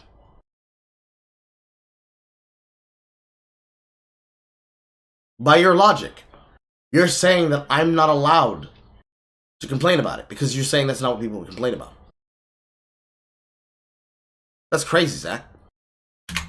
And I think that's what I was arguing against with what he said. I don't know if it fully disproves or anything, but I think money matters. Yeah, 100% it does. 100%. People respect jobs that make a lot of money. People don't respect jobs that don't make a lot of money. It's that simple. And I think people always tell you that they respect any job that you do, and they'll be nice to you, but then they'll laugh behind your back if you work in a job that's not socially accepted. I think that's really the truth. That's the reality. That's what I think. Teachers, I think a lot of people massively disrespect teachers. If I was president, I would double the teacher's salary for every single teacher in the U.S. instantly. I think that's the reason why we have bad teachers in a lot of cases. It's because why would somebody want to be a teacher whenever they could work in the private sector and make twice as much money? And I think teachers are disrespected because they don't make a lot of money. Absolutely. You see it all the time. Like, for example, anytime there's a conversation of like a teacher doing anything or complaining about anything, I think you can see people all the time in the comments talking shit about it. Yeah, for sure. Especially by students. Yeah, students disrespect them too. I just your point. Yeah. No, and that's what I'm saying, right? Is like I really don't think that I'm off base with this at all. And again, like if somebody, again, like I hope you guys understand that I have no problem listening to other people's perspectives. I will listen to other people's perspectives and I will hear what they have to say and I will try to interpret it in a good faith way. Let's keep going. Go ahead. Your guys' difficulty level may be at a 4 or 5, but you get compensated so goddamn well, nobody trying to hear that shit. Whenever people come to me like, man, isn't YouTube shit hard? I'm like, yeah, I guess, but I get paid so well, I'm gonna shut the fuck up about it. That's what it is. Yeah, I mean, like, there's definitely, like, there's, like, extreme examples, things like getting like, stalked and, like, having people, like, attack you in real life. Like, there are, like, definitely, like, super extreme examples about it. But overall, yeah, I totally agree with them. Absolutely. I'm not gonna go back to my old job. Wonder why? Because I used to get paid shit to do extremely hard work. That's most people's reality. Most people are not being compensated half as well as the difficulty of their job. So they don't want to hear you bitch and moan about the fact that it's so socially draining. Like they don't got to deal with the same shit for 1/100th of your paycheck. He's completely right about this. But I don't think that him being right about this justifies the behavior. I would say, like, I don't know, ethically. And this is kind of like maybe a high ground take of mine. But I think that in general, you should try to listen and understand how people feel, even if you feel like you're in a better position than them. Because I think that I think it's very easy to effectively like dehumanize people and invalidate how they feel and what they think whenever you place them in a position mentally that is above you. And that is true. I was talking about before how upwards discrimination is very popular in America, and I was talking about how that's corrosive and bad. And so yeah, I understand that this is the case, and that's why I never like. When was the last time I complained about streaming? Like, for example, I used to tweet all the time, "Oh, my stream's been so hard, I have to take a break again." I never do that. I don't do that. I have not done that in literally fucking years. But I don't think this is an ethically good thing, even though he is stating a reality, and it is a reality that I do reinforce. Asking for sympathy whilst also belittling their experience, talk about how much harder you have it. Bro, you're not gonna get nobody's sympathy. And if you don't understand that, that's because you're fucking out of touch. Nobody's trying to hear that shit. Yeah. And I know Asmon knows this, because a while back, he was telling game developers, I don't give a how hard this is. Nobody's totally fucking true. Absolutely 100% true. And I said that with streaming, absolutely. Nobody gives a fuck how you feel. And it's the same thing, like, so you can make, and this might seem like a bit of whiplash because I'm talking about like two separate things, right? So like I can talk about like the ethical world that I think is best and that I try to live by in the cases that I can, which is trying to listen and understand how other people feel and trying to like basically compromise with people by understanding them and taking them at face value and trying to empathize with what people's perspective is. I think this is a good thing. However, back over here in reality, outside of my own ethical utopia, nobody gives a fuck. Nobody gives a fuck. This is hypocrisy, though. Well, of course. Yeah. You're missing the entire point of the video? No, I'm not. I think I understand it entirely. What am I not missing? You agreed on how something can be socially draining, and rather than complain about Hasan, they are mostly mad about you? Well, that's what people can be mad about me as much as they want. That's fine. It's just the internet. Who cares? I mean, really, guys, it's not a big deal. Oh my God. There are some tweets that, yeah, let me turn the chair. You care? I do care. I wish that everybody agreed with me, and it's disappointing to me that I feel like I'm going up against people. It's like you can tell them that you're looking at the color red, and they'll tell you that it's green. It's very frustrating for me to do that, and I do think that, if you gaze into the abyss long enough, the abyss will gaze back into you. I think that we're beginning to descend into the abyss. However, I do like having conversations like this. I do unironically enjoy it. Maybe that's a fucking mental disorder. But I genuinely don't find this like mentally or like emotionally taxing. I think it's totally fine. Yeah, it doesn't bother me at all. And here, make the fucking games. Xavier's tweet was well-intentioned, and he went on to add a lot of He made a lot of very good points. But I think it misses the perspective of the consumer. And this is the thing, is developers need to stop. Like, nobody gives a fuck. Oh, it's so hard. Shut the fuck up, pussy. Stop crying. You either do it or you don't. Holy fuck. Just like nobody cares about, it's so hard. Oh, well, this is, bro, you're talking to people that work in construction, and you're going to say that it's hard? Your job could be more demanding than that. I don't know. But guess what? To them, it's not. But now it's you guys like, oh, and you expect sympathy for what reason? No, I don't expect it at all, and I know that I won't get it. No, he's totally right. This is a complete contradiction of what I'm saying, and that's what I was talking about before, with like how I think things should be versus how I think things are. And like in my opinion, I find it to be problematic that people think that way, but I also know that that's true. Does that make sense? That's impressive. He actually accepts what the fuck's going on with my voice. That is very impressive. He does accept the inherent, I wouldn't say dishonesty, the inherent contradiction that it creates. And it's good that he does that. That is very good that he does that. I can respect the fact that he does that, because especially since he can't walk it back, since it's such a perfect public example. I'll respond to some comments here. Love your ability to do a complete 180 when faced with major backlash. When at-level content creators contradict your opinions. Way to walk back on your points. Never punch up, but it's easy to punch down. What did I say that was inaccurate? You literally just said you contradicted yourself, so accept that and stop digging? No, so basically what I'm saying is that I think that people are being unreasonable for saying that a person can't complain about the way that they feel, but I also don't think that you should accept sympathy for, let me think of a way to put this. I think you can obviously express the way that you feel, and you can't tell somebody the way that they feel doesn't exist. Yeah, this is a good way to say it. So it's not that a person can't feel a certain way, because I think that what people are saying is that you can't feel a certain way, which I think is not true. I think that you can obviously feel a certain way, but you can't expect other people to care about it. And I think that also that's kind of a bad thing in a lot of cases, but it is still true. Does that make sense? It seems hypocritical because you actively feel a way that you say is unethical to feel? Well, of course it's hypocritical, because everything that so this is the reality, is that there are a lot of things that I take advantage of in life that are hypocritical. Like, for example, I think slavery is bad, and I have no problem consuming content that is made through slavery. Because I don't Wow, that is such a gay argument. I'm going to literally skip through that. it that way, and if he did, he is wrong. So is that... Can we kind of speed run the rest of it? Let me make sure you're misconstruing. Okay, all right. Let me read this person because obviously I didn't read their message earlier. You're misconstruing my point. I never said that you said something inaccurate. You contradicted what you said yesterday to defend Sing's nephew. Ironically, past team in the past, not just on game devs or artists with AI either. Yes, people don't care about how you feel. That is definitely true. It is a sad reality. It sucks. But also, you have to keep in mind that whenever I was talking about game developers, also, I was talking about it in the primary context of what happens whenever a game is bad. So whenever a person expresses themselves, so like here's a good example. I didn't really think about it like this, but this is actually a good way to explain it. So basically, whenever a game developer says that their job is really hard, I am very sympathetic, and I think that's horrible. But whenever a game developer says their job is really hard and the game is bad, then I'm not sympathetic. I think that's a better consolidation of the way that like the way these 2 points come together. Does that make better sense? Because like I definitely understand the way that like a game developer would feel in this situation, and I can totally see like what their perspective is with like thinking that this is contradictory. But I think really the customer really cares about the experience that they're getting, and if they're getting a bad experience, then they don't really care about the work conditions of the person. It's like, for example, if the iPhones suddenly got more expensive because we started using ethically sourced cobalt, well, people would be furious about that because now they're way more expensive. Well, we don't want to have to do that. Let's go back. Can we just have the kids do it again? Like, this was great. Like, we had $1,000 phones. This was amazing. And so it's not that people don't care about it. It's more that people don't care about it whenever it comes at the expense. Or sorry, I don't care about it. It's not that I don't care about it. It's that I don't care about it whenever it comes at the expense of what I'm paying for. Does that make sense? I think this is a much better way for me to explain it. Like, talking through it, I think this is a much better way to explain it. Yeah, everyone knows that you're wrong. That's why you're getting pushback. No. There's actually a lot of people that are agreeing with me. I think that tons of people do. Never-ending one guy. Just never-ending one guy. Just one guy after one guy after one guy. Just one guy after one guy after one guy. Phone analogy is a huge I'll take. There's not a single solution for a problem. Yeah, but nobody cares what the solution is. They just want a cheap phone. That's the difference. So do you see kind of what the make a poll? What do you want me to do a poll of? What's this here? I'm not referring to the people who don't know how game devs are. For the record, I agree with you on those takes. I'm more referring to the fact that you can't have it both ways. For example, in the past, you've insinuated fast food workers are not a real job. No, I didn't say it's not a real job. I said it's a job that a robot can do, and I hope it does because the jobs are terrible. When did I ever say it's not a real job? I never said that. Now, reality is socially draining. I've touched on that somewhat today. The irony is you defended Hasan yesterday because he made a similar comment. Now you're walking back because of the backlash. What do you think that I'm walking back? Yeah, what do you think that I'm walking back? Because I've spent 2 hours on this now, right? I mean, if I was walking back, I feel like it would have taken a lot less time. I mean, I think he did, but you probably don't. No, yeah, of course. That's what I was saying. Okay, so this guy, yeah, we can move past this. You're not connecting the dots and missing the entire point. Okay, connect them for me. Okay. I already have a clip insinuating it. I can link it if you want. Sure. Yeah, go ahead. That's great. Yeah. Can you put a couple of spaces in it so it doesn't get deleted? Because it'll just get deleted. You are walking back saying that if Hasan is saying streaming is harder than real 9 to 5 job, he's wrong. You're adamant wrong. Everyone's yesterday. Okay, you found a clip. Okay. All right. I'm gonna go ahead and just open it up right here.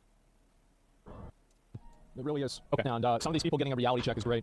The sad thing is some of the restaurants, they automatically charge the server 10% of the bill to tip out to the hostess and busboys. Well, I think like really what I've always found to be ironic about this is that what do I usually tip for? I tip for good food. And the waiter doesn't even make the food. You think I'm gonna tip them for bringing a plate to me? Are you kidding me? Get the fuck out of here. Like if I had a menu and I could just put the thing in myself, I'd do that. So what is the argument with this? He's insinuating that he's saying you're insinuating waiters and waitresses aren't real jobs. Well, it's not that they aren't real jobs. It's that I'm not going to take it as seriously, and I don't want to tip the person who's a waiter. I want to tip the person who makes my food, which is true. I think being a waiter is a vastly less skilled and less important job than being a cook. Carl, how do you address that problem? Well, a busboy has a job, a waiter has a job, a chef has a job. Everyone inside of a restaurant, no matter what you think they have, has a job. And the job of that person is to be able to manage those sections and bring out that food to those people and ensure that they have a quality experience. That's the job of a service waiter. That's the job of a salesperson. Every time you go to Waffle House, every time you go to Denny's, every time you go to fucking not Waffle House, the racist one. When you go to the Old Country Buffet, the Old Country Store, that one. It's slipping my mind for some fucking reason. Cracker Barrel! When you go to Crackle Barrel, when you go to a Michelin-rated restaurant, when you go to Old Lady Gang, when you go to The Real Milk and Honey, when you go to Constantino's, when you go to, what's the one on Blackman Road? That is slipping my mind. Trevioli's Italian Kitchen. When you go any place that would be expected on a date or on a birthday to be worth $70 to $100 a ticket. The job of that person is not just to bring you your food, but to provide customer service. Their job is to make sure that your dining experience is a good experience. Even when I took my wife on a midday date to La Nacional, originally in the past, La Nacional was an all-you-could-eat Mexican buffet.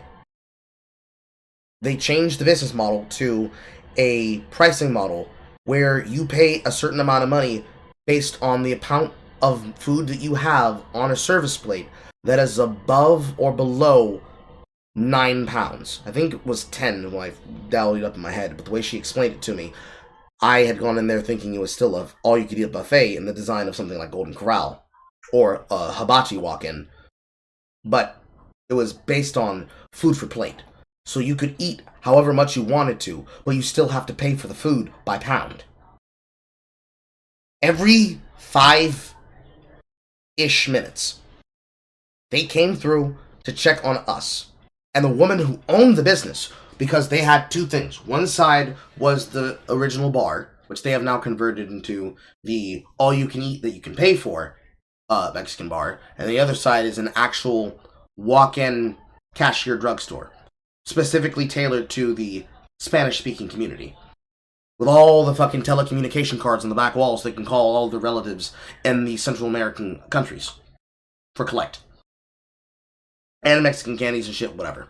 And it's also there on Manchester. So when you drive up a little bit further to Manchester, where you're from 17th Street, and you reach Hamilton, on the other side is the Spanish-speaking family tienda, which usually is employed by the exact same families from said community, because they go up the street, and they all get off work at the same time, and they eat at Unit 63, which is the Manchester Expressway Waffle House. All those people are encircled into that business, and it is their job, as the people who are helping serve it, not just to help us serve the food, because they don't allow us to serve it to ourselves anymore. Not just because of COVID, but because this business model actually is beneficial for them, because they're not losing that much food to people who will then waste food. Every single bit of food that they pay for on that plate, you are being paid for out in your value. So if all you want to do is have a bunch of rice and have a bunch of refried beans, have a bunch of fucking a bunch of fucking quesadillas and some wet Mexican loaded burritos with some thick as fuck, might as well be female discharge sour cream and some tapatio, you can have that on the plate, but you gotta pay for it. It's not just their job to do that and for it just to be served to us and also supervise things, make sure things are going through, blah. It is also their job to make sure we're having a good experience so that we come back again. Because I've ordered a bunch of food from there before, but only through DoorDash. Because if I needed to order a bunch of food and I needed to know that it was good, I knew that I could get that off DoorDash and it was going to be valuable. Because it would be less than literally $25. Granted, I always benefited from a deal, but it was always less for $25, and the amount of money that I was getting for $25 was near towards the value of $75 to $100. Just straight up. Just straight up better. And yet, I don't agree with Asmon's take there about servers. And not just because, full disclosure, I've been that server, but because what a server and a waiter is supposed to provide to you, depending on the environment, could be as simple as, here you are, here's your food, to as entertaining you, and talking to you, and relating to you. Because we have a lot more jobs than just that. Because, of course, we have multiple people that could be in the section that we're occupied in for the night. There's also the personality of the people in question and what they came there for. It's no different in a Waffle House as it would be in a restaurant or a titty bar situation like that of Twin Peaks. Or a sports bar like Buffalo Wild Wings. Or a more slow roast environment like Smoky Bones. Or any other kind of sit-down restaurant, like any other sports cafe, like, in terms of Columbus, Wild Wing Cafe. Or a sit-down store like Jim Bob's Wings. Or even Wendy's. It's no fucking different. The expectation that you have there, especially if you ask them to bring you the plate, is the exact same expectation. The person isn't just working there for the purpose of bringing you the food on the plate. They're bringing you there to also enhance your experience and also ensure that you're having a good time. Depending on the attitude of the person in question, whether or not they actually do their job, they can be deserving of it, they can be non-deserving of it. Listen, thick-ass sour cream is delicious, Baron. I don't care what nobody says. But I don't agree with Hasan's I don't agree with Asmon Gold's take here. Because if you're just shitting on service people to shit on service people, that's just fucked up. And what he played there was him just shitting on them, saying, what are you here for? That's just fucked up. It has nothing to do with the adamantness of it. It's just the fucking shit. It's just the fucking shit, bro. Absolutely. And I want to also make very clear that I did not say restaurant workers. I said people that work in a kitchen. Waiters don't work in a kitchen. That's why they're waiters and not cooks. So is that... Also, that's a crazy perspective, because the thing that is actually mattering in most of the cases, the waiters and the cooks are usually the same waiters and the same cooks. Because the problem is that the more often than not, people in the kitchen will teach people on the line things that they need to know how to do, so they can be able to expedite quickly and also get things going quickly. And if they're also short-staffed, which they often are, because people are not going to work at these places, because why would they do that when they can stay at home?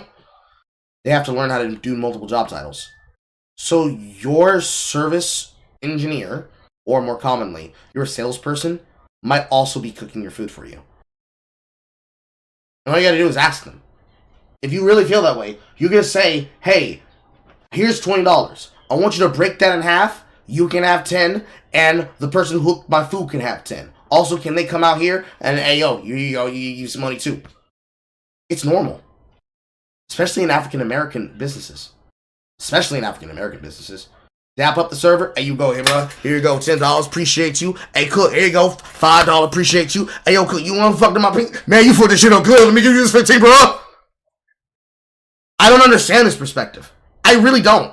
I do not understand this perspective. Because it's not just like that in African-American businesses. It's like that everywhere. Because cultural blending. Does that make sense? The argument is that it's a bit jarring to downplay one job for its perceived lack of difficulty while enjoying the social drainage while defending your friend. Okay, so yeah, I can see what you're saying. So it's a bit jarring to downplay one job for its perceived lack of difficulty. I don't necessarily downplay the job, but I don't necessarily think that that's a tip. So I think that if you want to make a one-to-one comparison, what would I say if somebody as a streamer was expecting to be tipped? I would say get the fuck out of here. Too bad. I have no problem with somebody being a waiter. I would say the same thing. I was saying this in the context of expecting getting a tip. Now, I appreciate you actually having a link here and having a conversation about this. But do you understand the difference? Like, the difference between me taking a job seriously and then me thinking that a person is entitled to getting extra money, for it's entitled to a tip. Like, these are two... Okay, that's nice, but then that has nothing to do with people who are just doing their job and existing. And they think of having nothing given back to them in return. Would you change your opinion if they were to do that in that concept? I feel the need to brush my teeth.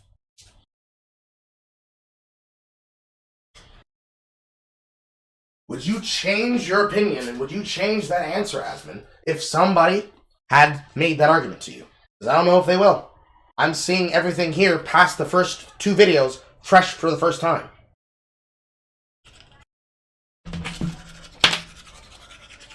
You're learning at the same time I'm learning, chat.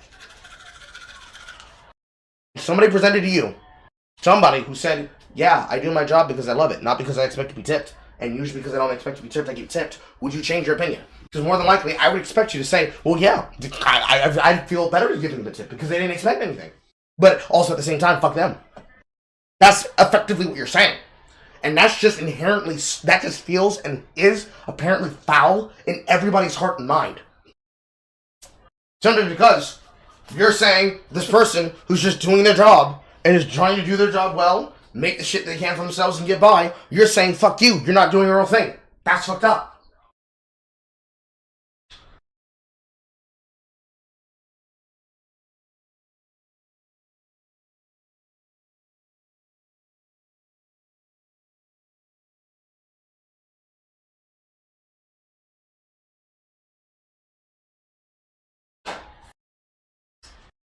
It's just inherently fucked up on the face of it. That doesn't feel right to hear a streamer say. It just doesn't. You could probably argue against this, say that it's not, but that just doesn't feel right. And everybody sees that inherent fucking jarring take for what it is. Two very different things. Are they to you guys? Because to me, I think that they are. For the record, again, I agree with the fact that tipping culture is bullshit. This is working in the fast food industry whenever I was an undergrad. I don't think it's fair to say what you said because it insinuates all or most waiters are entitled to tips when a streamer your size makes a comment of the clip. Okay, but like I just want to make sure that like I'm very clear about this. Anytime that a streamer acts like they are entitled to being paid for streaming, I will shit on them. And if clip it. You can say that for 5 months from now whenever Hasan says this and then I defend them, okay? How about that? So clip it right there. So anytime that anybody thinks that they are deserved to be paid for something like this, go ahead and go ahead and remind me. And I will shit on them too. But waiters don't act like it though. Waiters absolutely think that they're entitled to tips. That's absolutely 100% true. Oh, in A. Like if you're in Europe, yeah, it's probably different. With fake sob stories too? Yeah, 100%. Like all this like emotional appeal, like, oh, well, if you don't, like all these other like arguments, shit like that. Guys, yeah, 100%. So do you see kind of like where I'm coming from with it? The guy hasn't even finished what he's saying. My God, bro.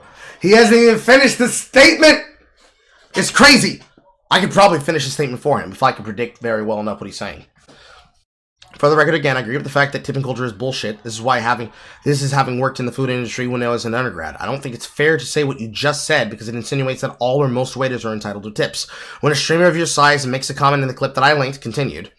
When a streamer of your size makes a comment in the clip that I linked, it insinuates that everybody has a justified right to shit on those people because fuck them, what do they think they deserve, who the fuck do they think they are? And it inherently creates the potential of you dehumanizing and also devaluing their opinion because people will now be poisoned against them because a large streamer said it. That's what I think that guy's about to say. And that's true because that's why I keep referring to Asmon Gold and any person who acts like this with a large audience as big YouTuber, as big YouTuber make big channel. The sheer factor of big YouTuber make big channel is way too fucking conversion. Because it gives a lot of people the freedom to say, hey, ain't always gonna be against me, and if they're against me, it's because they have wrong opinions. It's a crazy viewpoint. It's an extremely crazy viewpoint to come from. Because it's allowing your popularity to cover up for your bad take. Because you'll never be truly called out for the take being bad. Because you'll say, oh, they're just haters, they don't really understand. And yes, there are people who will hate you, and there are people who will not choose to understand. But realistically, that kind of a viewpoint doesn't really speak to the honesty of what people are bringing. And it's that inherent level of dishonest dishonesty, as compared to dishonest honesty, where it feels like it's dishonest, but it's just because it's real and true. As opposed to the dishonest dishonesty, where you're not truly hearing what they're having to say, and you're trying to have a different conversation from what is actually being addressed, as well as really the point that's being addressed. Because I think that it's like obviously a very different argument. Like there are a lot of jobs that I really don't take very seriously, and I don't think that they're very hard jobs to do. However, all those people are entitled to be paid the wage that they said, but I don't think that all of them are necessarily entitled to like my money directly through tips. And so I was more or less referring to the expectation or the entitlement of tips. And I think this is consistent between a restaurant versus a stream or anything like that. Oh, sorry, you get time. Sometimes if people type really long messages, they get timed out. Why do you have that system in place? Why can't people be able to elucidate themselves with long messages? That's inherently a broken fucking part of the system in and of itself. And it's extremely fucking stupid. Also, exactly what I said. It makes all the impressible teams walking your stream literally avoid tipping. I haven't worked in fast food for over a decade, but I don't think it's true today living in an NA at the moment. This is somewhat often on a tangent now. Back to my original argument, you definitely were much more rooted in the defense of Hasan as you were today.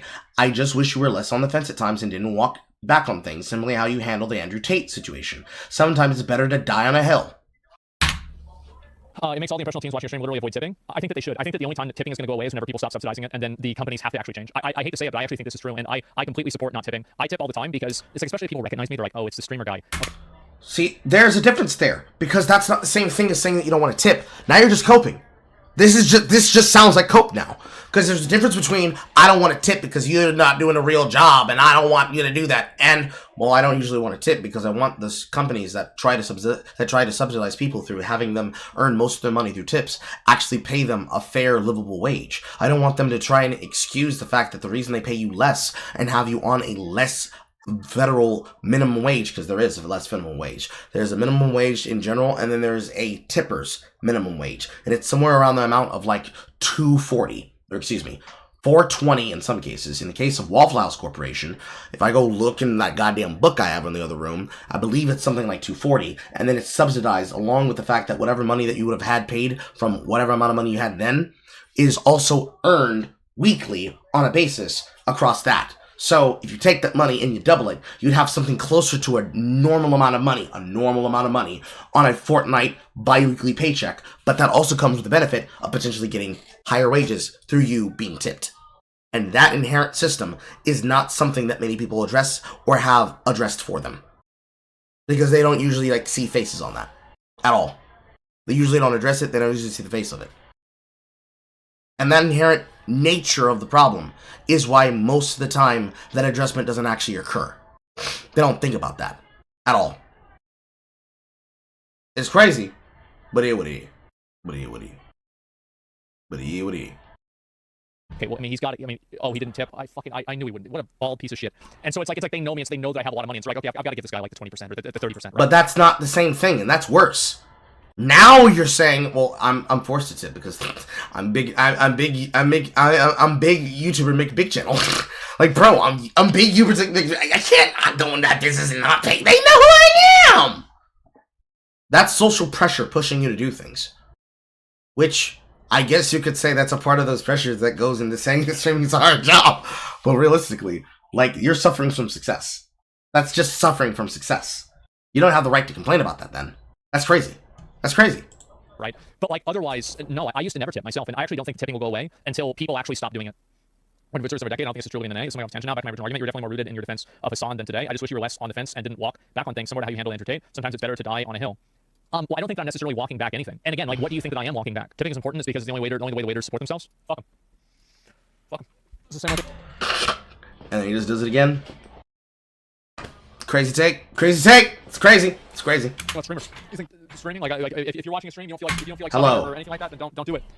You have no responsibility to do that kind of stuff. You shouldn't give a fuck about it. It doesn't matter. Do whatever you want to do. Spend your money however you want to spend it. Don't ever make somebody. Don't let anybody else ever try to like emotionally blackmail you into thinking that you have to give your money away because somebody else went into a legal contract that they as an adult decided to sign and then now they're unhappy with the outcome of it.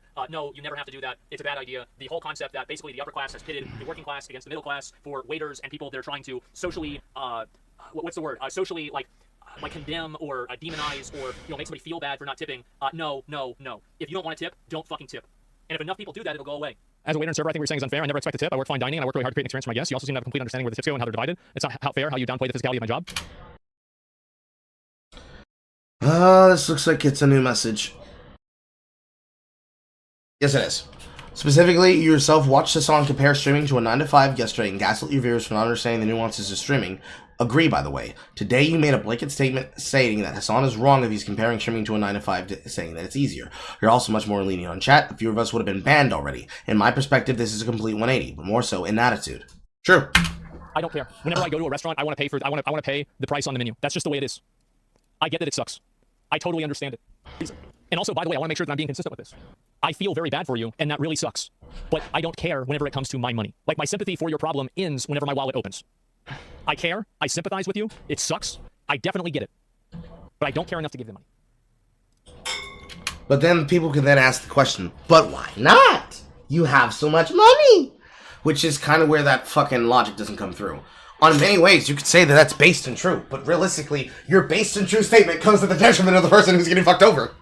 Please, I promise you, go to that streamer, go to that streamer that has that opinion, bring them to any other business, have them walk into that business, and say that exact fucking mold take you just said to that fucking person. One, you're not gonna do that, because then that'll go viral, and then you will have bad press from it. And even though you would say, well, bro, I'm right, you'd still look fucking stupid if you did so. That's the first problem. The second problem is, even if you did do that, you would look unhinged for doing it, because it in itself, while it makes sense, is still an inherently unhinged take. Just for the nature of how you are discussing it, I unplugged myself. Simply on the nature of how you're discussing it. See, I can't walk around and do this with my headset. Fuck me. I gotta get better headsets.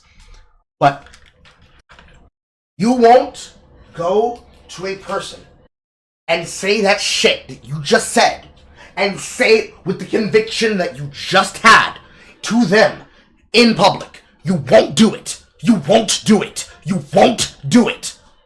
And you will not do it because you know what will happen if you do. Not just because you know what will happen if you do. But you will not do it because you know that what you're saying, while true, is not something that will look good. Should you have that erudite opinion. You can have that opinion all the fuck you want. By yourself in private in your bedroom. But you're not going to say that shit in public. Simple as. Simple as. Because based on what you just said, that is inherently of itself a hypocritical position. You're saying, basically, if I go to Denny's and I'm recognized as YouTuber Big Channel, then you will pay them a fucking tip. But if you go to whatever fucking dive bar, hole in the wall, nasty ass restaurant with good as fuck food, even if it's made by mom and pop herself with all her authorized hands, fucking up the pasta the way you like it, if they don't recognize you, you ain't paying them a goddamn cent. And that inherently on the nature of it just sounds and feels and looks wrong.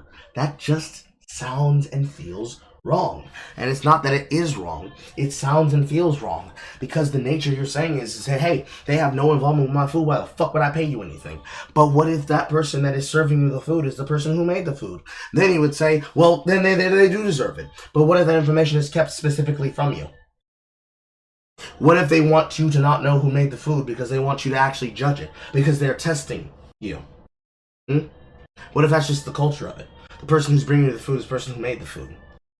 But actually, the food was made yesterday. It was just being prepared and served a particular way, in a particular style. Etc., etc., blah, blah, blah, blah. It's a really great thought experiment. And realistically, what Asmon Gold is saying is that he would fail the thought experiment and would actively say, no, fuck you, I'm not giving you my money because fuck you. It's really bad. It's just really bad on the face of it. It's just really bad on him in general.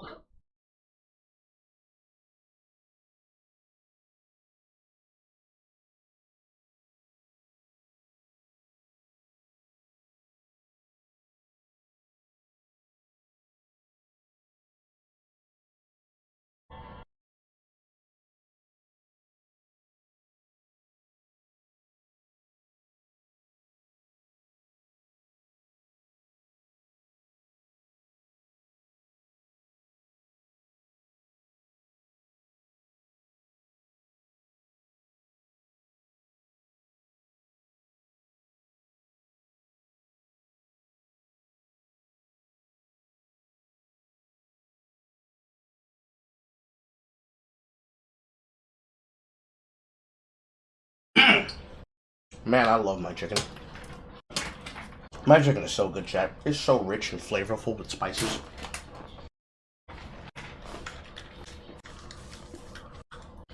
Anyways, we're almost done.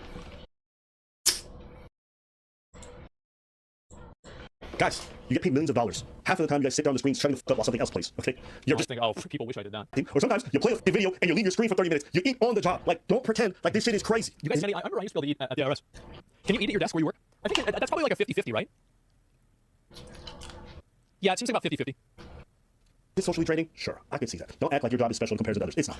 It's not. Being in the military, socially draining. Working sales, socially draining. Even when I didn't have to work, when I was doing remote work and just be myself with my coworkers, it was socially draining to have to fucking sit in Zoom calls and listen to people babble about some dumb shit. Or sitting there looking at a fucking spreadsheet and then having to type shit out and my brain just wants to melt. You think after that I want to go talk to a bunch of people?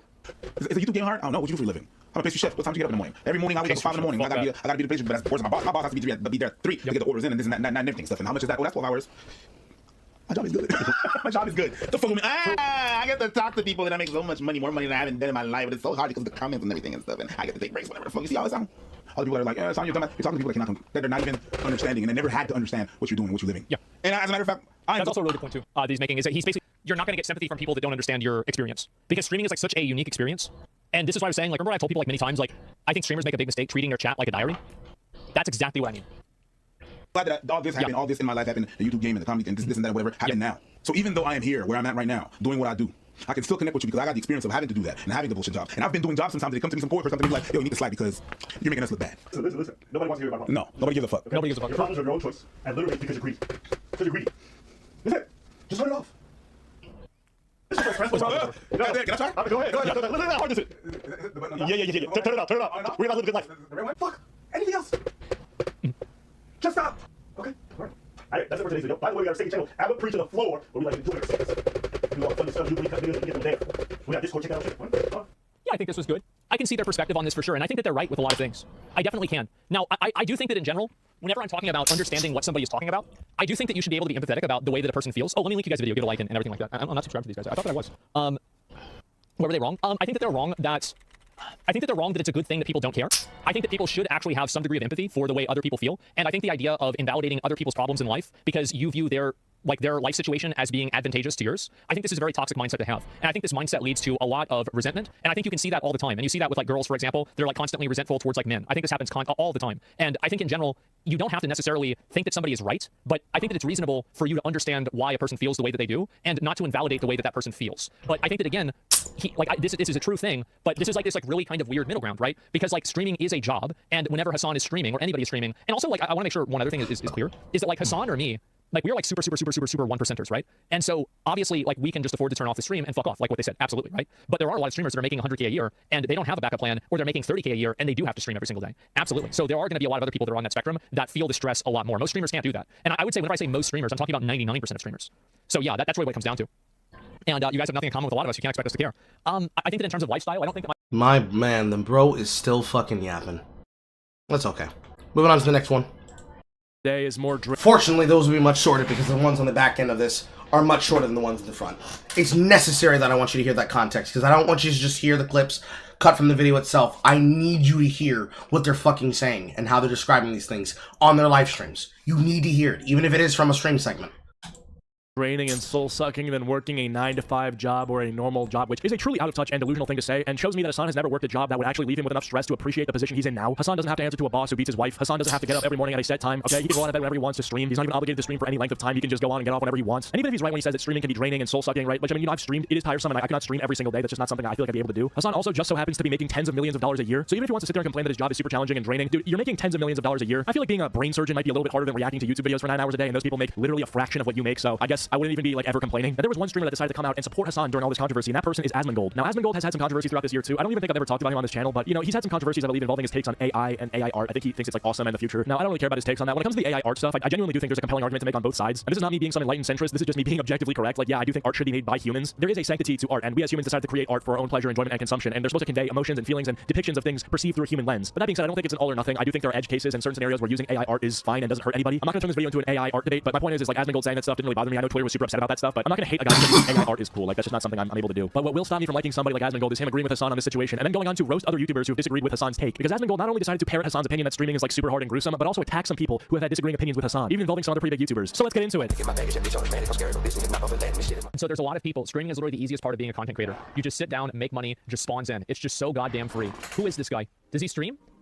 Yeah, 400 viewers. Pause. Stop this madness. This is blasphemy, okay? This isn't just some random streamer. This is Goblin, one of the OG commentary story channels. A lot of you guys probably know or have heard of Luna. He's the biggest storytime commentary channel of all time. He was basically Leafy is here, but instead of bullying children, he would just talk about a story that happened like in middle school or in high school, usually involving drugs or fighting or something that would make it interesting. But someone who basically did the same exact thing as Luna, but specifically did story times about drugs and stuff about drugs was Goblin. And is Goblin. Because he's still around today. He's still, you know, consistently posting and streaming and making content. And so Asmongold isn't just calling out some nobody, some 400 viewer Andy on Twitch who isn't really established outside of streaming. This is Goblin. He's been on the platform for ages. His oldest video is a decade old, so I think that does give him some sort of street cred and ability to have his opinions be validated, especially when it comes to content creation. So put some respect on my slime, Asmongold, alright? And also clean your room. Holy crap, this is disgusting. Wow, this is Jesus, dude, clean this. So yeah, Asmongold is responding to a tweet by Goblin that basically just disagreed with Hasan's take that streaming is harder than 9 to 5, which is you know, I think everyone was saying that. So for Asmongold to specifically call out this guy is strange, but I guess it doesn't make sense because he is a streamer, so maybe it's like a streamer on streamer thing. But either way, Goblin is still in the right here, and Asmongold is going on to like call him irrelevant or something. Check this out.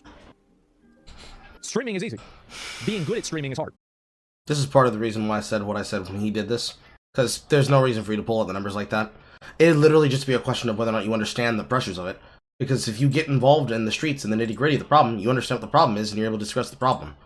Because my video is buffering like a motherfucker. I made Cajun chicken, which has a lot of spice and heat. Hopefully understands. I understand, obviously, there's a lot of people. No, bad take. No, isn't 400 viewers good?